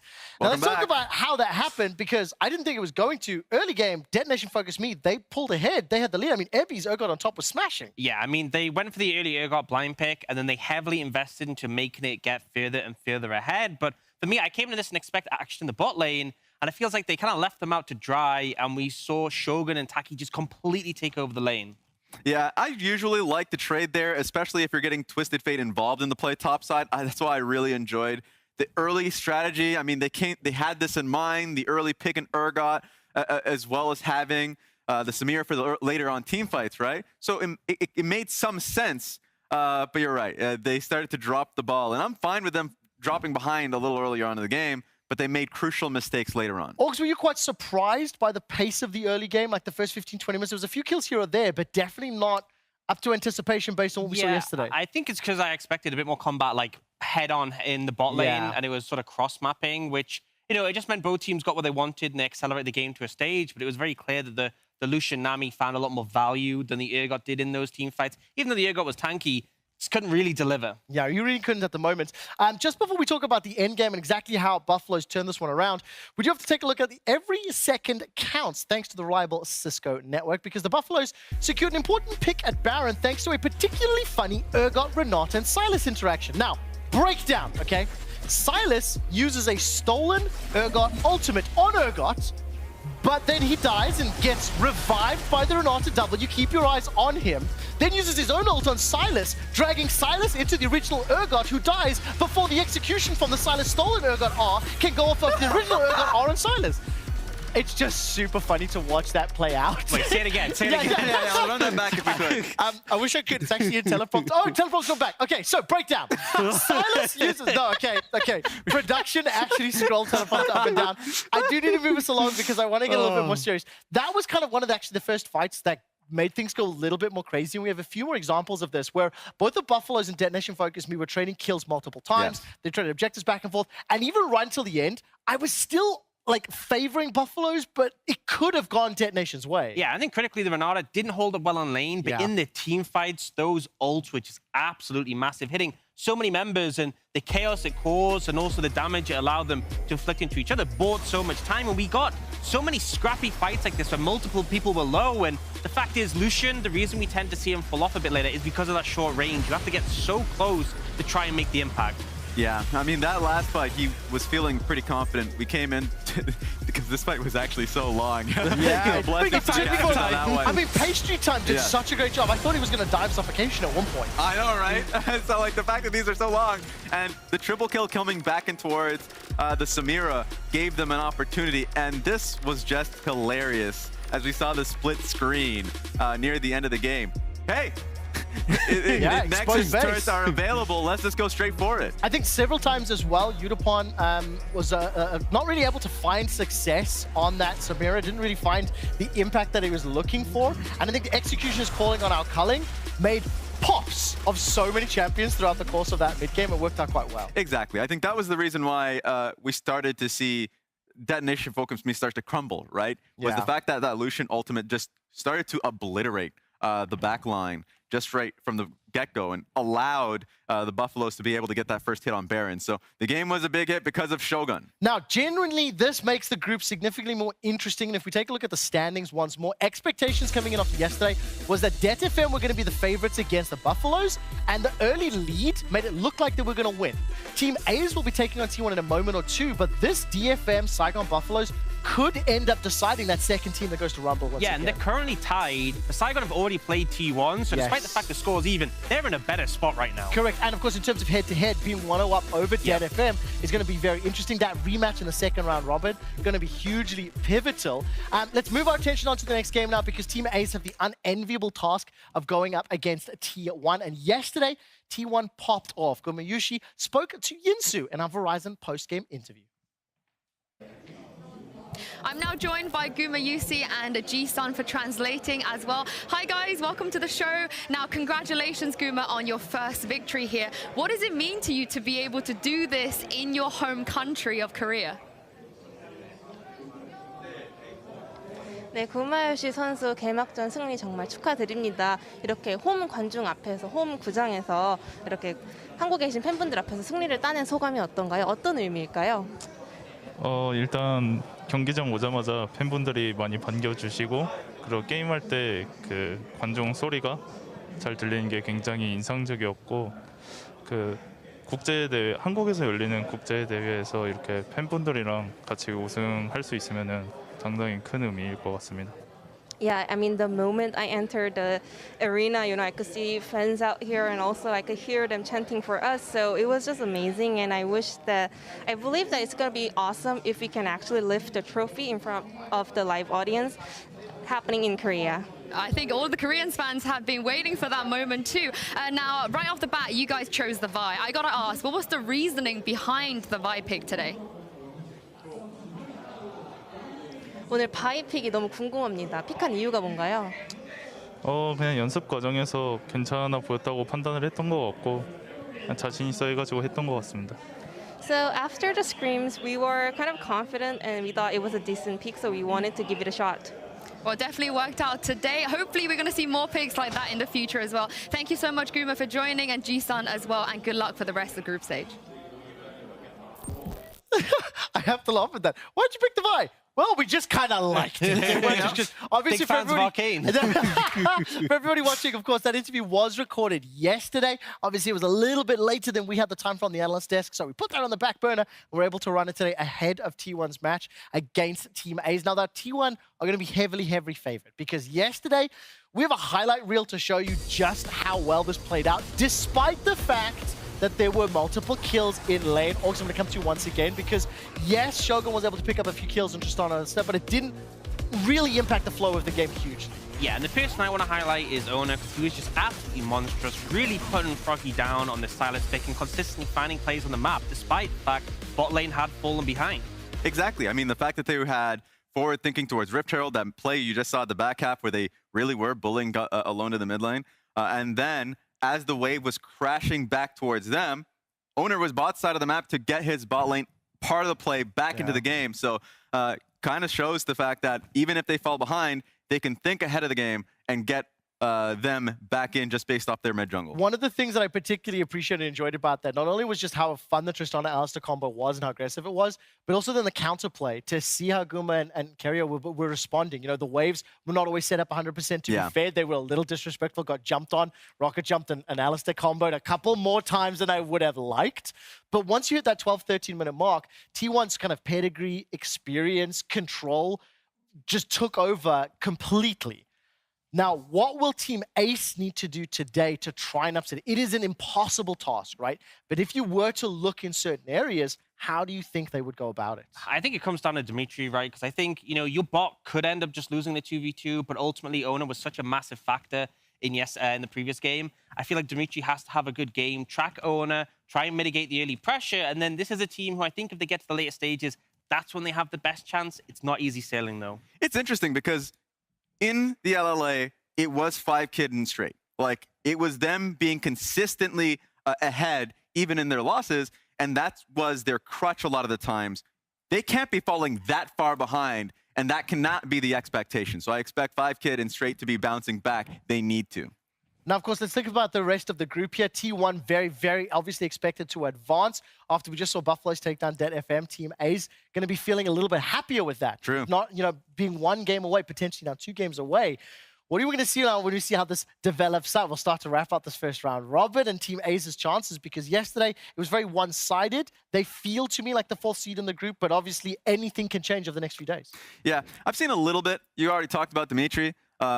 Of his play in Champions Queue, he's been playing quite a bit of it, and his champion pool is quite large, playing a bit of Karthus there. So I'm actually quite interested in what he's able to pull out. I think they need to be creative in the draft to kind of force teams to slip up. Yeah, and honestly, I feel like yesterday, like, Evice had so much hype, but we actually saw Lonely have a pretty solid laning phase against him. So I think there's multiple assets. I think ultimately, though, T1 is such a big opponent to go up against, but I just want to see them go all out and try anything they can. Well, we'll have to find out. Give me a couple predictions here on Picks and Bans. What champions you think will come through just before we head to casters? What could Dimitri run that you think may have an influence? I feel like Graves might be a decent one. I think the Umbral Glaive is so strong, and if you can mitigate the enemy jungler, be there for skirmishes, can definitely hold up. I'm going Karthus. I think that's going to be the pick he goes for and tries to scale. All right, I have just heard from production, as I was trying to talk to them, that we do have a small delay on stage. What I would love to get at is our schedule for the rest of the day, because I want to talk about some of the rest of the groups here. I think it's very fair to say expectations are T1 should run away with this game. I'm wondering when or if T1 will drop any games. That undefeated run so far in 2022, they've dropped games, not series. But taking a look for the rest of the day here, huge matchup in our next game. Wildcats taking on the Canids, Turkey versus Brazil, and then RNG PSG rematch of last year's semifinals. This is where we're going to start to see these groups starting to shape up and give us a better inclination of who's going to advance to the knockout stage. Yeah, for me, Red Canids is the team that I'm most excited for. Coming into today's games, I talked about how Red Canids was a really a big surprise for us. Of the minor regions, they were the team that looked really well put together. Problem is, we need consistency from that team. If they want to be able to get it out, they got to be able to do that in every one of these games. I think the big thing for me was it wasn't just like good individual play. I think the way they were playing around the map, the fact the bot lane was so active and moving up the plays, that suggests to me this isn't just a one-off. We had a blinder. This is like they are thinking about how to play the game effectively, and it worked. A lot of credit towards, we don't give enough credit to supports these days. I mean, it is what it is, right? But JoJo's 5-minute roam towards top lane into, of course, him and his bot lane just going straight towards mid and helping out Herald. They are an objective-focused team, and it's going to take them far. Well, I want to find out how far it goes. I'm also a huge fan of CBLOL, have been for a very long time. If you do stick around for Game 5, both Yinsu and I are going to have a little bit of a Turkey versus Brazil, a pre-match special. Maybe some monologues thrown in there, but none of those, it starts with success stuff. And then, of course, to round out the day, there's going to be our feature matchup, the Mercedes-Benz matchup of the day. PSG against RNG. Yesterday, PSG got smashed by the Cannons. That was a shock, right? Yeah. How they were defeated.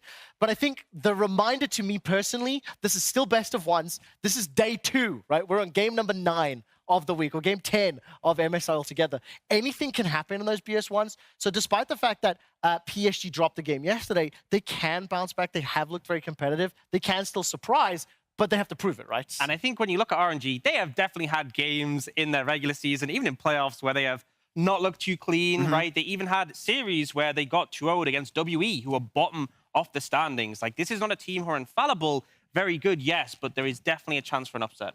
Player I look towards when it comes to PSG, Hanabi. As a player, incredibly experienced, has those picks where he can't pop up. Don't expect him to ever get GP. Yes. It's going to get well, banned. Don't expect anybody special. to get GP so True. far. I mean, it's been banned out so freaking He's often. pretty pissed, probably, the fact that this champion is broken, right? Because, like, if it's too strong, then he's never going to get his hands on it. I have one final question for you, gentlemen, before we move over to the casters and get ready for picks and bans. Our front half of the day was some of the longer, more competitive games that we've seen in the 2 days that we've been here. That was way too strong avoiding. The back half, I anticipate some faster games with both T1 and PSG.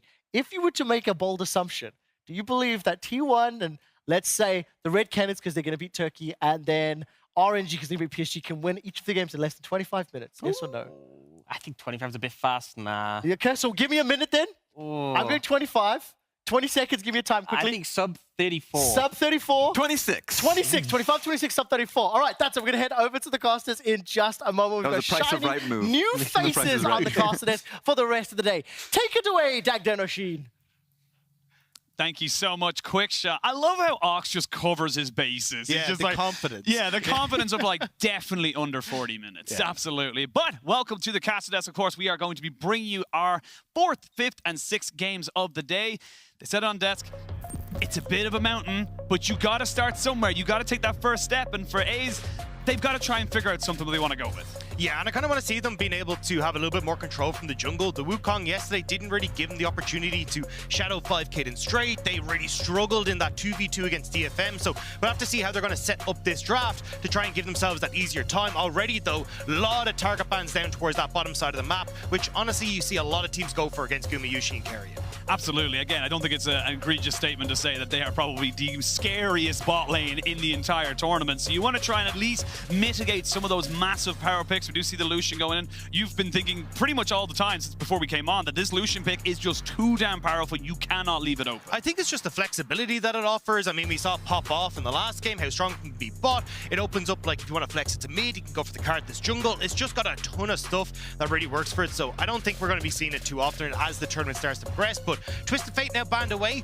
means that Keria has a little bit more wiggle room than he did yesterday. We saw a ton of bans towards him yesterday, but now should be able to go towards things like Leona if you want to play that bit more aggressive, or if he wants to fall back towards these enchanters like we saw across the board in LCK. Well, the Leona banned away, so we're not going to see Leona or Nautilus in this particular game. The most, I'd say, arguably most played bot lane support matchup we've ever seen so far this year, and we're going to see now where the side of Eyes want to go. Ooh, okay, so they're picking up the AP jungle first. So they're trying to see if those AD solo laners are available to them. Yeah, I mean, it means that you're kind of looking at things like the Yone in that mid lane, but it does mean that you're kind of falling into the same trap I felt like they fell into yesterday, where you don't have a jungler that can be proactive pre-6, and it means that you don't really have those opportunities to shadow 5 Kaden straight, which honestly, when you look at Ace domestically in the LLA, that was where a lot of their strength came from. So now I have have to see if you can get some sort of strong bot lane 4 or 5 Kitten straight so they can try and match up against Gumayusi and Keria. Wukong, though, taken here, going to be going towards Owner, and I wouldn't be surprised to see them go towards a jungler here. Looks like this Vi's being hovered at least, but I don't think we'll see it picked up. Yeah, and the Wukong is very interesting. You've got the Wukong, of course, the Ahri being locked in. We know how Ahri works. We know how strong they can be in that mid lane. But the Wukong specifically, it does feel like you do need a little bit of extra help just for those first early levels, but then you can start to snowball from there. Yeah, I mean, look, you're kind of looking towards team fights here, realistically. So I'm curious to see what A's are going to bring out. I love the Vex here. I think it's a good answer in towards the Ahri and can do really well in team fights, especially when you look at like the opportunity to try and blow people up in these short range kind of assassins that you've got. But it does mean you're double AP, which makes things a little bit easier on T1 side for their mid jungle. And I mean, you can stack the Merc threads, especially on something like this Wukong, and have a little bit of an easier time now. Well, wait to see now. The Vex locked in, so you're kind of matching team fight with team fight just a little bit right now. You see where the side of A's want to try to take their last pick before we do go into the second round of bans. And the Zeri, again, bot lane just hasn't really been the focus. And when we see things like the Caitlyn, the Twisted, or excuse me, not Twisted Fate, the Lucian being banned away, these things can just rise up in priority. Yeah, I wasn't sure what way they'd go for the bot lane here. You could always go towards something like a Misfortune if you wanted to have that strength and kind of that pushing power, but definitely a little bit worried about like the amount of AP damage with the AP Misfortune as well. So Zeri does make a lot of sense. You still got a lot of that AoE damage that you can lean into those fights. I'm gonna have to see what the answer is going to be here for T1. Going towards the Gwen, surprised to see this kind of coming in as much as we've seen it.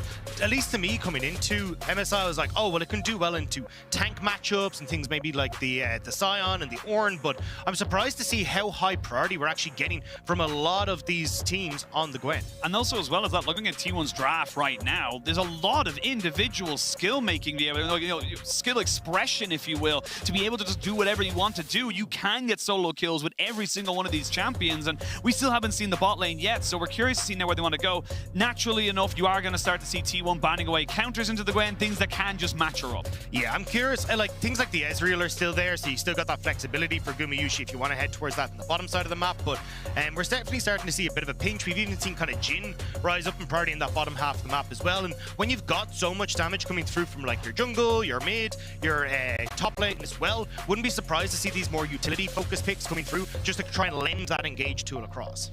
Well, the Gangplank's been banned away, so you've got yourself one last ban here for A's, and we'll see what they want to go for. Again, we expect it to maybe be in that bot side. Maybe they go for a support as well. We'll see where they want to try and go for it. Of course, you will get first pick of support, or maybe even AD carry as well on the backside. It's Draven, so they're trying to, again, get rid of those very aggressive bot lanes that can just snowball out of control. Yeah, I mean, it makes sense here when you're just trying to set yourself up nicely. You're going to see the Sentinel coming across, though, for Gumayusi, so taking a little bit of that step back, still kind of offering a little bit of that utility that we're talking about, but I definitely think looking at A's, you've got options here in the support role. You could go for engage, but realistically, you already have the Vex, you have the Diana as well, so you could actually see something like a Renata come through here and trying to dissuade the engage that's going to come through from T1. I think it could work out really well, even just like opening up the fact you can go for these enchanters because there's a Senna on the bottom side. Well, you got the Jace there, so good, decent amount of damage coming out here. A decent poke as well, so does combo up fantastically well with the Diana. You have got kill pressure now on the top side. And we saw Jace fall away because of the nerfs to his armor and everything like that on the top side, but when you already know that you're up against this Gwen, Jace is a great pick into this matchup. A ton of pressure in the lane, the opportunity to push, even kill pressure as well at times as well. So we'll have to see now if Lonely can have a bit of a better time for himself in that top side. It looks like we're going to get the Alistar support coming through, so all in even more so on this big engage for Ace, this wombo combo that can lend itself so strong to those team fights. We are going to wait for the last pick to come in now here for the side of T1, and it could be a fasting Senna, could be a support Senna. We will wait to see now what they actually want to go for, because again, there's a lot. I'm just looking at T1's comp. There's an awful lot of damage right now. Like, you get caught out from a flank from the Gwen or the Wukong, you're going to be in a lot of trouble. That's a Kindred. I actually think that this is going to be the Wukong bot lane. We saw it a little bit before in LCK, especially leading over into Worlds. They've been picking it up a little bit, but it looks like that's going to be the plan here, right? You've got the farming Wukong bot side. You've now got the Kindred in the jungle, so a very good tool to counteract this big engage that we're just talking to from Ace. So really nice flexibility coming through from T1 in the draft. And again, just more question marks kind of coming up of how do you deal with this, because at the end of the day, yes, you've got an awful lot of all-in on the side of Ace, but you're not really going to be able to catch them all as five. If T1 are kind of clumped together in one big ball, they're kind of doing their comp wrong. Yeah, and I think that's it. It's like T1 definitely have these the pressure if they want to, but I actually think like The problem that you're looking at is, hey, look, you've got an immune Gwen, which makes it a little bit tough for the Zeri to try and follow up on this engage. Same when you look towards the Jace. Like, if you're clumped up in this 5v5, you've got Ahri who can actually try and dodge away from a lot of this engage. And realistically, you shouldn't really have Senna and Ahri in on top of each other. So trying to find these big moments where you can have this wombo is going to be tough, especially with the Kindred there as well now. So I think T1 have a pretty good opportunity here, and even a chance if they want to try and look for some of these invades off of like bot side pressure, off of mid lane pressure, to try and get this Kindred ahead. And again, look, obviously T1 are heavy favorites. No one's going to try and tell you otherwise on that. But this is about what can A's do. This is about kind of showing how powerful you can maybe show up here. And again, similar to Buffalo yesterday, give a bit of a scare. Kind of say, look, we do have options, we do have avenues, and just give yourself a good showing today. Yeah, I think the big one for me is like seeing if Dimitri can kind of lend himself towards this bottom side of the map, make sure that they're not falling behind as much as they did yesterday, and see if Ace can kind of get into this mid game where they are in a stronger point. Because when you look at like the way Ace has been playing, their mid game is kind of where they popped off. This early game has been a bit of a struggle for them. We are going to see how it all ends up unfolding. T1 looking pretty dominant in their game yesterday, looking to continue that trend, and A's seeing if they can maybe catch somebody out. But with the ward going down on either side, they know they're not going to be able to get anything going for them. But I like the idea, someone takes a step too far forward, at least it's something. Yeah, it will give the opportunity though for Keria to get this ward in on the red buff, so, or at least on the Raptors there, so we'll be able to spot out Dimitri as he makes his way through the clear. So giving that information to Owner, and if you end up in a position where Faker has pushed mid, he links up with Owner, suddenly Dimitri can be in a lot of trouble with that 2v1. Minions have spawned. I'm curious now as well. We haven't seen a Kindred. We have fringe Kindred is probably the better way to put it. We haven't seen it in a while. How does this champion operate within the scope of this game? What are you expecting to see coming out here from Owner? I mean, I think a lot of it is going to be trying to see if he has these moments to get into the face of it, right? Like, it is going to be tough. You don't really have too much push on the bottom side because Keria is the one farming. Same you look at Zeus or Zeus in the top lane, he's going to be getting pushed in relatively hard as well. So it means you've got to kind of pick your times here as Owner as to when you can play with Faker to look for these quick picks in the jungle on towards Dimitri. Because as a Kindred, you really need to start getting these stacks in the enemy jungle. Otherwise, it just takes so long for you to hit that fourth stack and really become relevant. Yeah, if you're wondering as well, the fourth stack is the important marker. It's when you really kind of get access to actually being a champion, to be perfectly honest. You get the extra range, of course, you get the extra damage, and it just makes your quality of life a lot better. And one of the things that we often see from like T1 domestically is like when Owner is on these like farming champions, right? Oftentimes you actually end up seeing Keria kind of playing like a secondary jungle role, right? Like where he's roaming to mid to help Faker, to unlock him, to play for sides, and you've kind of got this like rolling machine that starts to move around the map. So I'm now curious to see with Keria being the one farming, if we're going to see Gumayusi be able to link up with Owner in the same way, or if you don't really get Keria or Gumayusi as active in these early stages as you traditionally see from T1. See what Aids are able to kind of do to disrupt, because that's what it kind of feels like right now. You kind of need to do what Buffalo did yesterday, where they go in for the all-in on bot lane. You need to try and just throw T1 a little off kilter, because I'm gonna be real, like if you go standards, you're probably not gonna win. I mean, they're already too late for that. That was level 1, I was gonna so say, you've already missed your mark on that one, yeah. But it does feel like, we are gonna have to see a little bit of maybe moments of maybe madness, maybe brilliance. It depends on how it actually ends up working out for them, as we can see a bit of an all-in, kind of part and parcel for the matchup. Yeah, I'm kind of scared for them at 6, honestly, in Parace's bot lane. Because once you get access to Keria's ultimate, that's when you can go for the all-in to 5-Kid. And now, Straight will have to kind of play keep away or bouncer to prevent 5-Kid from going down. But that's where you really see this bot lane come alive. And especially when they 5-Kid and Straight struggled so much against DFM's bot lane, like dying twice, it feels like you kind of need that help. But we're looking at a potential dive here in the top side. Yeah, they don't even need 6. They need level 3. They just need full access to QWE, and they're going to look to try and make this one work. You can see Lonely is feeling just that as he tries to make this one work, but it is first blood to Faker. It's just so clean. I mean, this is a T1 classic, right? Like, you get Faker in the lane, starts to roam up top side, and just really nice timing, right? He's able to just push that wave in against Alone and get up top, and he might lose a little bit of the wave mid here, but should be able to TP back and collect the majority of it. So really nice job from T1. Again, it's kind of what we expect. They're just so clean with how they just execute and go for it. Yeah, and this only becomes harder now for A's in this mid lane because you can see already Merc Thread's picked up for Faker. This is kind of the problem that you see a lot of the times with these double AP mid jungles is you just end up picking up Merc Threads. You don't have the damage you really need to get through the mid lane or even the jungler, and it just becomes harder and harder to play that 2v2. So at least for Alone now, he's going to be in a little bit more of a difficult spot in trying to get control of this lane over Faker. See if they're able to kind of make something work from it. And honestly, T1, you know, they're happy now with a very passive bot lane. Again, it's the farming set or the farming Wukong coming in with the Senna, kind of, you know, just picking up the scraps and the souls. So you're going to scale. You're going to become a massive threat in those mid to late game team fights, and you don't really need to do anything to change that. I mean, this is where I kind of look towards T1, like, right, like what happens when we get towards, you know, these objectives, like Dragon's about to spawn about 10 seconds. If you can keep the control that you have for Gumayusi and carry over bot side, Faker is pushing mid, you start to stack these up, and suddenly this like team fighting style that you have for T1 is actually incredibly strong. When you look at the way this carry can set up, you got Zeus with a ton of damage over the back line, you got double 8 carries, like it is actually really hard to try and play these fights as A's against that much engage. And as A's, if you start to fall behind, your combo doesn't really work. Like, you're the ones that are trying to engage aggressively. So if T1 are getting off to these early leads, it's a little bit of a problem for A's. We're starting to see just little small things going in the favor of T1 as well, getting those early invades in, but Oner doesn't overstep. He recognizes he hasn't got the support, he backs away. Just very smart movement coming out from T1 and for A's. I want to see them, you know, blow something up here, and I do think we are going to start to look towards Dimitri, like, you know, yourself and Ox said. It is going to be on this jungler once he hits level 6 to try and make something work, but Oner's already found himself in the alcove. He's waiting to try and see if someone steps forward. Yeah, I think you got to kind of pick your moments here as A's. Like, when you hit 6, see if you can roam down to bot side, maybe get some sort of play onto Gumayusi and carry it, but Oner actually sitting here waiting in the wings, just making sure T1 can push this wave in. We'll land the route.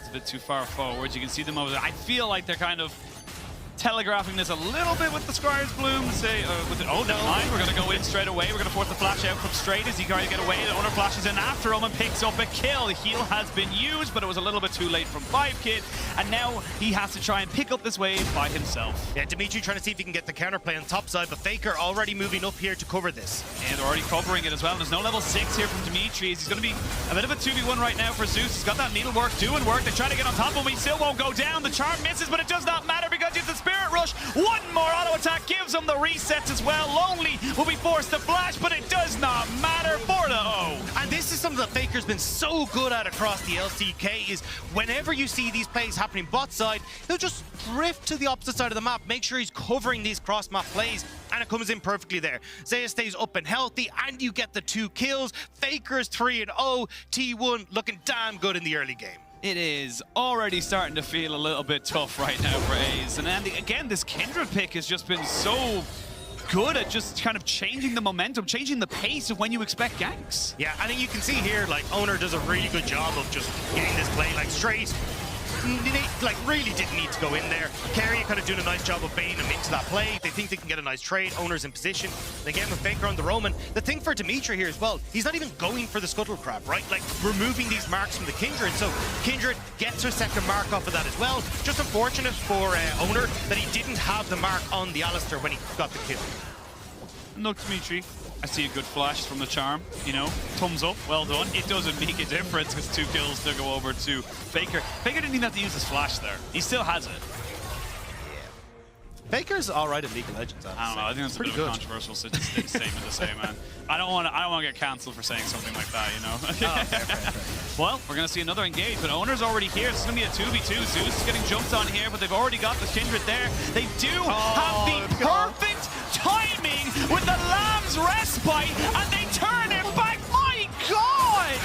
And the healing that comes through from Zeus with the ultimate as well. That was just nasty. And do we get more on the bot side here? I mean, this is getting tough to watch right now, Dag. The A's just don't have a hope and a prayer. For the first time, Alone is on the map. I see him and he just died. This could be basically an ace right now. You're going to see 5kid trying to go for a 5-head play. Has to flash. Will keep his life. But, dude, that's not your bot lane. You got to leave. Look, I'm not going to lie. We might be looking at the first perfect game from MSIs. 5kid, no! What? Yeah. You had a 5-head play into a 2-head play. Didn't really work. It's a bit unfortunate. But, I mean, for T1, they're absolutely destroying. Like, this is the early game that everyone's been terrified of coming into MSI. You see how well they're able to move around the map. You got Owner making a play on one side, Faker's already drifted to the bottom side to make the other. Like, it's so clean to watch, and it's why they're so dangerous in these early stages where they can just take over with plays everywhere. You see it in the replay here, right? You got the ultimate, not quite available for Gwen, but Owner times this perfectly. The damage is nearly there, like you can see it. 28. That 28 was HP. That's trigger discipline, man. That is just. That's tilting. Oh, stop. that is, and you're so close to say. And this is the thing as well, is that like it doesn't just stop in top lane. They go, cool. We were 2v2. Now it's 3v3, and we know we're stronger. And you can even see Alone is down here to try and help cover, but only ends up giving more blood to the Blood God for T1 and 5kid. I mean, just about able to get away from that, but then he came back. Yeah, mistakes were made, all right? Mistakes were made. It was a very unfortunate play there for Ace. Now we're 0-9. That's nearly a 6,000 gold lead, and we've just hit 10 minutes. I mean, I don't know what you want me to say.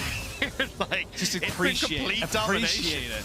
So, I mean, Quickshot was asking on the desk, you know, like, how quick do you see these games going? Well, we might be looking at a pretty quick one here. And we'll see. They did see Owner coming down here, but I don't think there's much they can do about this if he decides to fully commit. We are going to see there Keria going in onto 5kid, and that's just a lot of damage. They have to fully commit there with the Alistar, and this is now becoming a 2v1, which is actually in favor of Keria. He's never going to be under kill pressure, and he has his own, and they sneak in, get over the top. Owner gets himself that kill, and they delete Dimitri from the map. Keria's going to try and flash away and keep himself alive. He's going to be the first one to fall. Oh, no! Oh my god. Okay, Straight does eventually take him down, but that almost looked very bad. I mean, that is very bad. You think you got Keria, but having that clone available just manages to skedaddle away from the damage, and now Alone's in trouble.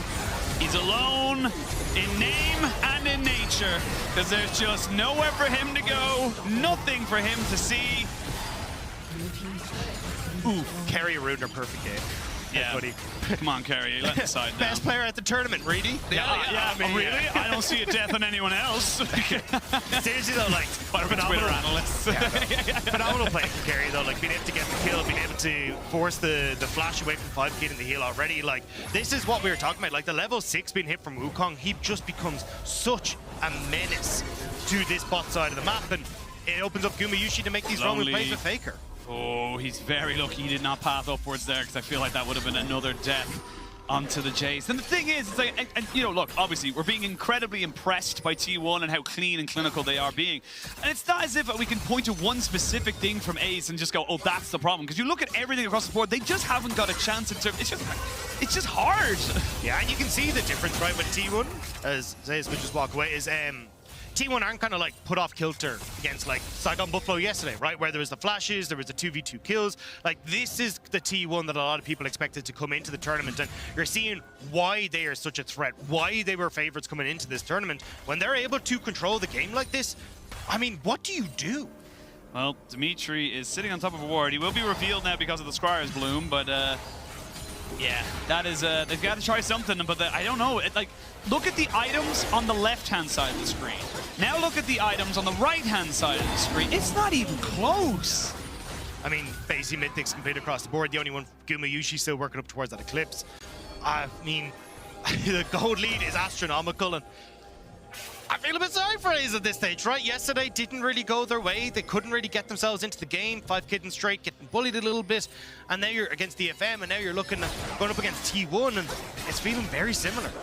Well, got some fun stats while we wait for some things to happen. Yeah, shortest game in MSI 2022 was Istanbul Wildcats versus RNG, 22 minutes and 26 seconds. Shortest game at MSI all time was actually IG versus SKT in 2019, 16 minutes and 1 second. So T1, they're no strangers to quick games, specifically at MSI. Fair. I mean, at least the turret plates are helping to keep these terrors healthy for a little bit, right? So we won't be in any 16-minute games, but I mean, Zay's already in the top side. Owner looking for Lonely. I mean, he's going to put one side. Yeah, they're going to try and get two fronts now, and they're going to be able to get the ultimate out of Dimitri, but he's just got nothing there. They get the Cyclone him down. 5K trying to just run away. He's been ignited. Faker smells blood as Owner, who was 1v2ing, ends up actually falling down. And Zeus, or Zeus, excuse me, picking himself back off that one, not trying to get the resets down, and actually now straight, trying to see if he can survive, but it's all inevitable. He will fall down, and that's going to be more turrets, more gold. It is nearly 10,000 gold, and the turret plates have just fallen. Everyone on T1 has more gold than everyone on A's. This is insane. Like, this is actually insane, especially because you've got that, like, the fasting Senna, Gumayusi being ahead of everyone. Even the support is up in place. So, I mean, look, this is non-stop domination from T1. And, I mean, look, our Owner goes a bit aggressive here, but does it really matter in the grand scheme of things or where T1 are?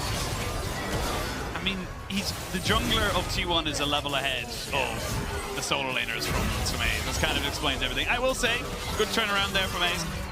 Unfortunate that the mist was available to stop that, but... And this is where you kind of have those conversations, you know, it's like, oh, we're super happy to get to MSI because we get to play against Faker. We get to, you know, really learn We're from super them. happy because we got to cast Faker. Yeah, I mean, what do you take away from this game? Like, well, now I guess we got hand diffs, you know, map diffed, everything diffed. It's like... Now I know why the LCK goes into podcast mode sometimes. It's just kind of, you don't have a choice. Like, what are you supposed to talk about? It's kind of already done and dusted when you come into it. But yeah, like I'm gonna say it right now, you're gonna need several miracles. The second coming of Christ for Ace to try and come back into this game, just given what's going on right now. And T1, they're just gonna take it, you know, easy breezy, ham and cheesy.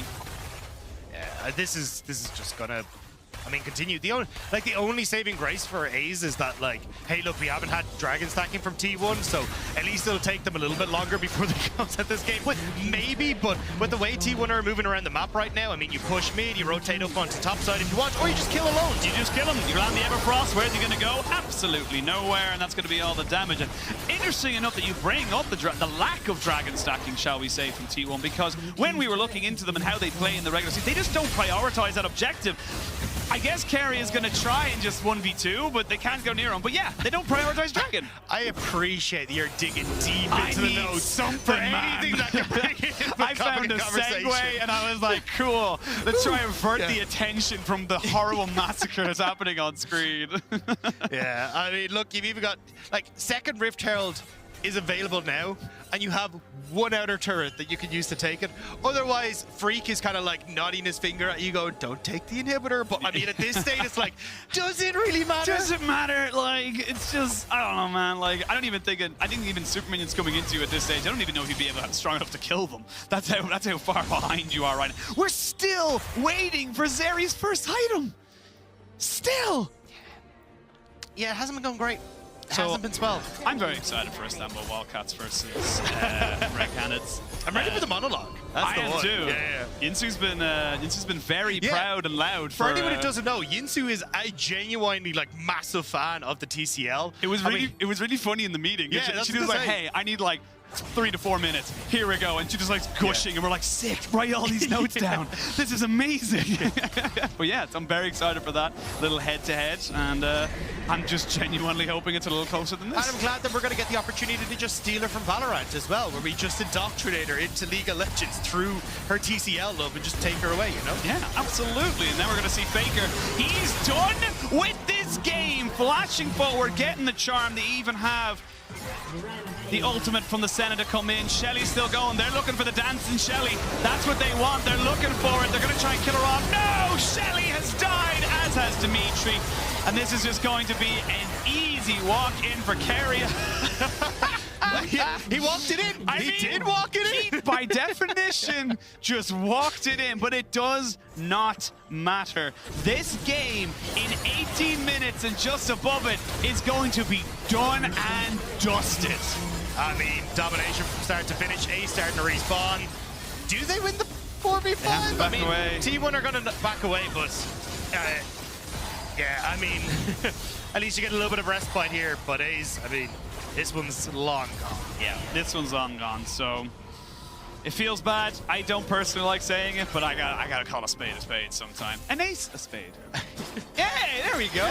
Silver linings. I found something. Terrible puns. Yeah. That's what we have to look forward to. Freak would be proud. I learned from the best. But yeah, this is just and honestly, it's hard not to be impressed by T1. It's like, and I think this is a genuine thing. It's like, look, you can speculate, you can see different things as Faker goes in, does Faker things, and he's just going to be able to get the kill again. But incredibly impressive just to see how clean, clinical, cold-hearted they can be, and you just cannot miss them. Because again, I don't believe there was any egregious mistakes from A's this game. They just got diffed. Full stop. But that's why, like, genuinely for like some of the top teams like G2, RNG, like I think T1's early game is terrifying. Monstrous. They do this against everyone as Owner will find the 1v1. Here we go, 1v1 versus the junglers. It's very close, but not close enough. Dimitri, you got your wish, but Owner shall strike you down. Yeah, he got collected, but I mean, realistically, like RNG we saw in finals, really struggled in the early game against top esports. G2 as well, not the best of teams in the early game. It's more their mid game / objective setup. So for T1, you can see what they can do with these early leads, and I think that's why so many people are terrified. Here we go, the Vex finally getting in with a Shadow Surge, but you are all alone right now, and that's just going to be another easy kill. 3-22, 2 dragons, but as we established earlier, T1 do not care about dragons. They do, however, care about gold, and they've got a lot of that. Yeah, I mean, 2 inhibitors down at the 20-minute mark, make it a 3 on the way. I mean, there's so much gold that you can take from this, but this is, you're just going to get drowned in super creeps. Here we go, Keria, round 3. Does he die once more? It's the question. Is Dimitri maybe going to try and look for it here? Flash away there by Lonely as he ends up seeing straight fall right before his eyes. Dimitri and Lonely running back to their base, but not even your fountain is safe. And that is going to be the shortest game at MSI 2022 so far. That was a stomp. And that was a statement from T1. Saigon Buffalo made these boys angry yesterday, and they were just like, all right, we ain't messing about anymore. It's literally like Mike Tyson when someone like disses him and it's like the next fight. You're like, oh, why did it have to be me, man? Like, this isn't cool. I didn't diss you. I didn't try and challenge you. Why are you going to take this out on me? But honestly, anything except that, I think T1 fans would be definitely disappointed. That was domination. Nothing more, nothing less. Yeah, and again, like, it's the fact that you're not seeing you're correctly seeing the respect given, right? Like, they're playing like they normally would in an LCK, which is like Faker willing to drop waves so we can set up side lanes. You're getting him covering both sides of the map whenever you see Owner trying to make a play. Like, this is what has made them such a powerhouse in the early game in LCK, and it's great to kind of see all that movement happening so quickly. And as you can see, the LLA representative just not able to keep pace with how fast T1 play the game. And that's why they're so scary. It's the pace setting. It's the ideas they come up with in those very, very small moments. It's like 2 to 3 seconds. It's like you mentioned as well, like, okay, you're moving bot, we're going to move top. Faker can move over here. And mechanically, they know they can pull it off. That's the scary thing. We've seen it multiple times. Dives go wrong. You get slightly outplayed, but it doesn't feel like it's possible to outplay T1 sometimes. Yeah, especially when you give Faker a pick like Ari, right? Like, gets good control over the lane, able to roam to side lanes, and I mean, the man's been playing for nearly 10 years. I think he's somewhat familiar with Ari as a champion.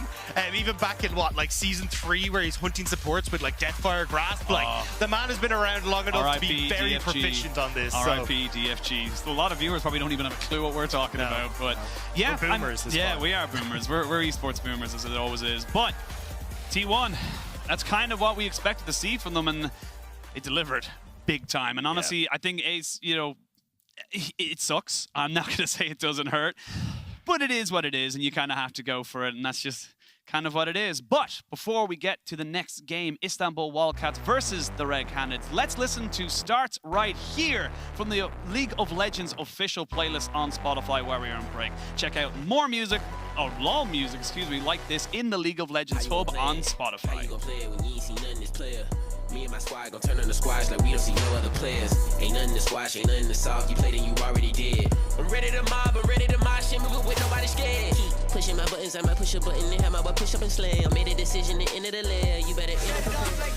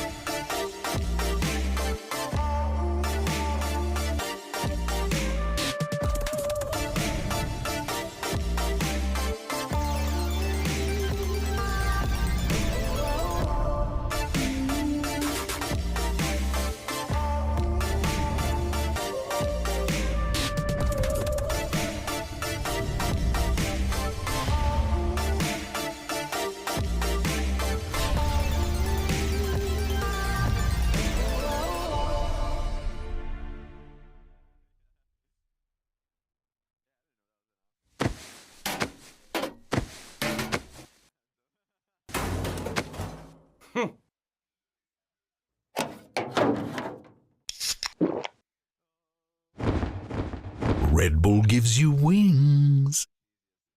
How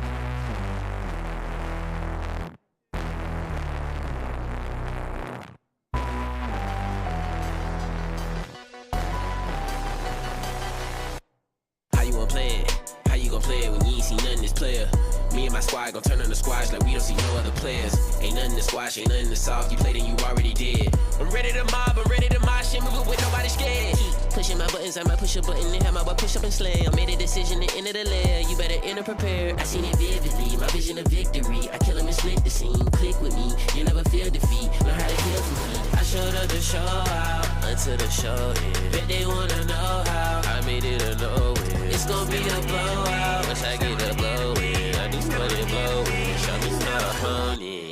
It starts right here. Push up yourself on enemies. And it's a long road up ahead.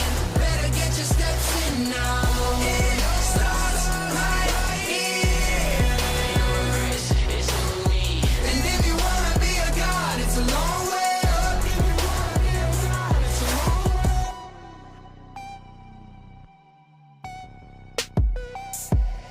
I'm too hyped to turn down a fight. Knock on my good night. I brought light when there was no sight. Now the foe in sight. I got stripes down to take a life. Won't take it in stride. Ain't no might, ifs or maybes. I display my might. Yeah, I come to record the game. It's fun, but it ain't no games. I shun them all in a minute. I got them and bit them up like it was state. I showed up to show out until the show ends. Bet they wanna know how I made it a no-win. It's gonna be a blowout once I get a blow in. I just put it blow in. Show me not a honey. It starts right here. Push up yourself on enemies. And it's a long road up ahead. Better get your steps in now. It starts right here. Ain't no regrets, it's on me. And if you wanna be a god, it's a long way up. If you wanna be a god, it's a long way up. Push up and step on enemies. I came to conquer all the energy. Ain't no regrets, it's him or me. Blast him away, away. Once we engage in combat, it ain't really no comeback from that. The squad, the angelic slum rats. Came for the cash, where the funds at. Came with the swag of a war pack. You see the sword, it's my award. I tried to warn you and your pack, so if I started you, it's your bad. It starts right here. Push up and step on enemies. And it's a long road up ahead. Better get your steps in now. It starts right here. And if you wanna be a god, it's a long way up. Ready to fire, ready or not, we letting it go on.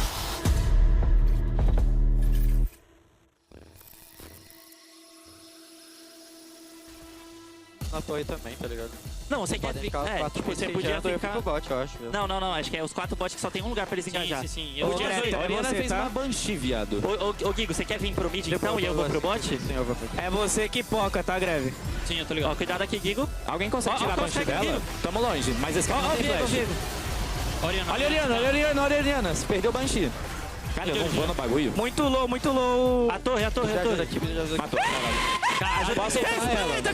Pega a Oriana, pega a Oriana, pega a Oriana. Pega lá, você não tem o W, não tem o W, não tem o W, não tem o W. Mata ela, Greve, mata ela. Não morre, não morre. Não morre que é GG, não morre que é GG. Ajuda meu Guigo. Ajuda o Guigo, ajuda o Guigo. Olha o Viego, vai resetar nele. Morreu não, Guigo, morreu não. Morreu não, ajuda, ajuda. Bate o Viego, bate o Viego, bate o Viego. Eu vou tentar pra vocês. Muito low. Mata esse cara, mata esse cara. Ai, errei. Tem W, chá? Tenho. Tá de boa, guys. Vamos. Tenho. Tu quer W, tu quer W, tu quer tiro. Então só um tiro aí, João. Vamos pro game, não? Vamos pro game. Dá pra dar game, dá pra dar game. Hello everyone and welcome back to the State Farm Analyst Desk. Let's talk about rivalries. We've had EU versus NA, but it's time to talk about real rivalries. Brazil versus Turkey, the TCL versus CBLOL. I am a huge fan of Turkish Valorant, and it's no secret that I've been converted into a fan of the TCL as well. You might think you don't know much about the TCL. I respectfully ask you to think again. Some of your favorite players probably played or even started their careers in the Turkish Championship League. Closer, Broken Blade, Armut, Caps, they all have had a taste of the TCL. When it comes to the teams, every wildcard region has its humble beginnings. For the TCL, 2014 was the year the world was introduced to them.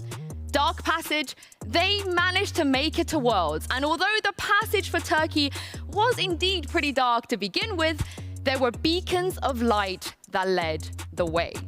Those were the legends.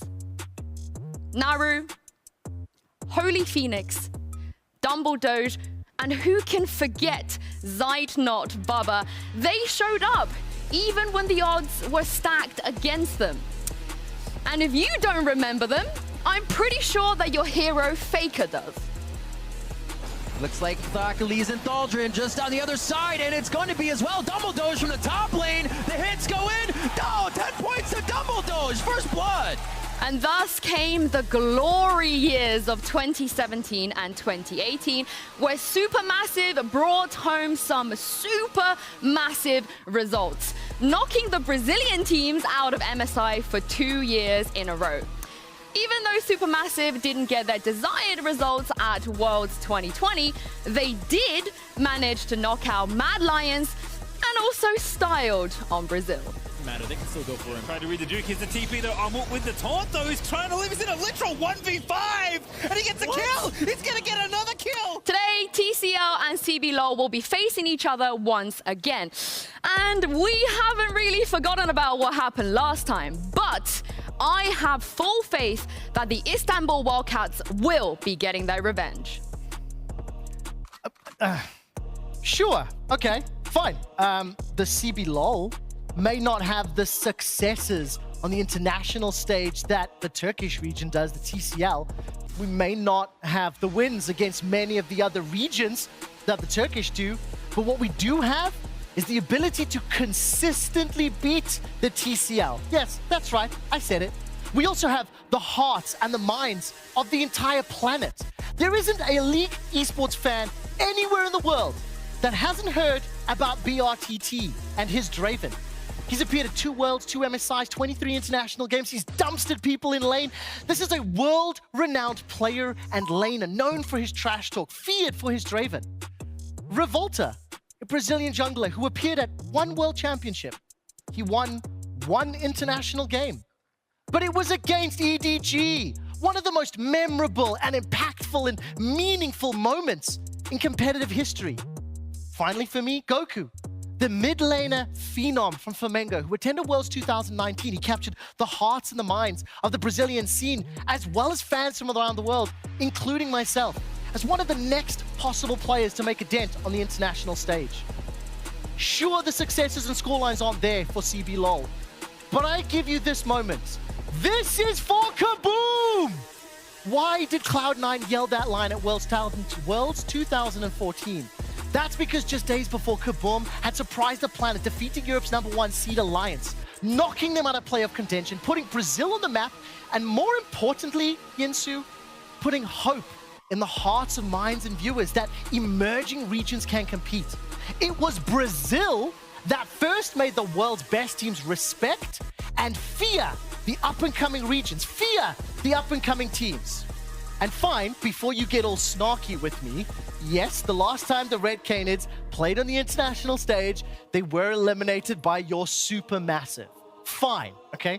But the scoreline is 8-6 in favor of Turkey, meaning when we win our 2 games this MSI, we're at 50-50. Turkey and Brazil are no different. We're equal. Trevor, if I could get out of gold, I could also be a pro player. But I mean, like, those are big ifs we're talking about here. The stats don't lie. 8-6, we're ahead. Yes, but remember that yesterday it was the Red Canids that took down PSG Talent, the favorite second teams. You did not have to play RNG. Excuses, excuses. RNG. Shocking. That's all I'm hearing is excuses. But you know what the best part is? Today, Turkey and Brazil will be facing off against one another. And Chitan has over 200 professional games. He's won multiple CBLOL titles. He is 1 Rumble stage away from being an internationally recognized bot laner on the likes of BRTT and Holy Phoenix, and your boys don't stand a chance. I think he might need 200 more as well. He can keep coming back. 200. That's enough. Yeah. We'll see. We'll allow it. We will see. That's enough talking about some of the history of one of the greatest rivalries in League of Legends. Thank you, Yinsu, for that one. Let's get to game and find out how quickly Brazil can take down Turkey.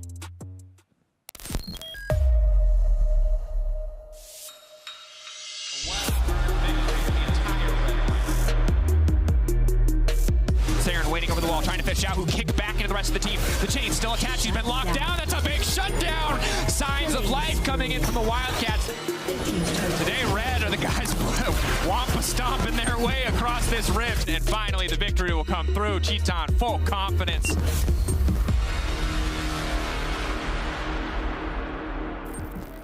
Wow, what an introduction. First of all, would you say anything else, Team Yinsu or Team Trevor?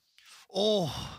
I'm putting you on the spot. I didn't even let you think about this one. I'm going to say Red Cannons after yesterday's performance. I was on board with them. I thought they looked sick. I'm going to go with the historical record of Team Yinsu. I'm going to go for the TCL right now. So we're already dividing people. I mean, already, look, regardless of, I'm hyped after that. I wasn't expecting the grudge match, like back and forth between the two. Like, I was already excited for Brazil versus Turkey, but I mean, my blood's just boiling now, ready for this. Absolutely. And again, this is an incredibly important matchup within the group itself, because both these teams got to feel like they have a shot of making it out into the Rumble stage. Yeah, definitely. And I think especially when you're looking at TCL, I feel like we haven't really got to see them yet. As we said, against RNG yesterday, it felt like there was just too much control from RNG in those early stages. So you can guarantee they're going to want to come out swinging here against the CB LOL. But I mean, I looked across them yesterday, and Brazil were looking pretty damn good against PSG Talon, so we got to see how this one's going to pan out. I mean, absolutely, and this is going to be a pretty marquee matchup for both of these squads, and this is kind of why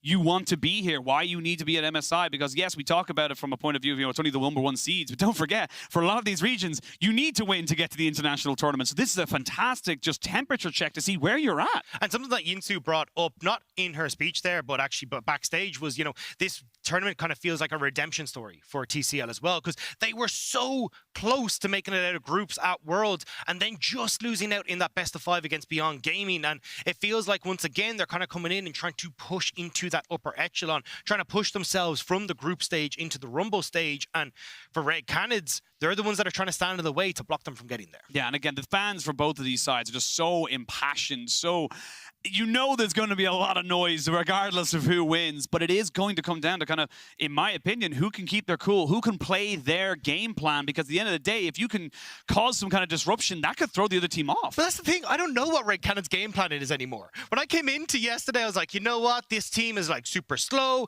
like they played the majority of their split from major deficits and still came out as the number one team. Like their average from the regular split, their goal difference of 14 was negative 370. Then I looked at their goal difference yesterday and I was like, oh, that's a 2,500 gold lead they have. They've completely swapped up their style. They look more like they did in Worlds 2021 with this crazy high kills and assist number from that early stage. And the funny thing is that that's why we were so high on them in Worlds 2021, because they had that pace, that early aggression that was honestly in the CBLOL and even in the Worlds play-ins was quite clean. So there's definitely a moment here. We're kind of saying, look, Red Cannon, it's not just a one-style team. They can play to either one. Yeah, and shout out to Kelsey Moser as well, who had gone back and talked to their coach as well. And he was saying that, look, this was a deliberate game plan coming in from Red Cannons for their regular split. They wanted to go more towards these 5v5s. And that's why when you look at the drafts, it was like, the super tanks in the top lane, like the Ornn. You're looking more like the Victors, the Jinxes, the Aphelioses. And why they had such a good comeback rate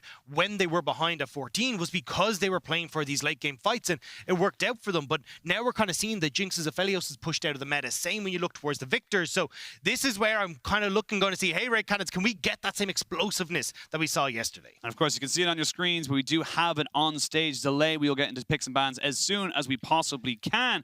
But we got a minute now to kind of talk about where everything is as such. We're obviously on into day 2. We're coming into, game 11, basically, of the entire championship. where do you see the meta kind of settling right now? Because we have had a pretty nice diversity of different champions. We saw Anivia, we had the Poppy Toppy. We got so many different cool things popping Look, up. I don't think Anivia is going to become Let like me have the my mid-lane. moments. No, the bird is not the word today, all right? But I got to say, I really think hope it we're is. starting to see like these super aggressive AD carries in the bot lane, which I'm personally very excited about, especially when you look at someone like Holy Phoenix in that bottom lane, right? Like the Samiras, the Kallistas were banned away from yesterday by RNG. I mean, he even ended up getting I think it was the Ezreal as well. Oh, the Ezreal was taken away, but I mean, they basically banned 380 carries from he got stuck on the Jhin. So I'm hoping that we actually kind of open up Holy Phoenix a little bit more here coming into this draft. I mean, Ahri still massively priority in the mid lane. Early game junglers, kind of there, but we're definitely starting to see more of the late game scalers come in as well. So it definitely feels more so like the meta is still a little bit in flux, even though I still thought like our mid jungle would be pretty solid with things like the Jarvan, the Aries, the Volibears, these kind of things. Yeah, absolutely. And I love how you brought up kind of like the late game scaling, because something I've noticed is that we're seeing an awful lot more Umbral Glaive, which isn't as seen as a late game scaling item, but just in terms of its cost, its power, and what it gives you in terms of control of the map, it is so incredibly efficient. And that's why you're seeing so many of these builds even swap over towards lethality. Like the Graves, you're starting to see like the Jins even picking up the Umbral Glaive first. Like it's because that item is just so powerful. You got it so cheap. The fact you get a 35-second counter on like how often you can clear a vision, it becomes really difficult to try and fight against that. And it's why teams have started to prioritize the Graves. It's realistically why he's in the meta is because of how strong Umbral Glaive is. Yeah, and we've seen it comboed up with something like the Pike, and you've seen two Umbral Glaive champions. Look, how are you supposed to garner control of an area? I am very excited to see what these two teams prioritize, what they have the most emphasis on, because at the end of the day, this is going to be a massive matchup for both these teams. Yeah, I think though when you look towards like how a meta feels, at least in the moment, I feel like it kind of does favor Istanbul Wildcats. Holy Phoenix was already playing these super aggressive bot lanes like the Kallistas, the Lucians, these kind of things. Thank you very much for banning them away, Red Cannon. So like this was already the style, yeah. But this is very similar to what we actually saw RNG do yesterday, right? Ban 3 aggressive AD carries away from the bottom lane. RNG took the Ezreal, and then they put Holy Phoenix on towards the Jhin. Now, at least it works out a little bit better for Istanbul Wildcats, where they are on blue side, so maybe we get that super high priority on the AD carries, but, I mean, Holy Phoenix is so much of the game plan for Istanbul Wildcats. Yeah, and they're already kind of saying to themselves, right, Holy Phoenix, we're going to get two things that can destroy you, regardless of what we do to them, the Wukong and the Gwen. So later in the game, you won't have as much threats. There are still definitely options, but again, like you mentioned, Red Canids are just kind of turning around saying, look, Holy Phoenix, you are the catalyst. We need to make sure you're not comfortable. Yeah, I really want to see an Ahri picked up here, though, for Seren, because, like, I love the way Ferret and Seren play together. They're super good at, like, linking up and then moving that pressure down to the bottom side of the map. It's why you see this, like, crazy high jungle proximity for Ferret, but it's more so how they control bot side river as a duo and give that relief to Holy Phoenix and set him up to be that big carry. I see you've done your homework now, Mr. Dagda. You've got yourself set up. You bans, the picks, everything going there. Now we'll see what the Red Canids are going to go for. They're going to opt into the Jhin. Now, the Jhin is very much leaning towards that lethality build we've seen a lot more, and is a bit more of an initiation for the side. And it's what we saw from the yesterday. Cheetan looked really good on this Jhin, especially when you kind of look at the way they were able to rotate Cheetan into river and then start to get these like long-range deadly flourishes working with the Zoe for Grevtar. It feels like kind of a plan that has already been enacted by Red Canids, but actually going to go for the quick pick of the Galio in that mid lane instead. So going to be looking to be the beefcake to deal with this Ahri. And the Galio does a lot in terms of what you want to try and get Grevtar onto, kind of roaming around team fights, those big 5v5s we talked about in the late game. And now I'm curious to see if we're actually going to get Guigo's Camille, because Guigo is renowned for his Camille over in the Brazilian league with CB Law, and I think it's been such a strong pick for him. And if you've already got the Galio there, the Camille works super well. And I think as well, you've got enough jungle picks left open at the moment that you're not too worried about, I guess, not getting something that's important for him. Absolutely, like, it's just the Wukong right now. It's not really much else you can kind of go for. And the great thing is as well, if you do pick it on 3 now, you've got 2 bans to throw at it to say, look, get rid of the Jax, anything that could maybe throw a spanner into the works of this. And we do know how the Demacia Venn diagram of death works. It is just 2 massive circles being chucked in, exactly as you called it. My sir, you are nearly on 100%. Your mammy's going to be so proud with how well you studied. I was a little bit excited for this match. Yeah, I mean, honestly, like, this rivalry is class. But I'm glad on the opposite side, right? Because you do get the Viego here, so you get a little bit of that late game scaling, but Ferret does have the opportunity now to link up in mid lane, start to get the ball rolling. And as we said, this duo is so strong in trying to play down towards Holy Phoenix. The problem I'm seeing though is no AD carry for Holy Phoenix. Now more bans get leveraged down to that bot side, and you start to go, well, you know, what have you got left in the tank here, lads? It's going to be 5 bans. Like, I wouldn't be surprised to see the Ezreal maybe brought out here just to kind of really just completely take everything off the meta. Then you're into the likes of Tristana, maybe the Zeri is what I'm thinking, yeah. Ash? Question mark? I actually personally think that Ash is a little bit underrated in the meta. I thought we'd see her a bit more, but if you're going to go with the double utilities, essentially bot lane, it could work out. And even something like a Varus we've seen picked up from here and there throughout the split. But I definitely think, you know, an Ezreal could work out super well here for Holy Phoenix, just with how much engage and how much like dives there is coming through on the Red Cannon side. And Ezreal could work out really well. Well, they decided to go for the Renekton. They're saying, look, we're not going to let Starscream get something that can go toe-to-toe in that early game, nothing that can get that priority. So they're happy with pretty much anything else. And kind of a call out for Starscream saying, look, we don't believe the traditional counters are in your wheelhouse. We're going to get rid of your comfort. We're seeing the early game just taken off the board as well. So maybe we just get more circles. You go towards the Jarvan if you really want to go for the early stages. But I feel like something like the Lee Sin could actually work out really well here for Aegis. Give the early control. You got good setup in the mid lane with the Galio as well. If you want to try and go for early ganks, like just having that burst damage could work out super well. Well, they're going to go for the Alistar. So again, more engaged, more 5v5. And this is kind of how you talked about in terms of Red Cannons. They love to they purposely move their strategies in the CBLOL to then facilitate this style of draft so they can kind of get whatever they want. Yeah, I mean, look, you've got great engage coming through on Red Cannons. The opportunity now for a Jojo to start to roam as well, link up with Grevtar in the mid lane, start to get people ahead. So I'm excited to see what Red Cannons to do, but on the opposite side, right, you're now got Holy Phoenix with Tristana, good push in the bot side of the map. You've also got the Ahri Viego, good control. So they're going to be fighting against Istanbul Wildcats. Yeah, absolutely. And the Mordekaiser now gets that isolated 1v1. You can pick someone and put them in basically the death realm and say, look, you're not getting out of here. This 5v5 then becomes a 4v4, which doesn't have as much threat to it. And honestly, I'm looking at Istanbul Wildcats right now. They are reset city right now. Tristana, Viego, the Ahri, you are getting 1 kill in a fight, you are going to snowball ahead. Yeah, it's going to be absolutely incredible. And one of the good things as well about the Mordekaiser is, you know, being able to take the Camille out of that ultimate, deny the engage tools coming through from Grevtar and Guigo. So just trying to disrupt that 1-2 combo, or well, 1-2-3, I suppose, with the Alistar for Red Cannon. So at least you kind of have Istanbul Wildcats responding, and I'm excited to see now because it feels like at least comfort on both sides, and it's just a case of who can really enact their game plan better. Absolutely, and I think Holy Phoenix has got to be a carry that, regardless of the amount of bans thrown into him, you're still happy with the Tristana into the Jhin. You're able to jump on top of him. He's not really able to plant his feet and get those, long range engages going for him. Hence why we see the Alistar as a bit of a combo back. Yeah, and I think this is where it's going to get interesting for Aegis, because it's like, oh, okay, well, Tristana and Nautilus will have that early push, levels 1 to 3. You'll expect the same coming through from the Ahri, so you actually could end up with this Viego having at least decent control where he can try and enact some early pressure mid into bot lane as well, like get Holy Phoenix up and running. The teams are locked. The coaches have shaken hands, or the equivalent of nowadays, and this is honestly, a lot of your MSIs are relying on this. Like, this is going to be your moment for both of these sides. If PSG Talon, and even then, we still have to see if PSG Talon can, revive themselves and come back in. But if you can go 2-0 as the Red Cannons, that is massive in this group. Because, again, RNG most likely going to be number 1, probably going to be going undefeated unless someone else gets very lucky. This could be the definitive matchup that tells whether or not you're going to Rumble or you're going home. And I mean, look, even just regional pride as well coming into this for TCL. We said already, this is a team that definitely wants to push into the upper echelons, move on towards Rumble, but Red Cannon's going to see if they can try and play the upset here. And right now, both teams linking up. I mean, Red Cannon's looking like they're getting prepared for some sort of invade.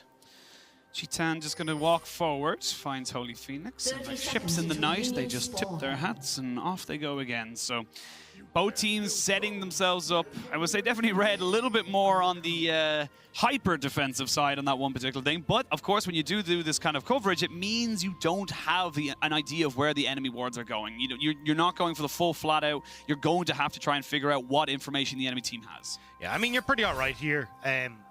There's no real deep vision coming through from Istanbul Wildcats because they didn't actually spot out where Red were, so they didn't try and go for some sort of play themselves. So both junglers going to at least be able to hide their starts if they want to. And for Ferret, I think it's going to be pretty nice that you don't have this pressure coming through from Aegis in the early stages. As we said, like push mid, push bot, that should lend yourself pretty nicely to just being able to farm up and get through the early stages where Aegis isn't in your face trying to bully you out of the jungle.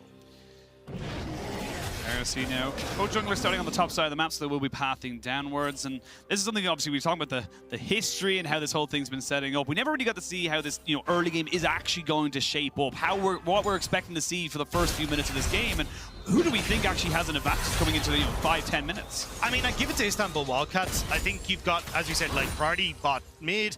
You can start to link up with Ferret then, see if you can make a play on towards Grevtar in the mid, and then start to lean that pressure into bot side. And it suddenly becomes really tough for Cheetah and Jojo in this matchup to actually have that control. Even at the moment, right, getting this push onto the bot side, Farfetch and Holy Phoenix won't hit the level 2 first, but they can kind of hold this wave just in front of their tower and set up something for Istanbul Wildcats in these early stages if you want. But I mean, kind of across the board, honestly, Istanbul Wildcats allowing themselves to be pushed in.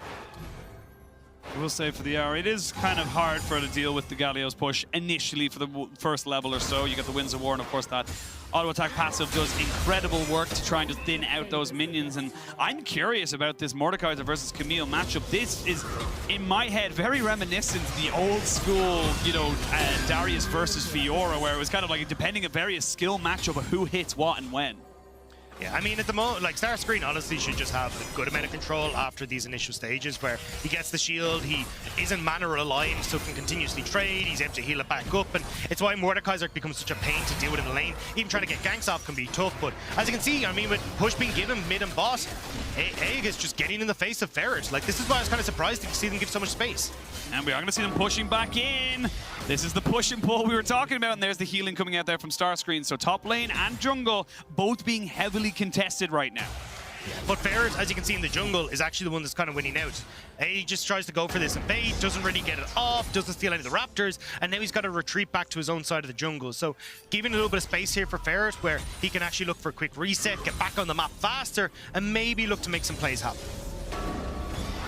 Oh, we will see Starscream just sustain himself up, get himself back out onto pushing this lane. TP coming out here for Guigo. It's going to be a Cole, so they've already kind of accepted, look, this is just how it's going to be. We're going to be able to try and go for big all-ins only when we're level 6, so might as well get some extra early gold while it's happening. Yeah, but Guigo has been absolutely insane on this Camille, so I'm excited to see what he can do, especially with Grevtar in the back line as well to follow up with them. You end up, Guigo's Camille has been banned 63% of the time against Red Cannons when they're in the CB laws, so certainly a pick he's incredibly comfortable on. And when you get to that late game, you've got good push for sides, you've got the opportunity to try and like play some sort of 1-3-1, but what I really like about the way Red play their mid game is like they'll very quickly collapse onto 2 lanes and look for picks, and it feels like with Grevtar on this Galio, well, he can play towards Guigo, he can play towards mid, and they'll like sack a Terra and bot lane for it, but they'll quickly accumulate these gold leads, and then they can just en masse push you out of the way. Well, don't forget to grab your exclusive Scare Prize Prime Gaming emote so you can strut when you flash in, turn around a fight. I was going to try and interrupt you during that whole thing, but I decided I'm not gonna lie, it's not, I don't know if there was a sound, it wasn't very loud in my ears. I didn't hear anything. I was like, yeah, so I didn't hear anything at all. I was kind of hoping there'd be a bit more like I'm terrified of this tiny banner coming up. I was like, oh my god, green. This slow rising banner. I was expecting more of like a ba-doom, and then I was like, maybe it's only on broadcast side. Oh well, it didn't work. Trevor, I failed you. But coming back obviously into this and looking at how this is kind of working out, both teams are kind of seeing it. We already see an early rotation coming out here from Jojo. So Red trying to make something work in this top side. Yeah, I really like this. I mean, just the fact that you're able to, well, actually, Cheetah forced the flash on the bot side. I was going to say, you need actually to make sure that you're not getting dove underneath this tower, because I mean, this is a really strong composition for diving. You're going to trade both sides. I mean, they're going to put Grevtar up here as well. He's only level 5, but he's got himself the Predator. They're going to try and jump in onto the Mordekaiser before he hits level 6 and knock him down. Jojo tanking up the turret, but he finally gets himself out. Farah gets exhausted. It's first blood already over to the side of the Red Cannons, but they will trade it back. That took an awful long time to set up, and it just felt a little bit scrappy. Well, I mean, you trade 1 for 1 in top, but the real problem is Cheetan's lost so much in the bot lane. His flash was burnt as Farfetch and Holy Phoenix jumped on top of him. Now you're getting this massive wave loss. You're getting turret plates into Holy Phoenix as well. Like, this is what Istanbul Wildcats want, to get Holy Phoenix to a place where he can carry, and right now it's looking pretty damn good. That was, again, like you said, we talked about this in draft as well, is that yes, Tristana was the last of many lists of champions that were banned away, but you have such great all-in, specifically with the Nautilus as well. You have so many ways of just getting on top of this Jhin. You cannot just rest in your laurels, and already we're seeing, if we look at the replay on the top side, that there's going to be summoners burnt. Yeah, I mean, you have 4 members here. Doesn't really work out. It was a really good pull coming through from Starscreen on the top side, just to make sure that you could actually like delay this as much as possible. But Saren and Ferret were in a really good spot here to actually turn this around. And as you're saying, like, bot lane is the real issue here. This Tristana gets so much alone time with the tower. You can already see the gold has already given that Noon Quiver across to Holy Phoenix, and late game, like, Holy Phoenix is going to be in such a good spot, and as long as he can kind of stay away from the engages from Guigo, I mean, he can carry this game. And Guigo is starting to accumulate a pretty sizable lead up on that top side. We can already see it's about a 400 gold lead, so nothing exceptional. It is very much top side focused, but on the other side of that, we are looking at Saren, who's got himself a kill, 20 CS. He's up about 1,000 gold. So it is going to be about where these resources go and when either of these teams utilize them. Because at the end of the day, it's all well and good having a fed Camille, but if they're off in a side lane, you're not really getting the most value out of it.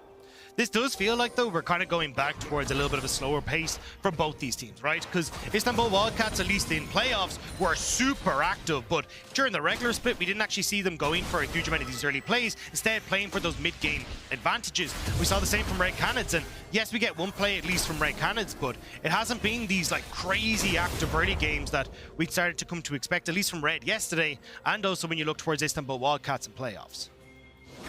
All right, no dragon been taken yet. Rift Herald has just spawned, and both teams starting to hit some big level 6s. Ferret going to start off Shelly right now.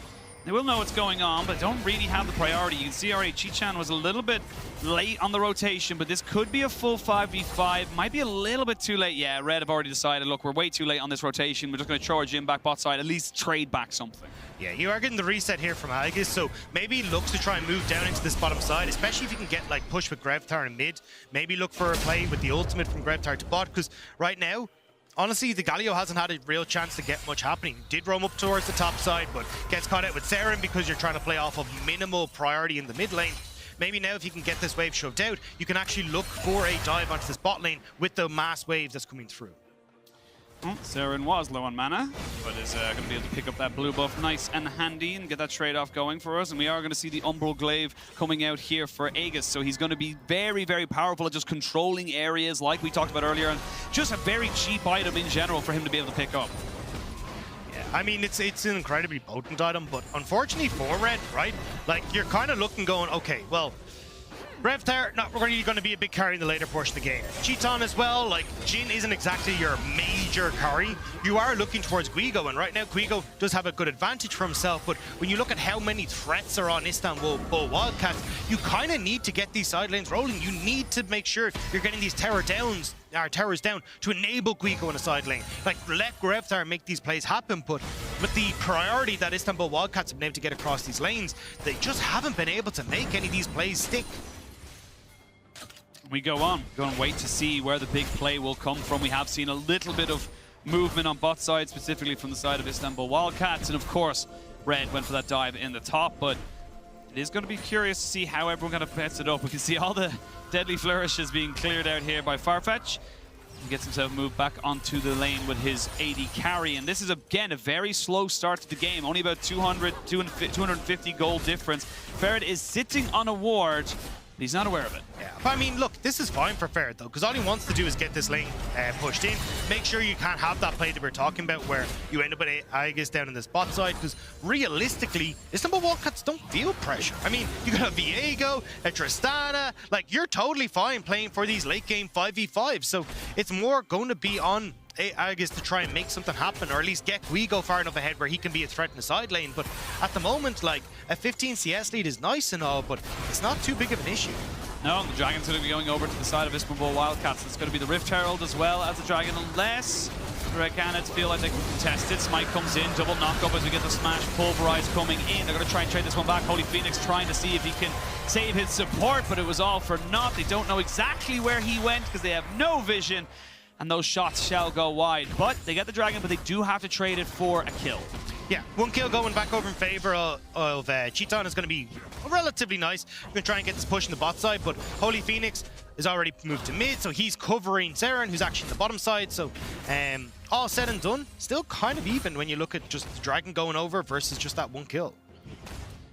Now see straight away a Rylai's Crystal Scepter here for Mordekaiser, and again Mordekaiser is just trying to be a mitigator for that Camille and then isolate a priority target in those team fights. So he's not really going to be building for quote-unquote team fights, he's literally going to be building for effectively what he does, a 1v1. Yeah, but also just to slow the engages coming through as well, right? Because if you have a lot of ways of propping the Rylai's Crystal Scepter, but we just see here, unfortunately Grevtar a little bit late on the knock-up, so Holy Phoenix is able to get the rocket jump away, and then they assume Holy Phoenix is starting to walk back into his own jungle, but he's actually just going mid to take the wave. So at least from the get-go, you're pretty all right with the way things are panning out here as Istanbul. We got double Umbral coming in here for, sorry, I find the amusement in some of the weirdest things. Just have to find my own. So this is where we gotta have a conversation. Because are we just going to accept that it's Umbral Graves, or are we going to go Umbral Glaives Graves? Because that becomes really tough. It is. Yes. Well, you did your tongue twisters before we went live. Yeah, and then I failed miserably trying to say it. Yeah, I was going to say. It boded you not need to so change well. your tongue twisters, as we can see now. A little bit of a twist happening in this fight. We get the Riptail popping down, but it's ways away from the turret. And that's just going to be a failed objective. Ooh. Flash has to come here from Aegis, as he knows if that charm or that hook lands, he is a dead man. We're fighting around the Dragon Pit. There's no dragon to take. Yeah, but I mean, you stopped the play in mid, so you're pretty happy here. So able to move back down now towards this bottom side. Fair just trying to see if you can establish vision so that then Holy Phoenix can start to take these turrets. And I think this is where you'll start to see a little bit more control coming through from Seren, where he's able to work with Ferret and just enable Holy Phoenix to take these bot lane turrets. Because, you know, you can see here zoning red off the bot lane turret, and now Holy Phoenix can decimate this and continue to get more gold in his back pocket. Like, Kraken Slayer, way more expensive than an Umbral Glaive, so Holy Phoenix feeling pretty good about himself right now. Jojo, he's kind of lost by himself. They'll get the teleport out, and they're just going to walk away. That was so well done. They knew that the teleport was available. They said, look, we're going to bait this out and immediately back up. Yeah, and now you just get Seren to push in mid, so kind of playing off Fog of War there. They get the push, and they should be able to get another turret play for themselves. And Istanbul Wildcats, I mean, this is completely different from what we saw against them against RNG yesterday. They look so much more confident and playing this so well. And controlled as well. They're just making right decisions. They're not being forced. I think that's the big thing to see right now is that, yes, during the RNG game yesterday, it's RNG. They are going to force you into bad situations, into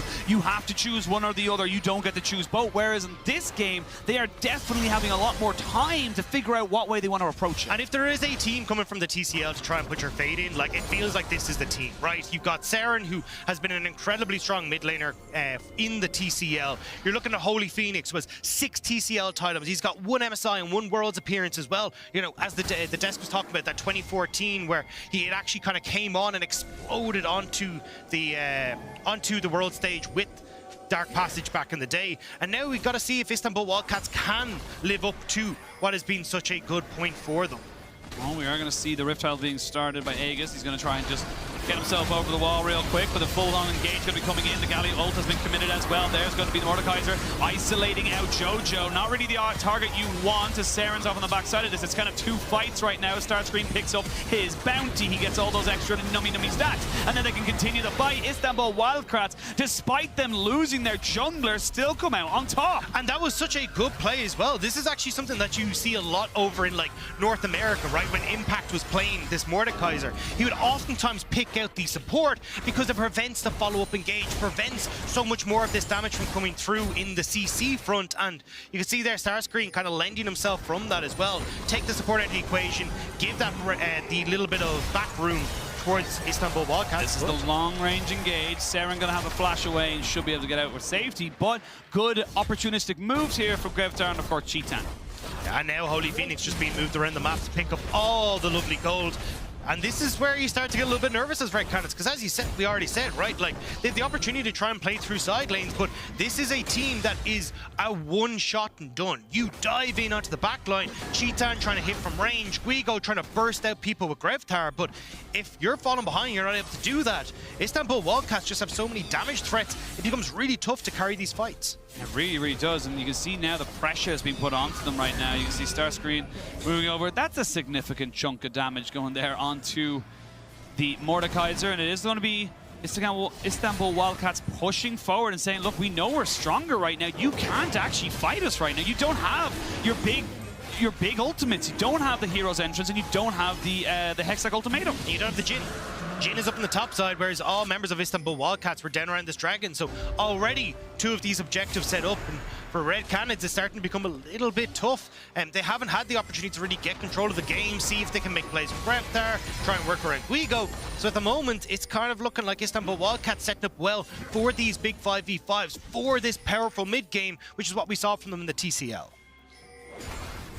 Very, very powerful showing right now. 2,000 gold lead, 2 dragons as well. There is a second Rift Herald available, but they're just funneling gold into Holy Phoenix. Because again, like you said, Tristana is still a hyper carry. Tristana will melt towers the longer this game goes on. I mean, if you have a crit build that's keeping pace with a lethality build, you're feeling pretty happy as Holy Phoenix. And especially when you get towards that 3rd item of the Infinity Edge, like, Holy Phoenix is going to be huge. And we already kind of talked about the ability to carry on these fights so well with the reset between, you know, the ults coming through from the Ahri, the Viego, and just the jump resets for the Tristana. Like, it feels like you just never escape as Red Canids if you end up in these fights. And the thing is, yeah, you got the second Rift Herald, but there's no plate, so you need to get a tower out of that in order to equal out any kind of real significant advantage. And now that you've seen the Red Canids go bot lane, you can rotate mid. But Red Canids are trying to collapse on this. Greftar is sacking that top wave to see if he can jump onto Istanbul Wildcats. Here we go. They're going to do just that. There's the Hextech Ultimatum coming in. They're going to have the ultimate as well, and that is Holy Phoenix deleted. Nothing he can do. Starscream goes into the Death Realm, trying to take down Guigo as he's doing his very, very best. The charm will land there onto the Galio, but he comes back out and immediately gets deleted out of the distance. Out of nowhere, Red just called the play. And that's exactly what we talked about for Red Canids. They've been so good at just very quickly playing off of 2 lanes, sacking one side of the map to go, right, we're going to jump in, we're going to get these big leads, and we're going to get more after we kill you, and then enter onto the map. And that is so much gold that now has gone over in favor of Red Canids. That gold is now in touching distance, and they don't even lose out on that much top because the wave couldn't be pushed in by the Mordekaiser. You can see it here, right? Greftar says, screw topside, we're going for the play. Holy Phoenix is deleted. Oh, just gone instantly. And because you don't have that damage, and Red Canids were able to get here first, they can actually pull back, play towards their strengths, and catch out Starscream as he tries to kill Guigo. Guigo almost falling down in that Death Realm, but as soon as he doesn't die, the Mordekaiser is in the middle of 5 people. Yeah, honestly, same. It's just kind of a bit of a strange one right there, and it just felt like Istanbul Wildcats were just getting a little too complicit, a little too comfortable with that fight, and they just weren't respecting the big 5v5. It's just the engage tools that Red Canids have you have to be so careful of, especially if you are Holy Phoenix. Like, I can understand them kind of leaning towards the bottom side of the map because they had a ton of vision. They just didn't expect the how quickly Red Canids can follow up on Guigo. So we'll have to see now if they are going to change their tuning just a little bit with them pushing in mid. Rift Herald is on bot side. You got to have at least another member here for Istanbul Wildcats to try and push against this as 3 members go towards the mid lane. Yeah, you got Shelly coming down. Very disappointed that she did not get her head bop off, so she's going to go and try again. But this is a bit of a trade on the map right now, and that's going to mean you're going to see a full engage coming out. There's the Hextech Ultimatum. As Fair is the target. They will blow him up, and he will be taken out. That's going to be 2 turrets taken. They still have Shelly. They can crack open the base. And you still haven't got the resets coming through. They're a little bit late, so they are going to be able to crack this open, and it's just cresting the 20-minute mark. So this is bot side inhibitor going down when you have Baron on the cards. They have Baron on the cards. Starscream has to go into his ultimate to Death Realm to try and just keep himself alive, but he's losing this 1v1 in this. There's a TP coming in as well. Flash from Starscream, but he's already dead. Now, the inhibitor is being focused, and you have 3 versus 5. Red, they take a very early inhibitor. I thought with the TP they might have gotten a little bit more feisty, but they take almost everything they wanted. Red have been playing this so incredibly well, just realizing, look, we can make these quick collapsing plays on towards the mid. We've got the Herald in the bot side, so we can quickly play the map. It just feels like Istanbul Wildcats have been outpaced here, and Red Canids are just bringing the game back so incredibly well. They now have the 2k gold lead. This is just an interesting one. You can see as well, like, yes, you have a cleanse and a flash on Holy Phoenix, but if he can't get away from these people, you just have nothing to do. And this is just straight up, they recognize the resets haven't come in. Yeah, they're still pushing in mid, and you're like, hang on a second, we've got these great engage tools. Guigo goes in with the Hextech Ultimatum, takes down 1. Starscream is forced to ult Guigo as well here. But again, I feel like Starscream really don't want to be ulting the Camille. The Camille can 1v1 you in these scenarios. You can see here, playing it slow, getting that damage through, and you just can't take out Guigo fast enough before you end up popping out of the Death Realm. Our own back to live, we can already see there, Red Canids, they're just feeling a little bit more frisky, feeling a bit better right now, and they're going to be able to start creating opportunities and movements around these dragons and objectives. And oh, hang on. Oh, they're going to go in. They're going to see if they can make Grevtar work for this one here. He goes golden after looking a little bit foolish and forcing Jojo to try and maybe help him out. He's now going to try and return the favor, and this is just all a little bit scrappy, a little bit messy, but at the end of it, no one goes down just yet. We are going to have the heal coming out from Chichan as Aegis is just saying, hey guys, I'm taking the dragon, don't worry about it, but now he's a part of this fight. They will turn this one back around, but it's going to be a trade of supports, and now the fight's getting so all over the place. The shutdown comes out onto the gym, but it will be traded back straight away. Guigo on the top side, Grevtar and trying to just coerce everyone here, but a charm lands. This fight is still going, Dagda. There's the Death Realm coming back into this.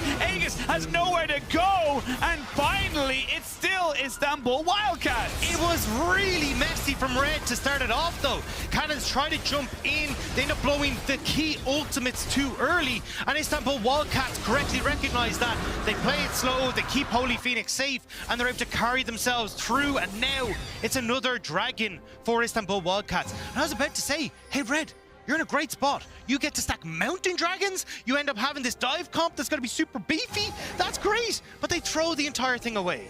And this is just, again, look at it, weird engage. Grevtar kind of panics, realizes he's caught out.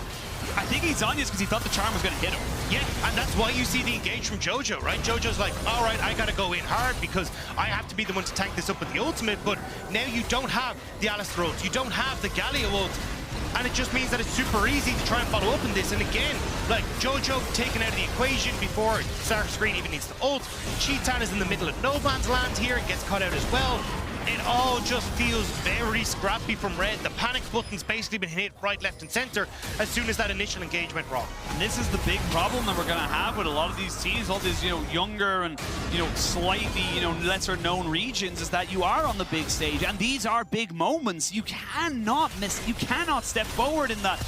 It just felt like, again, Grevtar just getting a little bit overhypey and then not really knowing how to cover himself. But we're going to go straight back into the action as he gets the taunt down onto the Nautilus, and he's taken down. That's a good two-man Everfrost to try and get the charm down onto this Gallia, who eventually has a Zhonya's back up. Starscream TP's in. Is he going to try and help out his team? It's a 1-for-1. Guigo goes in. Holy Phoenix goes golden as he tries to keep himself alive, but he gets sniped down from the curtain call, and it's all around the place. But at the end of it all, Red Canids still come out on top. I love these fights. These are so back and forth. There's so many different actions happening all over the place, and you can just about get Holy Phoenix down. Farfetch falls as well in favor of just Grevtar for Red Canids. And thank you for showing us the goal graph, because you can see here, this game will not stop. It's so back and forth. It will not. And they are going to try and just push in this wave. You can see Seren just has the Orb of Deception, keeps everything nice and healthy. Needs to be careful though, he has no charm, and he recognizes now not really a time for him to go aggressive. Here's the thing though, right? Because we're starting to get to a stage where, hey look, we're going, hey, Istanbul Wildcats, you're getting a lot of work done, you're getting the key carries fed, like when you look at this Tristana, but you are kind of looking at Guigo having those 2 items completed. He's now threatened side. They have Tempo and Seren. They go in, but he does not land the hook. The charm does go down. They're going to have a TP coming off the back of this. It's going to be Grevtar around the side to try and maybe make this work with the Predator to Winds of War. Didn't actually clip him. It was just Aegis with his red buff able to pick up that kill, and this is so scrappy right now. But these are great picks from Red Canids, right? You're looking at Baron because you know there's that big wave on bot side that's about to go over in towards the Nexus turrets, and Red have just been doing a phenomenal job of finding these picks, getting the tempo advantage back, and being able to play off multiple lanes and catching Istanbul Wildcats out. And this is the big thing with the Umbral Glaive. You know you're not on vision. You know that there's no awards around you because you haven't procced it, so they are able to just keep rushing around. They could probably just take this. There's no way you can get in. And remember what Quickshot said on the desk. Yes, Istanbul Wildcats have shown up so well on the international stage. They have been able to take down CB LOL continuously, but I mean, right now, Red Canids, they're looking pretty good right now. They are looking solid at the moment. They are down on dragons, and in a minute and a half, we will have that objective up and available. This is just so close from Guigo. He almost lands the hook shot. You can see how close it gets, and that puts him in a bit of a bad spell. Yeah, I mean, look, Guigo is in a bad spot, but I mean, Aegis we haven't really seen a huge amount from, but he's got damage with this lethality build. Winds of War just helps to finish him off with the Red Smite as well, and it's all over the place here for Red Canids. They have control of the map. Now they can start to control the wave states and keep sure that they can like kind of collapse and keep playing the style that we've already seen with them playing off of 2 lanes. And I mean, they don't get the Baron, but vision control already in there for Istanbul Wildcats means that it's going to be a little bit more of a time for Red Canids before they can try and threaten that big objective. Got time, 50 seconds till that dragon spawns. And again, for Istanbul Wildcat, they can choose not to fight. They could just go, look, give up 1. It's not a big deal. Let's try to get maybe a second or, sorry, excuse me, at this point of the game, a 3rd item onto some key carries.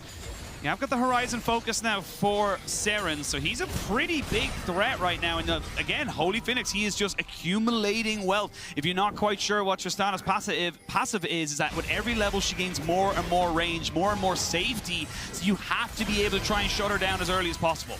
And that's why Red Canids are looking to shut this play down before Tristana can even get there, but not able to get the engage. They will get mid-priority. And look at the vision control that they have on this bot side of the map as well. It is completely dark for Istanbul Wildcats. They can't go and face check this. No, they're going to have to try, though. You can see even with the invisibility, Jojo gets hooked up as he tries to make an engage. We've got Guigo going on the backside, but it's going to be a gold far-fetched to stop it. There's the Death Realm there, and you have no longer got a Camille, but you're in a little bit of a trouble here, Starscream. You're going to come back out into the real world, but just before he does, everyone piles in and he goes golden. It's a double kill for the Viego as they're starting to really ramp up this fight. They're getting the reset and they are slaughtering the Red Canids. It's a full clean ace for the Istanbul Wildcats, and that could just be the game. It's Reset City and Istanbul Wildcats are standing tall in the fight. 5 members still pushing in this mid lane, and I think you're right, Oshin. Look at the death timers. Istanbul Wildcats have done us. All it takes is one good fight, and it was absolute perfection. The TCL continue to have a fantastic record in going up against the CB LOL, and they will take down the Nexus and pick up their first win of MSI 2022. And you can see how well Istanbul Wildcats were able to set themselves up in these fights. Starscream instantly ulting the Camille, taking away that combo that the entire Red Canids were trying to work around with the Camille and the Galio. You end up picking off Guigo before he can really be a threat in these fights. And from that point forward, Holy Phoenix, he's got free reign. He's able to do whatever he wants in these fights. You throw everything in the kitchen sink at Starscream, and you forget he has a Zhonya's. It just feels so unfortunate, but that's the difference. That's what makes a win and a loss. Those are the small little moments that can decide whether or not you're going to be remembered as a great team or a good team. Well, for the TCL, this is a great victory for them over the CB LOL. The fact that they've been able to take down Red Canids and kind of come back from that loss against RNG yesterday, it now keeps this group incredibly interesting because that was a close-fought fight. It's just that unfortunately for the CB LOL, they couldn't quite keep up at the end of that. Absolutely, and I think if you're a PSG Talon fan as well, you're getting absolutely fantastic. Yes, you do play against RNG later today, but you are still now just 1 game away, effectively. You just need to start picking up, you beat Istanbul Wildcats, it's then a rock, paper, scissors, 1 beats 2, beat 3.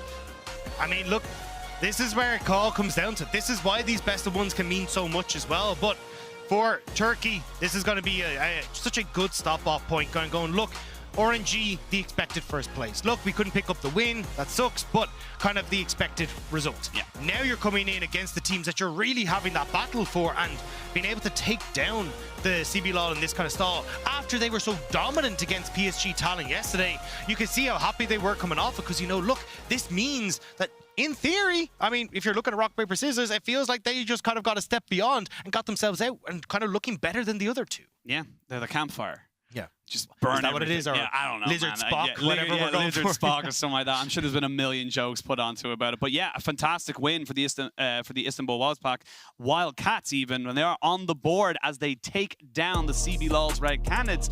We'll be back after the break with the final match of the day. Last year's semi-finals rematch between RNG and PSG. Stay tuned.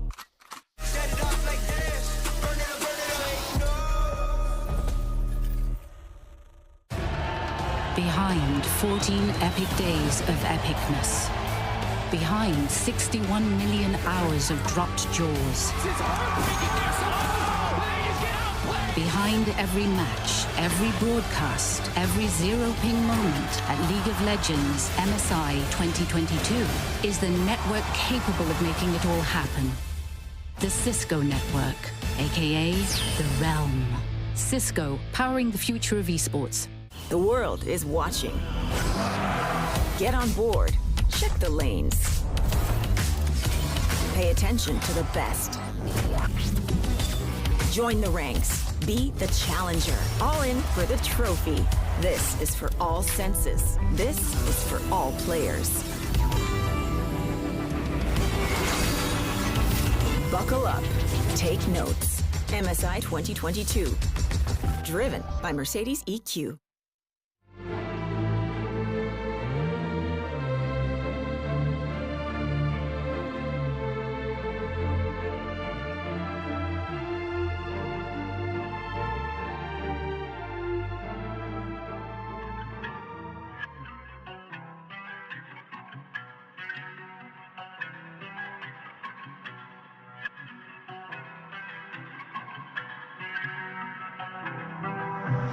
Yeah, I can't change the culture. I see the hate, so say what you say, cause I gotta watch for the vultures. Rhymes too nice, you see the ice, plus I'm only getting colder. You just tryna flex like you got next, really you know that it's over. Yeah, hey, I don't need no co-star, been gone like so far. Plus I'm catching all the rays from the sun, give me power like I'm solar. You cannot catch the drip, yeah, that is unless you a coaster. And we up, yeah, way up, yeah, they gon' put this on a poster.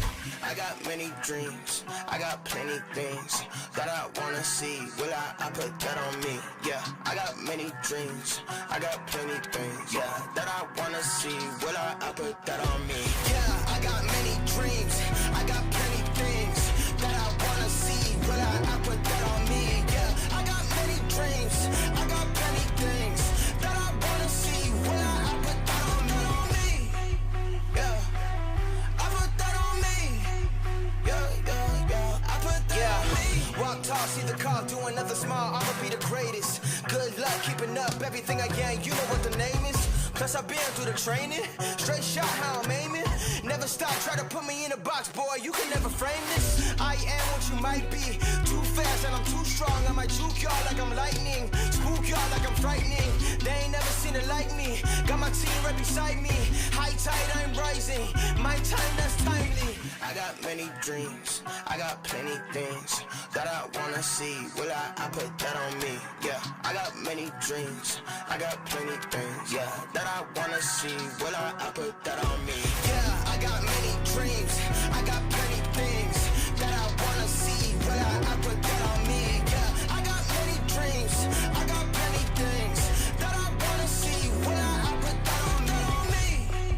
Yeah, I put that on me. Yeah, I put that on me. Yeah, I put that on me. Yeah, I put that on me. I got now, don't know who got next. Just like that. Better every step. Yeah, I got now, don't know who got next. Just like that. Better every step. I got now, don't know who got next. Just like that. Better every step. Yeah, I got now, don't know who got next. Just like that. Ready to fire, ready or not, we letting it go on. Welcome back to the State Farm Analyst Desk. After Turkey beat Brazil, Wildcats took down my boys. No, but more seriously, congratulations on the win. It was a super chaotic game. It was back and forth, but obviously with the pre-game banter between myself and Yinsu. Congratulations on Yinsu for the win, too. Thanks for rubbing that one in. I was hoping for a Brazilian win, but the truth is, the game was very chaotic. It went back and forth. A lot of individual plays and misplays were punished. Yes. And it actually allowed like this ping pong back and forth and control throughout the entire game. Yeah, multiple fights happened in this exact area because it was a real fight for Dragon control in River. And in the end of the day, just talking about the draft, loved it from the side of the fast-paced Wildcats. I think Mordekaiser as a pick, very seldom used, and a lot of the times, especially with the priority in Galio and Camille, is a great counter. And so a lot of these fights were working well for the Canids because of the fact that they were able to just eliminate Holy Phoenix right from the get-go. And so once Holy Phoenix was allowed to play the game, it started to work well for them. I mean, in particular, this is a team that, you know, needed everyone else around Holy Phoenix to kind of step up and start playing. And Yinsu in particular, when she was ranting at me about Turkey's players. And you can see at this game, as you mentioned, I do think there's a particular spiciness in Mordekaiser being used to beat a Brazilian representative on the international There's beauty stage. alongside it, right? And even if you just look at the bans, a consistent ban point for teams that go up against the Wildcats. Oh, you mean Lucian, Kalista, Samira, Zaya, all targeted the Holy Phoenix. It's a little tilting if you're Holy Phoenix. Yeah. You could see the frustration in his eyes, and he was just like, please, I'm getting targeted. And it was Starscreen, and it was Saren that were picking up I do need the to move baton. us along, and I do think one of the most amazing things that Cast has mentioned is the fact that this group is now blown wide open, especially with PSG losing. Before we get to PSG versus RNG in our final match of the day, we get a little bit more about RNG. So let's send it over to Orcs for the Neighborhood Tactics presented by Stay Farm. Where'd he go? Hey, so what I wanted to show is Xiaohu's excellent map reads and how RNG will be able to find big leads on the back of it, and him having a really heads-up just view on how to move around the map to facilitate his team. So in this clip, we can see with the setup, Wei is making a play towards the boss side of the map, and they are trying to zone off Mako and Viper from the turret and deny them farm. But the critical thing is when we look at the mini-map, we can actually see that the enemy jungler JJ is heading up towards the top side. He actually walked over this ward here. And you can see also that Xiaohu originally was heading towards the mid lane, instead opts to path up towards to cover defensively on this situation. So as we play the clip, we start to see the dive come out from EDG, and this would be a standard cross map where EDG look to match what's happening on the other side of the map. But critically, we see Xiaohu actually goes into the lane and hides in the brush below and looks to counteract the play. Now, I'm going to warn you, the execution here is a little bit scuffed from EDG, so you may want to cover your eyes on that front. Xiaoshang kind of whiffs the ult completely, but the main point here is the play coming out from Xiaohu, the fact that he's there and he's able to turn around the play. So instead of an advantage for EDG on the top side, they end up trading up, and they still manage to deny on the other side of the map, where if we look, Dragon has just been taken there by Wei, and we also see the enemy bot lane denied heavily on this side of the map. And it's plays like these that are so typical from Xiaohu. It's why we've seen a heavy presence on Galio, Chef, and Ryze. So we can make those cross-map plays, and ultimately, it's a big reason why RNG did win the league. So we'll keep our eyes on more plays like this in our featured matchup presented by Mercedes-Benz.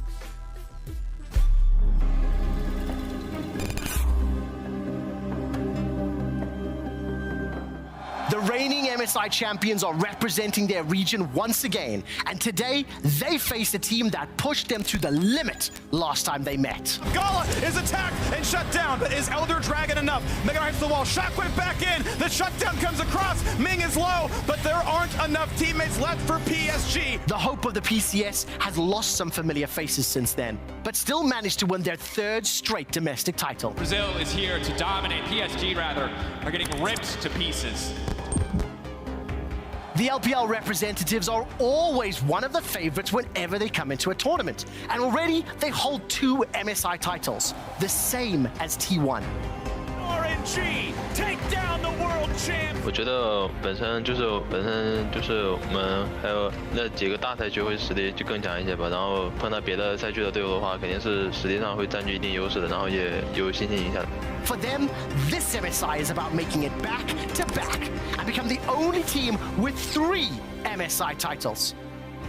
Both these teams are expected to finish top 2 in their group, and this game is a sign of what's to come. I may have hit that video with a little bit more intensity than I remember recording. The story and the statements, however, do remain true. Welcome back to the Analyst Desk, where Orgs joins Raz and I once more. I have some breaking news for everybody that PSG Talent will be playing with a substitute top laner in Azi. This is somebody who has not played all season long, and this is after their, I'm going to be brutal, their obliteration at the Cows yesterday. Raz, what do you make of this? Yeah, it's pretty surprising because he didn't play with him for the regular season. In fact, he's been on the sub lineup, but he has played in the PCS with the Bajaya Dragons. And so like the fact that he's had that experience is nice to see. It's not as if they're pulling in a complete rookie. And it must be just based off the information that they've had privately in their scrims. So interested to see what they have there. But I'm puzzled because of the history, the strength that Hanabi has had. And ultimately, he's gone up against Bin, who is very much a feast or famine player. I think if Bin has a pop-off game and takes advantage of maybe the lack of experience I have with playing with him, it could be a disaster. But on the other side, we've seen Bin make mistakes before, particularly in the LPL, a player who is liable to overtrade and then sometimes get heavily punished by the jungler. Could go either way, but this is still RNG favored. Could go either way. I'm going to ask you to put some odds to percentages to me of how much. Ooh, Not right now. Hold the thought, right? The- Because I do want to set the scenes. Part of the reason that I was so intense and hyped for that video that we ran just beforehand is the fact that PSG and RNG obviously faced off last year at MSI in the semifinals. The series went 3-1 in favor of RNG. These are teams that are no strangers to one another. And I think more crucially, PSG Talent has had several years of pretty impressive performances on the international stage. Since the PCS formed, they've been the most dominant team and have been very competitive against every other region, including wins against some of the big dogs. Yeah, because all eyes were on PSG consistently, because a lot of the times when you have a team that's dominant in a shallow region, right, when it comes to competitiveness, like, you usually expect poor play. Hasn't been the case for them. In fact, Maple and specifically River and that iteration of the team were the ones that were carrying the baton. They were the ones that were strong and really giving them like some bite. And so the fact that just yesterday being able to see the fact that they are missing that, we need to see a little bit more. So really surprised with the substitution, because I was expecting, like we were talking about a little earlier, that Hanabi was going to be that person. So maybe they see something we don't. He is a carry player. We see he's been playing some Jace and Renekton and all that. But when I say Renekton, I mean, that was in the past, in the prior meta. I don't know what he's going to play. And I think ultimately the mid jungle, which is something we've highlighted before from PSG as being so strong, I feel like that's where the kind of issues have been. I feel like there's been a disconnect between them and the rest of the team. And I feel like, you know, changing more pieces, we'll have to see if it plays out, but ultimately... Can go either way, right? Can either give you that new perspective I'm the silver lining right now. Could give you those, or it could mess with synergy. I do want to quickly look at some kills and some highlights from RNG's game yesterday. They came in pretty hot, and Orcs, I'm going to come straight to you because, you know, of all the LPL representatives, you're the one that's, let's say, down-talking Bin the most. Yeah, right? I mean, I will say a lot of international fans will have seen Bin the last time 2020 World Finals got Pentakill was pretty sick. They may have watched the finals in the LPL, really good performance. Last split, though, there was so much time, like this split, sorry, where he just didn't perform. Can feel your pain. Yeah, I can feel it. He plays like those solo queue top laners where they don't believe the enemy jungler exists. If the enemy top laner walks up and looks slightly appetizing, he goes in for it.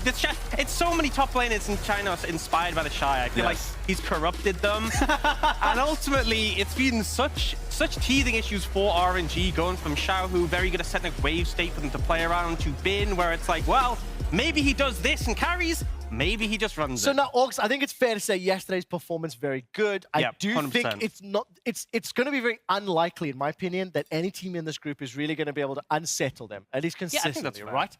So give me some odds here that the substitute top laner who has not played all year long is going to be able to ruffle the feathers of Bin, maybe get under his skin, maybe have a bit more of an impact than we saw Hanabi have yesterday. I would honestly say 50%. I think that's... Wow! I think that RNG are for sure going to win this game. I think like 95-5, but I think Bin, I am so negative on him. I really love him as a player when he's popping off, but I could honestly see him just getting solo killed. If you don't love him at his worst, you can't have him at his best. I've seen him too much at his worst. You're speaking the truth there, Quick Shot. I like the point of the 95-5. Yeah. That's where I would land pretty comfortably on that one. Just simply because a lot of the times people take the aggressive top laners for granted. And much like in your play that you were kind of breaking down the analysis of, hey, Xiaohu knows, hey, if your top laner is going to get dove or if he's looking for a play, you protect him. And I feel like that has been the beauty of Xiaohu. I absolutely appreciate the bold statements. I also particularly love the distaste for Bin. It really gets under my skin. Oshin Dagda, tell me if what he's saying is right. Do you believe in Bin, or are you more on Orcs' side where he's just going to poop the bed, as they would say? I don't know. I tend to agree with a lot what Ox says. I mean, in Ox's own words, it's on Gromp. What he says is just completely true. Look, Bin, I mean, I agree with him, right? Bin just overextends a lot. He does get caught out. Absolutely. And even at the start of the split, we saw kind of RNG try to play around him to facilitate some of that a little bit. And they're like, yeah, no, we're just going to go bot lane instead. Yeah, it does feel like every now and again. I always feel it's with LPL casters in general. Everyone's just like super hyped in their own region. And LPL is just like, yeah, but we know what they're like. So we know what's going on. But anyway. Anyway, we are coming in to our 6th and final game of the day. It is going to be RNG going up against PSG, a rematch of the 2021 semi-finals within MSI. A lot has changed. A lot is very, very different. We are expecting RNG to be heavy favorites here, but it's definitely an opportunity here to see if PSG, with the new player, to see what they can maybe make happen. Yeah, and I think it's a little bit unfortunate for PSG Talon, like going up against realistically the favorites for the group, having to have that substitute come in. I think it's going to be kind of tough as well when you look at just how strong RNG look, because one of the big things that we kind of looked at like coming in from playoffs was we thought it wasn't really a meta that suited RNG. Realistically, they're a team that always kind of was more facilitated when Ming could roam, when Ming was able to interact with Wei. We saw them MSI and MSI last year where they could play around Xiaohu and make sure that they were in a good spot to take over MSI, the reigning champions. But that's not really what we're having in this meta anymore. They're not trying to play around down towards the bottom side. Now they're starting to swap more towards trying to play for these for this kind of like roaming support that can link up away a little bit better. Yeah, well, we'll have to see now what Asai can do in this top lane, like we mentioned, or even the desk mentioned as well. Hanabi was someone they were looking to be that catalyst, to be that, you know, bringer of change. Not going to be him. We'll see if Asai can have a decent time now as we start to see things. I know the Lucian is absolutely busted, but I will just remind everyone that Xiaohu is probably the greatest top lane, actually I would say solo lane Lucian in the entire world. So even if he wasn't busted right now, you still got to ban it.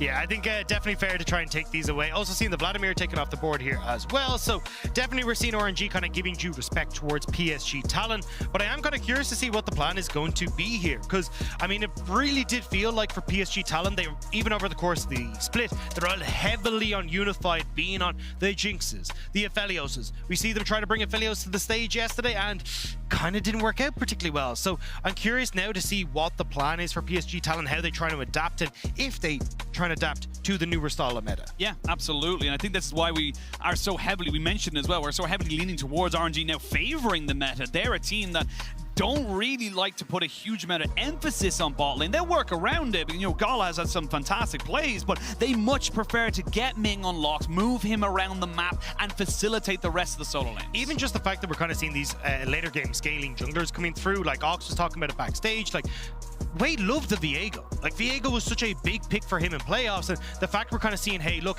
you don't have to go for the Lee Sins, the Jarvins, these kind of things, actually kind of help out Wade to a certain extent. So be curious to see as the course of this tournament goes on, how RNG are able to kind of shift themselves towards the newer style. But that's going to be Bin's Camille banned away, and Bin is just never going to get to play this champion. I was just about to say, as much as Ox might have his grievances with Bin. Bin has had the Camille 100% banned against him from playoffs right up until now. He will never be allowed to play that champion because it's like, yeah, he's not playing super well, but when all of a sudden he gets the Camille, it doesn't matter that you're playing super well because he knows that champion's so damn clean and so damn intensely. But coming back into the draft, we are going to have the Ahri locked in here for the side of Xiaohu, and PSG, they got to try and find some kind of answers to it. It looks like they're leaning towards the Vex and maybe even the Senna. Yeah, I mean, this is what PSG Talon kind of leaned towards, was the later game compositions. Like, where they excelled in the PCS was these, you know,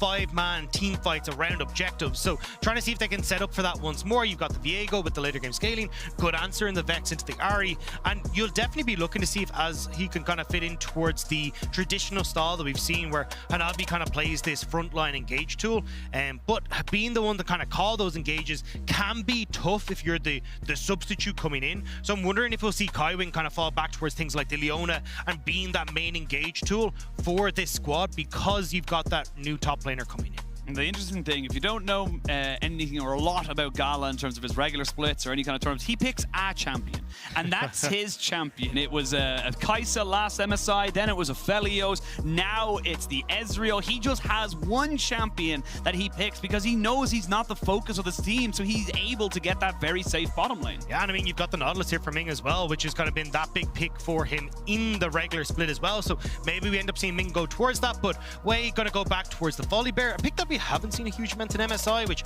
I've been kind of surprised that it hasn't been higher priority, but definitely a strong early game jungler that can link up with Xiaohu and start to cause a bit of ruckus for Bay in this mid lane. We'll see what they want to try and go towards now for PSG. You would imagine they'd want to try and maybe lock in an AD carry. The Xayah makes a lot of sense here.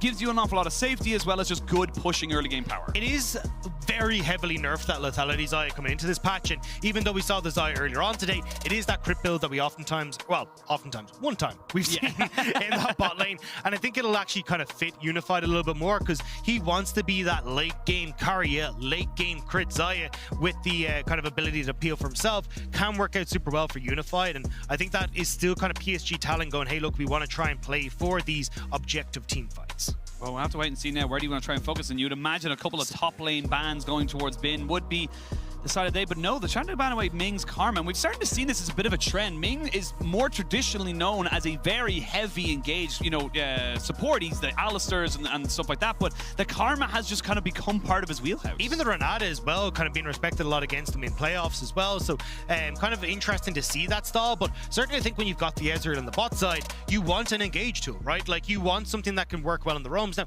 Karma can do that to a certain extent, but honestly, I think, as you say, the Alistairs, the Leonas, the Nautiluses, Rakans kind of fit more in towards that style, at least that I'm looking at from RNG here. So I'd love to see the Nautilus ban just give the respect to Ming, because we've kind of been bragging about him a little bit backstage to the other casters. So if we actually do get to see the Nautilus, I mean, you're in for a bit of a treat. I mean, it had to be first picked against him yesterday, and that didn't go well for the side of the Istanbul Wildcats. So they are going to ban away the Gangplank. Of course, plenty of European fans very familiar with Bin's Gangplank as we come out into this game. And this honestly is just kind of, I feel like RNG are getting what they want right now. I don't really feel like they're going to be pigeonholed into any particular matchups because they've got a wealth of champions to choose from. Yeah, especially when you look towards like Bin in the top side. I mean, we can kind of see him go back towards something like the Gwen if he wants to. Has never really been a guy to go towards things like the Ornn or the Sion. Has always been more of that kind of carry style. We've seen a couple of Gragas's from him that have actually been pretty good, but it feels like he's going to be looking more towards those carry-oriented picks in that top side.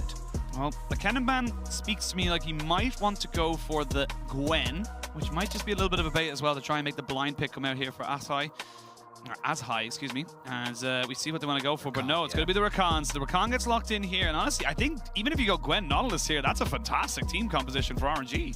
Yeah, I'm kind of curious. Like, a lot of the times we see the Renata come out as an answer towards the Rakan, because you can kind of just, as the Rakan goes in, you toss out the Berserk and make it really difficult for the follow-up to come through. And that, I think, could work out pretty well here if you want that forming in the bot side.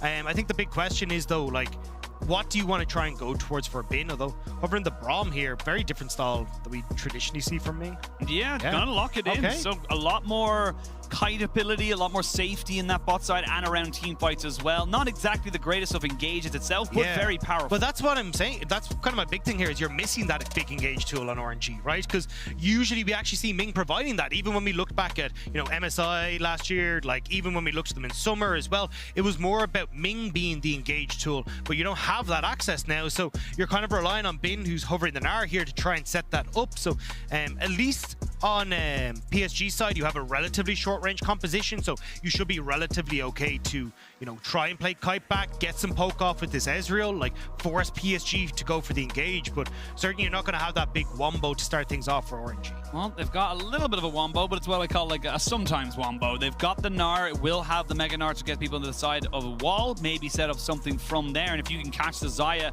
and what I assume is going to be the Gwen locked in here, you could have a fantastic time in your team fight, but PSG do end up locking it in, so they've got two fantastically powerful solo laners and a Viego to try and facilitate as well. A lot of positive early game coming out here from PSG. Yeah, the PSG definitely going to be looking to get up in your face and look for these engage tools, trying to use Gwen as that front line with the immune, but I think the big issue that you're probably going to see is that, like, when you get this engage tool from Kaiwing, you try and separate them out, right? You've got the Braum to throw down the Glacial Fissure, try and deny access from a lot of these short range carries on PSG, and then you kite back with the likes of the Ezreal, buy space for yourself. You've got Xiao who can kind of play flanker here, and then Bin trying to readjust the fight after that initial engage has come through from PSG. So definitely kind of absorb and re-attack here on RNG side. And I'm curious to see if PSG can get this sort of early lead rolling so that then they can get the resets that you want on things like the Vex and the Viego to carry these fights out. Absolutely. And again, like you said, the absorb and reflect, we'll see how much they can absorb, because I feel like, again, similar to what we saw with most Viego compositions, the Vex has those resets as well. So when you start to get that rolling, start to get that momentum pushing forward, it can become a bit of a snowball that you just cannot hold. And for PSG Talon, definitely going to want to be trying to step up here today. As he said, I mean, a 3-1 scoreline last time these two teams met in MSI semi-finals. But even when you look at the Worlds as well, losing out to Hanwha, losing out to RNG in the group, so they couldn't progress. It definitely feels like PSG Talon trying to see if they can finally get the better of RNG. Now we're going to jump on the riff for the 6th and final time of the day. It is our Mercedes-Benz featured matchup of RNG versus PSG Talon. Old rivalries, some old friends, and an awful lot of League of Legends between these two regions. And it does come down to kind of how PSG can start this one off. If the Viego can have that freedom in the early game to just try to, dictate where he wants to go. I mean, it's very hard against the Volibear, right? Volibear is such a strong early jungler. And I mean, Wei has had a mixed bag, I will say, on things like the Volibear in the early stages. Like, that's why we were kind of talking about the Viego earlier on. Wei can, like, over-aggress in certain skirmishes, especially towards, like, early dragons and these kind of things, not really respecting what RNG are capable of. So I'm curious to see now if Wei can actually have this early impact, because it's what we kind of pointed against Top Esports. Wei struggling to actually find these early aggressive plays to enable a Volibear pick. We'll see where we want to go. Both junglers will be starting on the top side of the map and pathing down towards it. And I wouldn't mind to see maybe a little bit, specifically from Wei, as you mentioned, just a little bit of a maybe crazy pathing or something a little bit more different to kind of, catch people off and go for it. But again, RNG yesterday were infallible. They were just so clean, and they didn't need to over-aggress. It looked dominating from start to finish, and honestly I think that another performance like that is going to be needed if they want to try and continue that momentum. And on the flip side for PSG Talon, they've really struggled against Red and these early rotations that we saw with Cheaton moving up towards mid to work with Grevtar, getting picks onto the bay. It felt like Juhan couldn't really get that early control that he needed and get the ball rolling. And unfortunately, this has kind of been something that we've seen a little bit from PSG Talon back home, is kind of the communication between the Koreans hasn't been the best with the rest of the team. They've even talked about in interviews, and now you're going to add in Asi to that as well. Like, this is actually going to be a bit tough for PSG Talon, especially when you look at the tenure that Hanabi has had. Like, one of the best, if not the best top laner in the PCS, now removed from the squad as well. I can tell you now, PSG's pot lane's been removed from this lane. They are not allowed to go in. That was just heat-seeking Mystic shots coming out from Golem. We saw this in Game 1 as well in their MSI 2022 campaign. This was just so much damage coming out so quickly, and even then so early as well. We don't generally see that kind of, power coming from an Ezreal, especially not pre-10 minutes. Yeah, I'm just remembering the old, Lucian Braum, level 2 power spike. But, I mean, realistically, Ezra can kind of do a similar thing, right? The Mystic shots and those auto attacks work pretty well at getting these very quick concussive blows off. And then we're going to see if Ming can kind of find a little bit more of a blow on towards Juhan. I mean, you got the early priority in mid, you've got a priority in bot.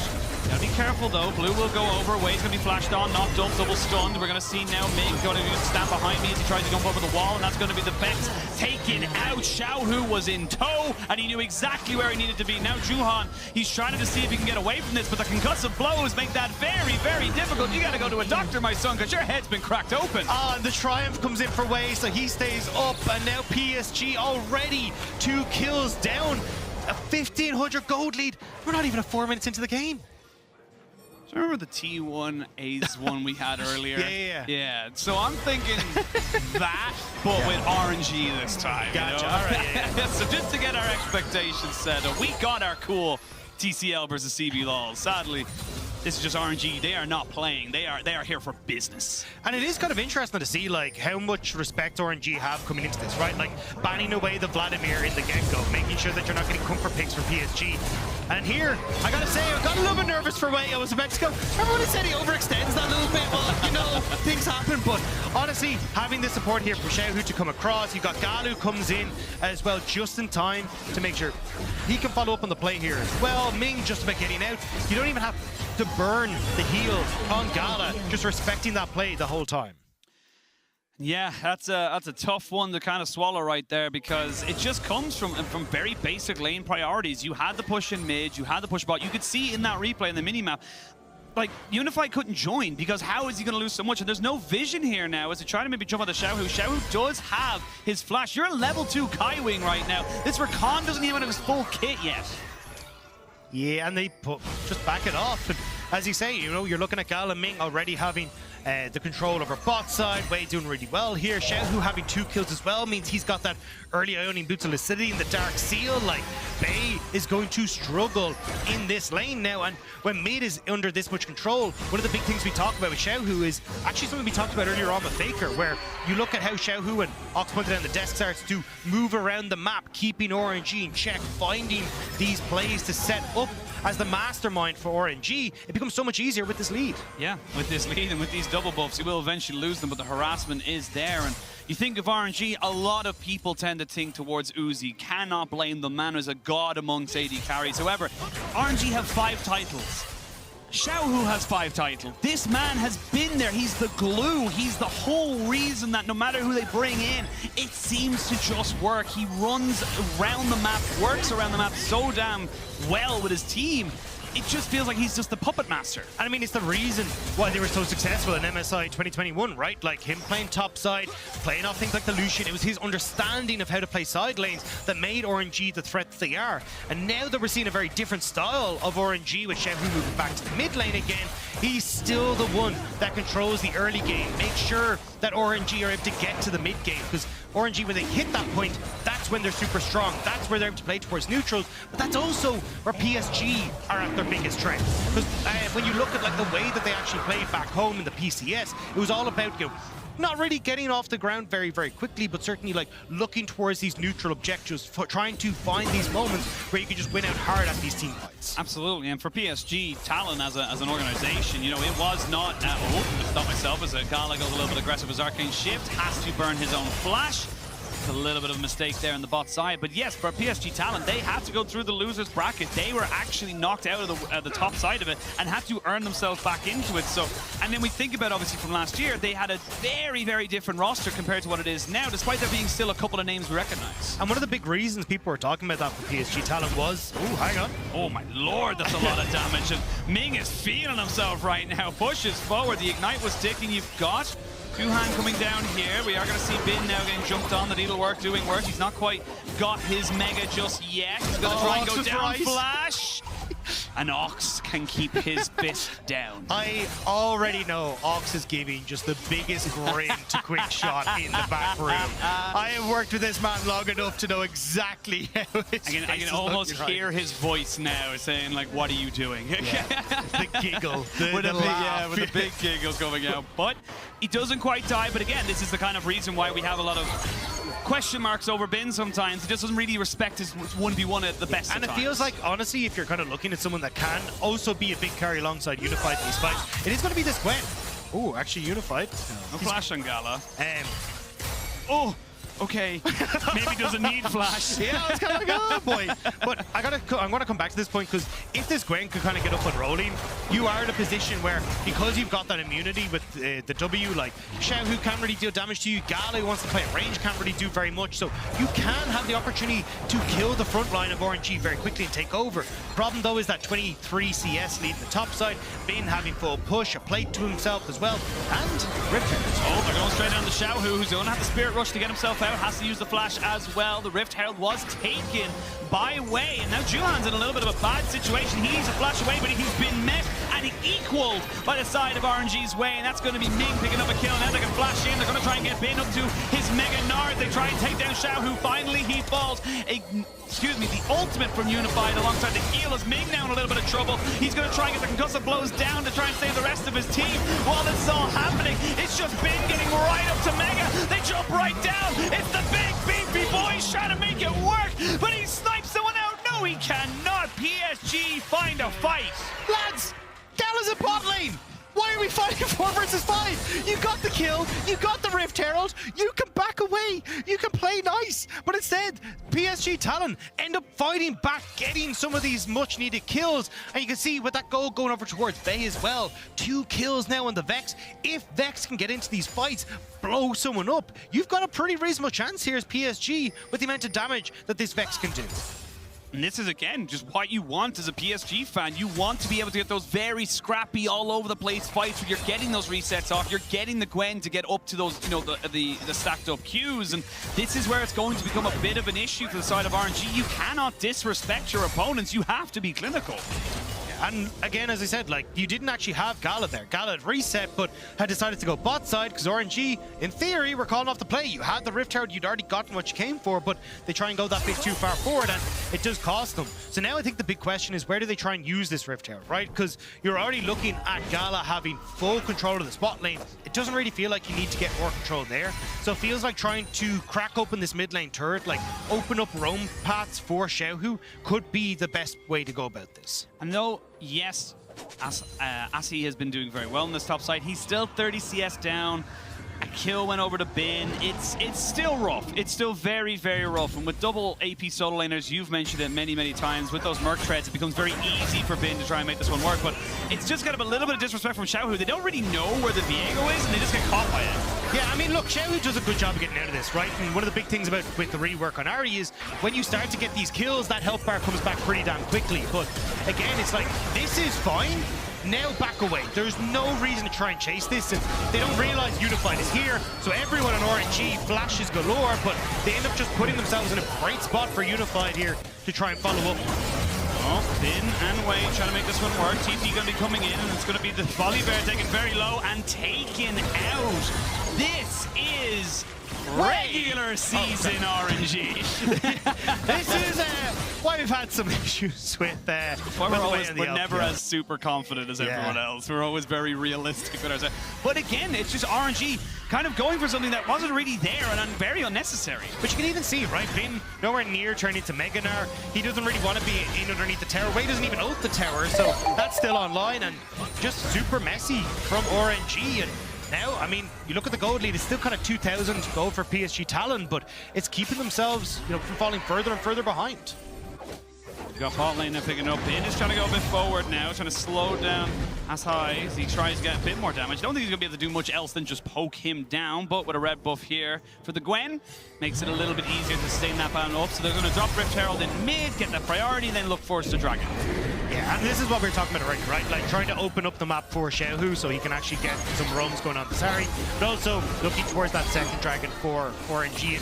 At least when you look like domestically, that's where RNG have been at their strongest, is these neutral objectives, and they've had absolutely insane control over pretty much any neutral that has spawned on the map, and we're seeing it again here, right? Already getting that early Rift Herald for themselves, and when you look at their Drake control back home, it's, you know, second in the league at nearly 60% of those dragons. Despite all the shenanigans that RNG have decided to go with in this particular game, they are still winning in terms of the gold lead. 3,000, 2 dragons in their pocket as well. And they've got one more Rift Herald charge to take down that mid turret as they start to roam themselves down. And Ming finds himself a treasure trove of wards and keeps everything in check in this bot side. Gala is finding himself a pretty decent, actually, CS lead, about 20 or so, as he comes up into about the 13-minute mark. And this is where the game starts to get a little bit more funky, because we start to see those first MasterCard mythics. We start to see those first big item spikes coming out for both sides. The thing is, though, like, PSG haven't been unaccustomed to coming back into games, right? Like, you look at the way that they played in the playoffs, one of the big criticisms of them was, look, Unified and Kaiwing just couldn't have that same impact that they were able to have during the regular split. They had to come back from these deficits, and it feels like, at least here with PSG fighting back continuously against RNG, that they aren't completely out of the woods yet. You feel like when you look towards Bay, being able to get up towards the Everfrost, he can actually set up relatively well for these fights. I think the big issue is just going to be, you know, this Gwen falling further and further behind, with turret plates going towards Bin, the fact he's got, you know, nearly double the CS of this Gwen as well. That's where I think you're going to start to see issues, especially if Bin starts to go towards things like the Hullbreaker and just take over in that side lane. Wei thought he could maybe steal away the red buff, was denied at the last second. As you can see, Bin just constantly putting harassment down here. Won't get that final plate, and will go Mega to secure himself a nice easy exit. But like I said, that's a 60 CS lead in the top side. That is significant gold that's just being not gained by the Gwen. And RNG are only looking to push this lead as well, right? You can see Gala moving in towards the mid lane. They're keeping their eyes on the next Rift Tower that's about to spawn. Good damage onto Bay as well. It means it becomes harder to try and keep control of this mid lane, with Gala and Sue in as well, to now move across towards this Rift Tower and keep up this neutral objective control. Well, this will be 4 for 4 in the early game if they're able to secure it, but you can see PSG Talon trying to make sure that they don't give this one up for free. Now Bay in a little bit of trouble here. Charm goes wide, but the Blades official does not. They're going to be able to increase the engage with the quickness and then come back in on top of this. It's a trade of support, though, for your mid laner. You take that as RNG. You will get the Heartbreaker out. Kaiwing has to flash away. They've also committed a TP. That's going to be the Gwen with Ghost and Ultimate coming back into this fight. But look at the poke coming out from Gala right now. These Mystic shots are just doing so much work. You can't re-engage. And now, RNG have just found their way in onto the tower as well. I mean, there's nobody here to defend it because PSG have taken far too much damage. Rift Tower will go down. Means he can actually get the charge out of the second turret here as well. Tower will be traded for Unified in the bot lane, but, you know, 2 for 1 already with Tower, as he's saying, top side also under threat. This is just, it looks scrappy from RNG, and it is, but then you look at the gold, and they're just catapulting everything ahead. But this is why they were able to beat top esports, right? It's not the early game, it's how strong their mid-game is, how well they can play the map with Puppet Master Xiaohu.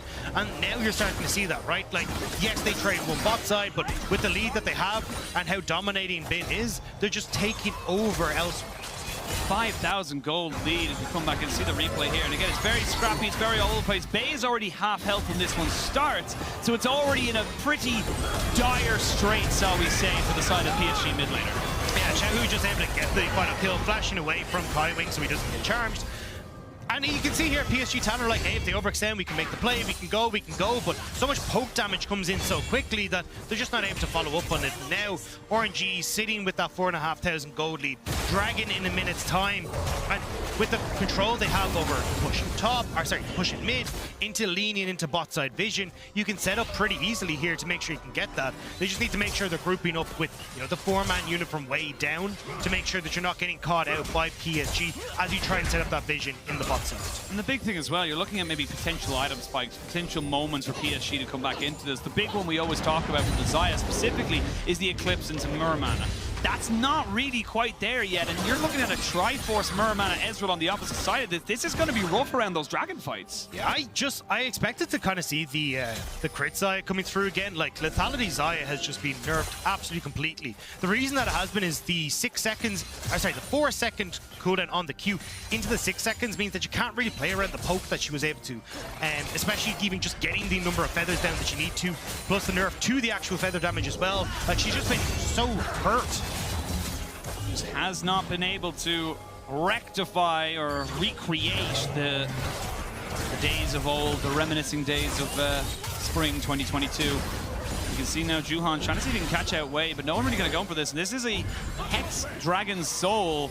So there's some creative ways you can go for this, but they're going to have the charm. The Glacier Fisher comes out, and that's going to be Juhan dead straight away. TP coming in, that's going to be the Mega Narc coming off of this one. I think it's straight in on top of the fight. The Gwen tries to make something work, but it's just not good enough. There was a TP from Bay, but it wasn't anywhere near the fight.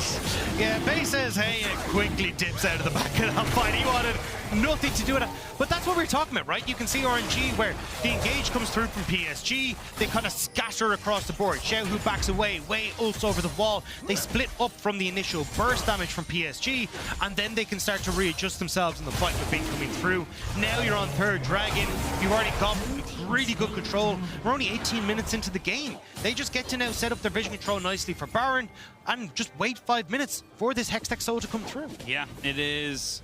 Again, pure domination coming out from RNG. Not as clean as yesterday, but damn well still as good, as they are just catapulting, pushing themselves so far forward. And again, they just know they have full vision control, so they can set up a pick whenever they want. Yeah, and they do get a really nice pick, but watch how they start to play the rest of this, right? You get a ton of PSG trying to jump on top of them. Wei hops over the wall, Xiaohu backs out, and they're just waiting for these big ultimates to be cleared out. And unfortunately, as the Gwen goes over the wall, Bean has managed to arrive with the Nara, and now Kaiwing not caught out just yet. Bay does come over and help him out. They get the Spirit Rush out of Xiaohu as well. Luckily for Kaiwing, he didn't have a flash to burn. It's coming up very soon, but Yeah, this is starting to get a bit rough, and for RNG, they're just kind of playing with their food. They know where they need to be. They know they can out-muscle the side of PSG whenever they really want to, and Wei now just trying to see if he can just take away as many buffs as possible from Juhan. And again, I mean, we're just kind of seeing what Gala and Ming can do when they get their hands on this Ezreal pick, because it just opens up Ming to go for these like level 1, level 2 plays we saw with Wei invading into the jungle. You get this bleed, and since then RNG, a little bit messy, but definitely you can see the threat that they are when Ming is able to open up on the map a little bit easier. Yeah, and again, we're seeing this, RNG Gala just trying to do so much damage. Highwing goes for it, but it's just not quite able to get on top of the Ezreal. Taking down will just survive, but that was your quickness. That was the flash that we just talked about, burned off cooldown. That was pretty much everything, right? Like the easy setup for PSG. Now you're kind of hoping Bey can land some long-range ult to get in towards the backline with the flash burst by Gala, but we'll have to see, because that is still no easy task. It is not, and we're going to see now Wei just kind of pushing PSG away. You do have a Gwen, though, and Xayah. They will be able to clear out these minions pretty damn effectively, and they're just going to wait for the next wave. They've got 3 minutes to the next Dragon spawns. Honestly, they got nothing else to do. Yeah, I mean, they just get to chill here, push this in. Bin's TP will be back up in time for the Dragon, so he can always go up after they get this tower reset, move into this top side, keep pressure on towards the tier 2, and you don't really feel the pressure as RNG to quickly start this, right? Because you have complete control of the map. Here we go, Shadow Surge lands on the Gala, he gets feared, he gets taken down, the turret was taken in the meantime. We're going to see now Juhan cannot get any more reset. There's Bin on the backside of this with some good feathers from Unified, but a 3-man into the wall. Bin almost turns it back around, but it's too many resets, too much damage, and Gwen is immune as PSG finally find them a fight. That was huge from Bey, being able to find that ultimate, sneaking on towards Gala and demolish the main source of damage from RNG. And just like that, PSG, they find that brief moment of respite and get the ace, but they need so much more. They need that probably about 3 more times. We can have a look at this fight right now, because it all starts with Gala just walking too far forward. Yeah, ends up arcade shifting forward. Bey lands it as soon as his feet hit ground and destroys the Ezreal. And from this point forward, right, Shenhu is doing his best, but you just don't have the damage to try and carry through this fight. We talked about how much work this Gwen could get done when she's immune in the front line, and even though you get this great ultimate from Bin, Xiaohu just can't follow up because of Asi's positioning, and they're able to take the fight. And again, RNG, they disrespected their opponent. I think Gala got way too aggressive right there and just went too far forward, causing such a big slip up there. And despite Bin getting that 3-man ultimate into the wall, it looked like they could have turned it back around. But again, like you said, the resets from the Vex, and of course the Gwen just shredding through people, was far too much. You're still looking, though, at a minute until this Dragon Soul. And already, RNG pushing in onto this bot side off of Xiaohu's pressure, starting to set up that vision control. We've already saw what RNG could do off of one quick pick with Juhan overextending at the last Dragon. So you've got to find some sort of way here as PSG to contest this vision, but it just becomes so difficult to do with Bin, as we already mentioned, established on this top side and pressuring the tier 2. You got the pressure in mid, pressure in top. Everywhere has got pressure. You are definitely... Don't sing it. Don't sing it. I know where you're going. No, no. All right. Next time. But 20 seconds till this Dragon spawns. We have a quick look. You still don't have flash on Gala or Ming or Bin for that example, but use basically everything in that last fight as well for PSG. You don't have great engage. You are relying on a big Shadow Surge for Bey to get in on top with his Vex and get the Zhonya's off. You do have it stopwatched here for the Gwens. That could be pivotal in this fight, but it's going to be close. But here's the thing, right? Like, RNG just get to keep you pushed back here. Xiaohu able to poke, Ming able to slow you down, Bin even threatened with the Megadar, and then the Dragon's already gone. It's already gone. You're already too late to find it. It's going to be X-Soul, and they got the slow and the damage coming down. There's a great Glacial Fissure right up the middle of that choke point, and everything's already been used by PSG to try and get away. You don't have any more tools to fight. You have to use them to survive. Double kill going to Xiaohu on this Ahri, and you gotta feel like that's gonna be the final nail in the coffin. I mean, it's Soul, it's gonna be Baron as well as RNG start to move over, and PSG, they tried their damnedest being able to get that one nice fight in bot side, but it just isn't going to be enough. RNG again looking to push themselves to 2-0 at the end of our second day. I've got the Baron, they'll reset. Of course, we'll see a replay of that fight, I'm sure, as well. But this is just going to be a formality at this point for RNG. And again, PSG, at least they showed life. I see some great stuff coming in as well for Asai. This guy was looking pretty damn good on this Gwen and isn't quite done with it just yet. I will say he struggled a small bit in the late phase, you know, just a 60 CS lead. I was going to say nearly 100 CS down, nearly. But, Gala, I'll be alright. But I just don't know how much RNG are actually going to be able to get out of this Red Bull Baron power play, because you look at how much of the base for PSG remains, there's not exactly a huge amount. And when you think as well about the opportunity to look for poke with Gala underneath these towers, the siege is pretty damn strong. But you'll see here, Ming, that was beautiful. Completely catches Unified out. He's stuck on the slow, separates him from the team, and then Xiaohu flashing forward, getting these resets on the Ahri ult, and able to chase down so many members of PSG. This is the RNG we expected. This is the RNG we saw yesterday. Again, it took a little bit of small little scuffs, you know. They're not 100% clean going home to their mom, but they are definitely feeling proud of what they've been able to do today. And again, it's just RNG just being RNG. Yes, their early game kind of sucked, but it didn't matter. Unless you get caught out like here, but Wade's got himself a stopwatch, and he's going to be able to turn it back around. This time, though, you got your team, Juhan, to keep you alive. With the Hextech Soul, they're slowing everyone down, and yeah, you had to go for something. Honestly, PSG talent, I admire the effort. Yeah, I mean, look, you see some teams who would just kind of try and turtle, sit back in their base and not do a huge amount, but you got to try and do something in these positions. Maybe you can find some picks, maybe you can slow it down, but already 3,000 gold on the Red Bull Baron power play, the turrets are starting to fall, and you don't even have Juhan up for another 15 seconds. Yep, and you're getting assaulted in mid and in top. You will lose the inhibitor in top side. You may even lose your Gwen in the mid lane as he goes forward. Xiaohu knows how that W works, and the Gwen is no longer immune. Now Xiaohu wants a little bit more blood. We're going to see them try and just honestly saying, look, you're evicted. Get out of your house. You don't live here anymore. Yeah, we're on the wrong side of the map. PSG look like they're trying to siege up, but RNG are like, no, you're not allowed in here anymore. And now with the top lane inhibitor going down, mid soon to follow, the base is in shambles for PSG talent.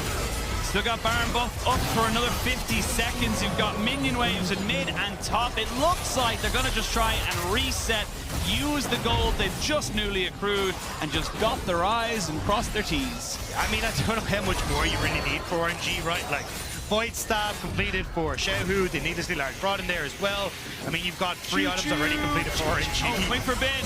Where is he? There he is. Good man. He wasn't late. He wasn't late. You just had, you know, you had to sprint for the we're train. going again. Here we go. Choo-choo. Let's go. I mean, look, this is the best school day trip I've ever honestly.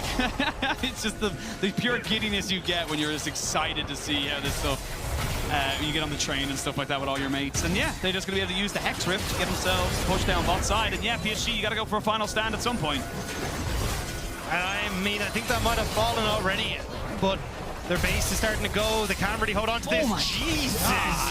That is one Mystic shot. Unified has to go into his ultimate. We do see the Arcane Barrage coming across the side of the team, but now with triple in him, a little bit of minions left for them as well. Gala is feeling confident. Gala is feeling good, and we're going to see the final fight coming out for PSG. Can they delay this fight? As we can see the Shadow Surge all the way out into the backside, but the charm was good as Bay finally takes down Gala. They are trying to get the resets going here, and Juhan's doing some very good work and keeping himself alive. They can't get the Vex out, though, and eventually it was a valiant effort. They will end up having to back away, and I don't think they can survive much longer. No, that is going to be it. RNG at the end of day 2 are going to hit that 2-0. Oh, got to wait for 2 seconds right now because these health bars are a little bit low. Never mind. They're going to have to push in on top of this one now. The Flash, the Charm, the only person who could have done any possible damage is dead.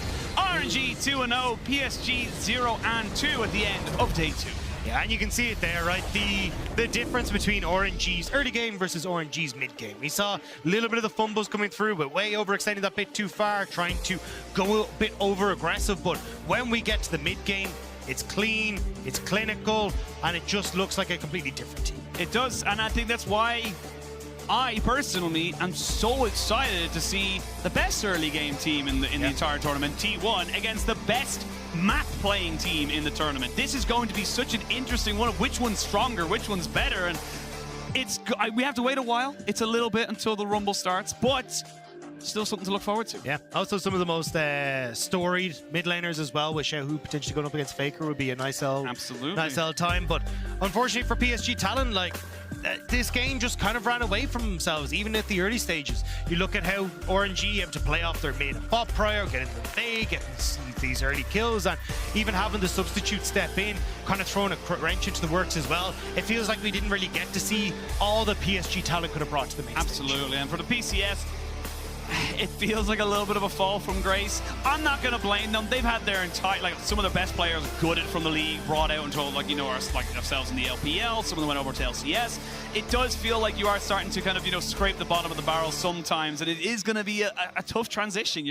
It's going to feel a little sad sometimes when you used to be in MSI semifinals, and there was a question mark about whether you get out of groups. Well, that's the thing, right? We see River and Maple already taken away because they've gone further afield. Then you look as well at Hanabi, who wasn't able to get into this either, where now you're kind of missing like so much of that dominant roster that made it. The only ones really remaining are Unified and Kaiwing, and unfortunately, going up against Gala and Ming, they just couldn't get their footing in that lane. No, it is tough. And for RNG, another good step. Pretty expected to see them going for right now. And again, they just seem to be kind of, you know, basically picking up where they left off in spring. That's exactly kind of what we saw of them in spring. A little rocky in the early game, but then they just become so clean and so clinical. Yeah, and I think, for PSG Talon, it looks a little bit unfortunate just because you're going, hey, look, Red and Istanbul Wildcats, that was a very close game, a very fun game, but when PSG Talon haven't been able to get themselves in any of these wins now, 0 and 2, you're kind of looking, going, well, what have you got left? Yeah, we'll have to wait and see. RNG now stands undefeated in their group and closes out day 2 of the MSI 2022 group stage. After the break, we'll be sending it over to MSI Cooldown to take a look at all of the games that happened today.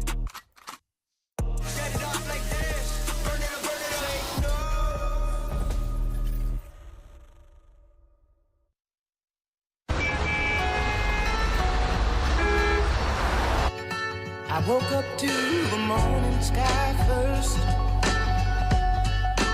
Baby blue, just like we rehearsed. Go riders, go right, gasoline lighters, more fire. Skid tires, blow up dynamite, need more wires. Noise shades, to the origami, I'm enjoying like a 809, man. I'm gonna come under the cold water. Set it off like this, set it off like set it off like this, set it off like set it off like this, set it off like set it off like this. Burn it up, take notes. Don't tell me now, I got everything I want to. Don't stop me now, when I'm juggling my head. Don't turn around, cause you don't know what's behind you. Don't turn around, don't turn around. We'll see it now, seeing everything we want to. We'll take your time, we won't hesitate. Don't turn around, cause you don't know what's behind you. Got you, we turn the page, because we want to. Yeah, yeah, we run that, we leave this place.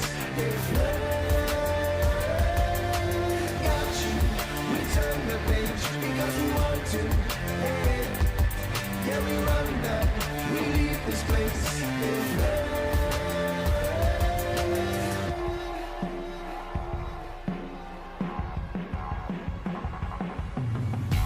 Tired of living in this age. We're tired of losing, turn the page. We're tired of repeating this day. I'm driving you out of this city. Got you, we turn the page because we want to. Yeah, yeah, we run that, we leave this place. Got you, we turn the page because we want to. Yeah, we run that, we leave this place.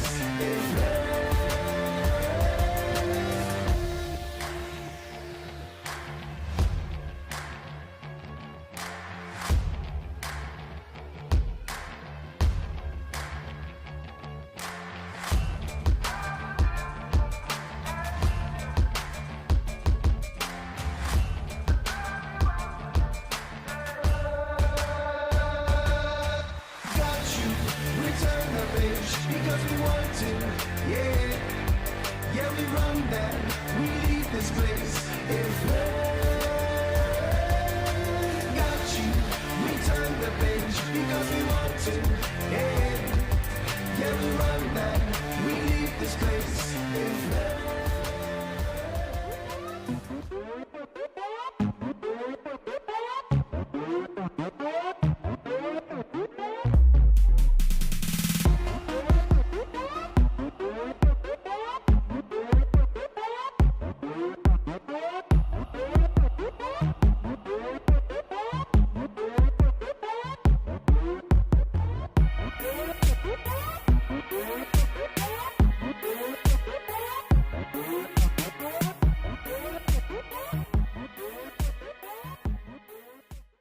Ready to fire, ready or not, we letting it go on.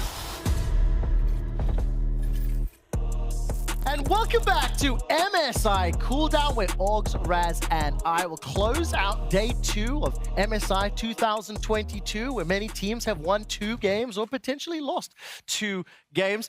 Let's start by briefly talking about that win, RNG over PSG. I think PSG put up a little bit more of a fight than I actually was expecting.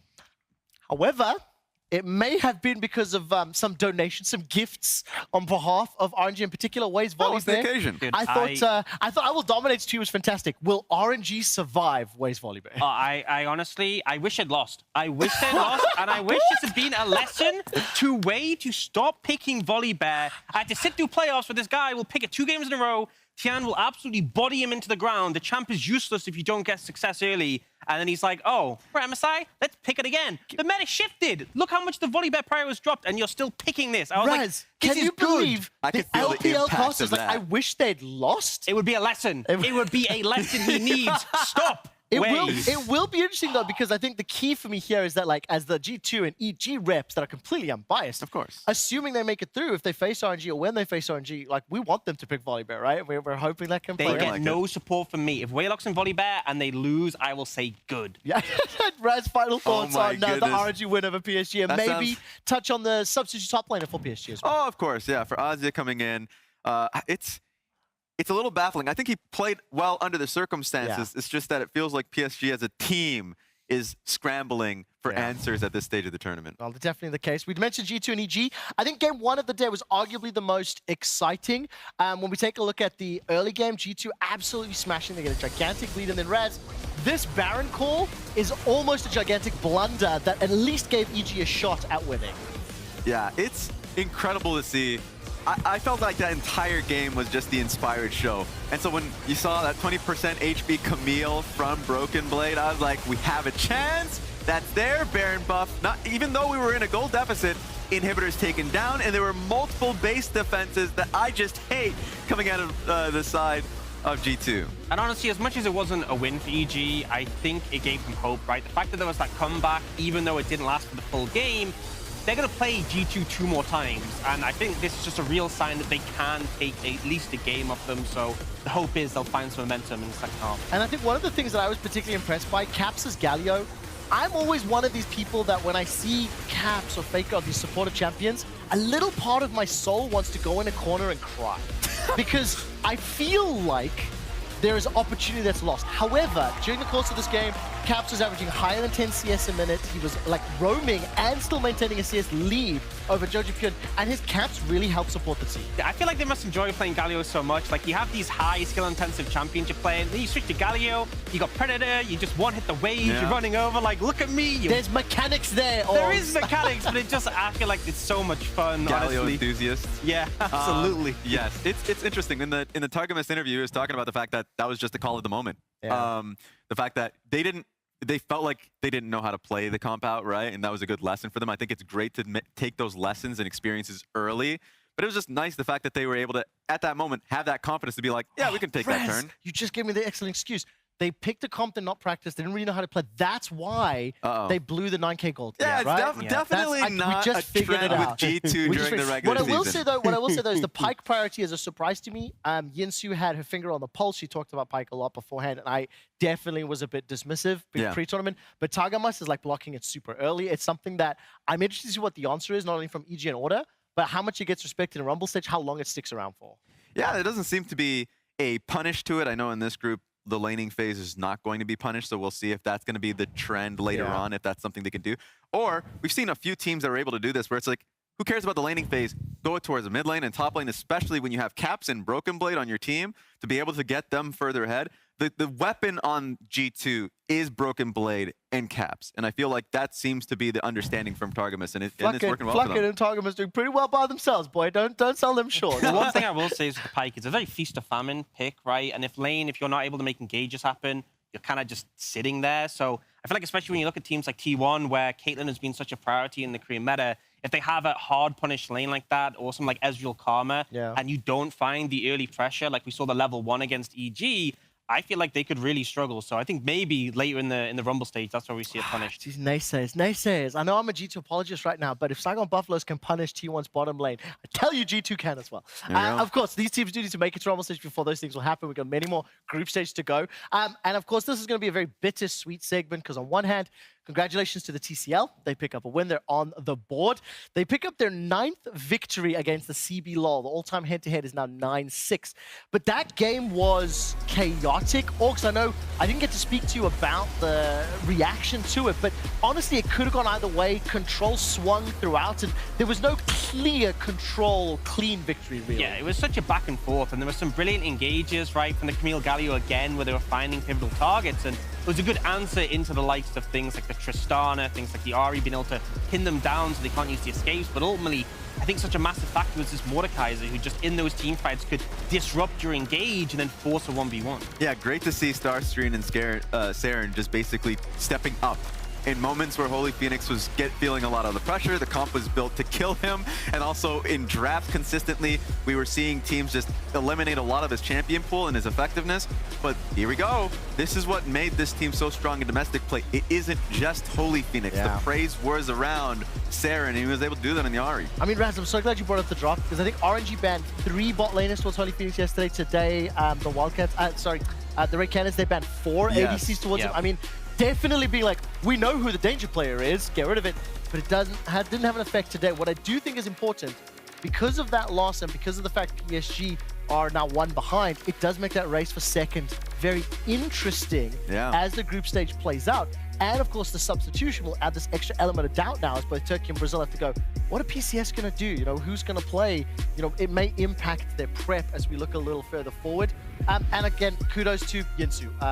I begrudgingly say you picked the stronger region today, but there will be a bounce back and hopefully we'll be able to catch back up. It's a 1-0 on that one. That tally. I mean, is there any indications that we can draw from the few games they've played, or is it still going to be up in the air and like PSG can play spoiler to Brazil and Turkey for that second seed to Rumble? I think PSG could still potentially play spoiler as much as, you know, they had a pretty strong showing against RNG. I think that's something they definitely contested them. Still not the same PSG we saw last MSI, but I feel like no team in that group can rest on their laurels. Final thoughts there? Mentioned consistency earlier on, even though we saw greatness from Canada in the, just yesterday. It seems like that still needs to be the focus. These team fights are way too back and forth, so I want to see what the adaptation is tomorrow. Yeah, and again, huge kudos to Turkey for taking on Brazil with Mordekaiser. That's fantastic. For more on that Wildcats victory from LA, Yinsu was joined by Holy Phoenix in our Verizon post-game interview. Thank you very much, Trevor. I'm now joined by Holy Phoenix. Hi, Holy Phoenix. Welcome back to MSI. Last time you played MSI, you guys weren't able to quite overcome the Brazilian teams, but today you have gotten your revenge. How great does it feel to be able to beat them in this rivalry? Our revenge is not over yet. Until we 2-0 them, we will just keep tryharding. But this win feels good. Of course, it wasn't an easy game, but winning versus Brazil is really a big thing for Turkey. And this is our first match. Second is on the way. Well, it definitely wasn't easy for you. You know, in the draft phase, they were target banning all of your champions. Were you expecting that? And how did you kind of react to it? Yesterday, RNG also banned those 3 champions. And then I picked Jhin. And Brazil also picked Jhin, so it was like 4 of my maybe best champions gone away. But I have a lot of things in my pocket since I am playing this game for over 10 years, I think. So in some point of the time, I was like OTP at one of those champions, so I don't really mind. They can ban 10 champions, I will just get 11. Maybe the next team you play against is going to ban 5 of your champions just to try and stop you. Last time we saw you on the international... They can try. Yeah. Last time we saw you on the international stage, it was very much the Holy Phoenix show. You know, the Wildcats were all about you. But this time around, your teammates are really stepping up. So could you talk to me a little bit more about how you guys improved as a team over the last year? I think the thing about last year was I was the only one with international experience. But this year, everyone has international experience. Also, this is our 1.5 year together, which makes our team a bit better. And I think Serene and Ferret are really good mid-jungle. They have really good synergy and they become really good players. Also, Starscreen improved a lot with the international experience. I think the best thing was screaming with good teams like LEC teams and playing MSI last year. So we know what our mistakes was. Last year I think we tried things that were not fit to us because other teams in MSI were playing it. But this year we are just keeping it Turkish style. I love that. And lastly, as you know, everyone at home in Turkey, they're watching you, they're supporting you. Is there anything that you'd like to say to them? I love all of them. I will make you guys proud. Sizi seviyorum. Thank you so much, Holy Phoenix. Seni seviyorum as well. Thank you for joining me, and we'll see you back here tomorrow. you know that as well, all right. Tabe kanka, tabe. See you. Thank you very much to Holy Phoenix. And Trevor, this was a great win, and I hope you enjoyed that one. Back to you on the desk. I do not appreciate your sassiness. I do not appreciate that tone. Young lady, that was not appropriate. But Holy Phoenix was fantastic. You know, gave you a hard time. You're going to have a difficult time tomorrow. No chance, no difficulty, you know. Definitely in great spirits and a great mood. I mean, what I'm really happy about, right, is that as we were preparing for this event, doing our research, Yinsu came in and was very excited about the Turkish region, bringing a love from Valorant and an understanding of the scene. Layering that on top of TCL, but that rivalry between TCL and Brazil, it is one that we've always been aware of. We had the opportunity to give it that oomph. Yes. And in this chapter, TCL came out on top, unfortunately, once again. I mean, Holy Phoenix definitely happy, definitely under a lot of pressure, but crucially, his team stepping up to help pick up that win. And I love that interview for a few of those reasons, right? Not only shouting out his players, specifically Farfetch and Starscreen, just in general, his player, he felt like his team leveled up from the international experience. Yeah. He felt like his mid jungle is incredibly strong, or his jungle support duo is incredibly strong. So, like, there's a lot of credit being given to them, while also saying, I've played this game for 10 years. Yeah. So I've got more champions in the tank. If they ban 10, I'll just get number 11. Such a good line, honestly. And over my 10 years, I've been a one-trick pony on everything. So, you know, at some point, like, that's not the definition of one-trick pony. Nevertheless, I do want to move us along. Talk about a few things. I asked both Raz and Augs to give me some insights into some of their key takeaways for the day. And gentlemen, I'm going to point to Galio just over there. If you can look up really quickly at Galio, because the reason I'm highlighting him is not only because, well, he's big. He's joined. It's Galio. Hello. But also, Caps had a fantastic performance. And I think today, Raz, when I asked you the question, you said Galio Camille is what you want to talk about. Yes. Why? Tell me. I mean, it's one of those things. You mentioned it earlier, actually, just yesterday. KISS. Keep it simple, stupid, right? Yeah. It's a very straightforward composition. It's something that we're seeing. We talked about a little earlier on about Caps specifically talking about it, saying that, hey, they may have not have played this composition throughout the year or had experience on it, but he felt confident with it specifically, wanting to experiment in it. We also just saw a little earlier on where it just bullies the top side of the map and side lanes in general, if you ever want to poke your head towards it. Danny felt the pain, in particular, on his Ezreal, because not only can it play through side lanes, but also in team fights can eviscerate the AD, just a target option. So I love the fact that it is now just showing its face in an international event, where a lot of the times throughout most regions, just no play was shown. And honestly, I feel like maybe it could be inspired by RNG and scrims, because they didn't really get much chances to play it, because Camille is permanently banned against Bin. Like, it is just a perma ban throughout playoffs. He wouldn't get his hands on Camille, and yet they'd still play Galio. Like, to me, in my mind, Camille Galio is like ideal for them. So You mean I feel like that might be a Scissor little Legs bit of lady the over inspiration there? for it. Oh, there she is. There she is. Wait There a we go. minute. Where the hell did Galio go? No, I mean, he's chilling in the back now, Okay, waiting. fair. Yeah, waiting for this next turn to fight. But I mean, Fair. the combination works. Raz, can we build a little bit now? Camille, I think where the G2 comp, I think it was the G2 comp came in. All LPL cast was just like, this is just RNG cosplay. This would be perfect for them. This meta is amazing. Yep. So what are the answers then? Like, if this is expected comp that could be seeing its face again, what do you want to see into it? So tankier options, like the Scion or Ornn, are usually pretty good because they can eat the damage, and at least if they're expecting, it's pretty easy to expect the duo to come the set play of like pushing mid and being aware of it. The jungle's usually going to be a part of the play. Then you can usually stuff the play towards topside. I think some of the drafts today made it really difficult. In particular, when Evil Genius was picking, they still needed to carry top lane, so they picked Gwen. Yeah. Hard, but I love the option from Starscream of going the Mordekaiser, which is an OG counter. Because hey, if you're going to bring the Galio, let me just have some one-on-one time with the Camille and make her life suffer. So Yeah. I want to see a little bit of that. Or if you can, pick those tank options in the draft, then awesome. I'd love to see a little bit more of that. And honestly, even the Mordekaiser, like when it comes to team fights, the Camille Galio is like a two-part thing. Yes. If you ult the Camille, it just means that you've kind of disrupted that. Whoever they target can get away. Well, definitely works out in their favor. We'll see how much it gets utilized over the course of the rest of the group stage. Orcs, I'm going to turn to you now. Talk about the Umbral Blade, Glaive Braid, Graves, Umbral Glaive. The itemization that's giving us all difficulty backstage. I'm just going to call it UG. The Umbral Glaive Graves. More specifically, though, tell me about the item. Tell me what you're liking about it and why we're seeing it so prevalent. In the Well, I mean, even just this G2 composition as well as two builders, which is the Pyke and the Graves. And I feel like the three picks we've seen so far is the Graves, Pyke, and the Jhin, who have really flourished with it. And ultimately, it's like, it's so cheap now. It's 2,300 gold, and it's well statted, so you get that early spike. But it's just the passive, the fact that you can clear wards so quickly, so effectively. We've seen multiple times teams, DFM did this, G2 also did this both yesterday, where they sweep all the vision around the Baron, and then they just rush it. And it's like, it's so hard to contest vision, typically against sweepers, but when they're one-hitting wards and they can just proc the passive to clear more wards, it's like, it offers so much control while also giving insane combat power. Orcs, I'm not the smartest at League of Legends, so help me understand. How surprised or shocked should I be about the prevalence we're seeing pretty much across games, right? Is this a team thing? Is this regional? Is this a meta thing?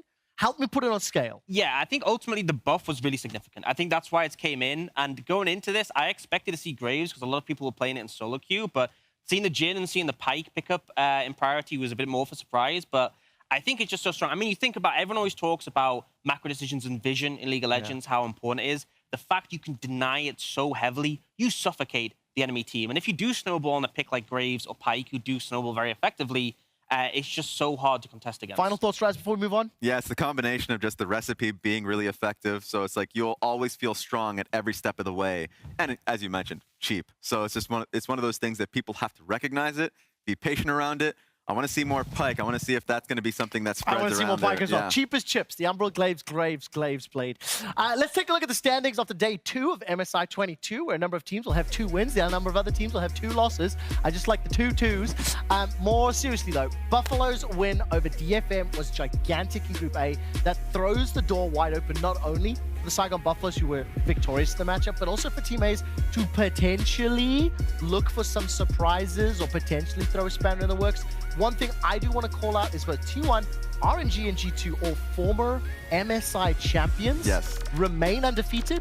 The expectations on who was at the top of the group is true, but second in the group is now a little bit more up in the air, Orcs. Yeah, I think certainly for Group B, where a lot of people are looking at PSG Talons maybe living up to their previous hype and being able to take second. So then a bit of a rough spot, still definitely able to claw that one back, but got a lot of work to do, especially when there's 2 teams above you in the standings. Definitely makes it a lot more exciting. Just on a 2-pronged fact, just yesterday we saw how damn good Red Canids were, and then today we see that slapback from the Fast Pay Wildcats and that regional history and the rivalry that's there. Even just hearing from Holy Phoenix how much he feels You can feel it, Yes. right? So we need to see who's going to come out on top. And of course, we need a few more games to figure that out. Tomorrow's schedule, 6 more matches coming your way, starting 9:45 Berlin time with Countdown. Once again, Evil Geniuses will open the day. They play against Order, but this time around, Order will have 2 games in a row. They face off against G2. I mean, Raz, which matchup are you most looking forward to when we look at tomorrow? I would say, just based off our last conversation, PSG Talent and Fast Pay Wildcats, we need to see some life in PSG Talent. At some point, this needs to be that game. Orcs, Yeah, which game do you think is the most likely to have an upset? There's a tough one. I would probably say Order Evil Geniuses. I'm convinced Order are going to take games off EG and maybe even G2 as well. I'm with you 100%. I can honestly see Order winning both at least one game against each. And I know, I feel like they were close in that first one where they had the Karthus draft and then they just kind of fumbled at Baron. Yeah. I feel like it's possible. Might not happen tomorrow, but I'm definitely waiting for it. I'm ready. Just because I have you here and I have the power to do this, Rez doesn't get to talk now. Oh! What do Order need to do to beat Evil Geniuses? That's going to be the last thing we talk about before I throw. I feel like ultimately you can either target the mid or you can target the bot lane, but I want to see fast-paced gameplay, right? When they had a strong mid laner with like the Yone and they had the Karthus to play around it, they could really find momentum. But we've seen G2 make it work, right? You have textbook examples of how to beat this team. Now, I will let you in because it's just not fair. Evil Geniuses versus Order, odds of them being upset tomorrow. That's not happening. It's quick, simple confidence. I'm even pulling it from the interview that we saw early on for Jojo-chan. There we go. There it is. That's it. Okay, we'll find out. That is, of course, going to be opening up the day tomorrow, followed by G2 Order. That is a wrap for us here for day 2 of MSI. Please do not worry. There'll be more League of Legends starting with, once again, Order versus Evil Geniuses. Enjoy the sunshine, everybody. Summer is here in the Northern Hemisphere. We'll see you soon. That was awesome. Good job. I'm feeling it. It's real. Matter of fact, we creeping, now we sneaking. Enemy highs, we be seeking. Lurking the waters and bushes, oh man. Crude eyes, we deep in all of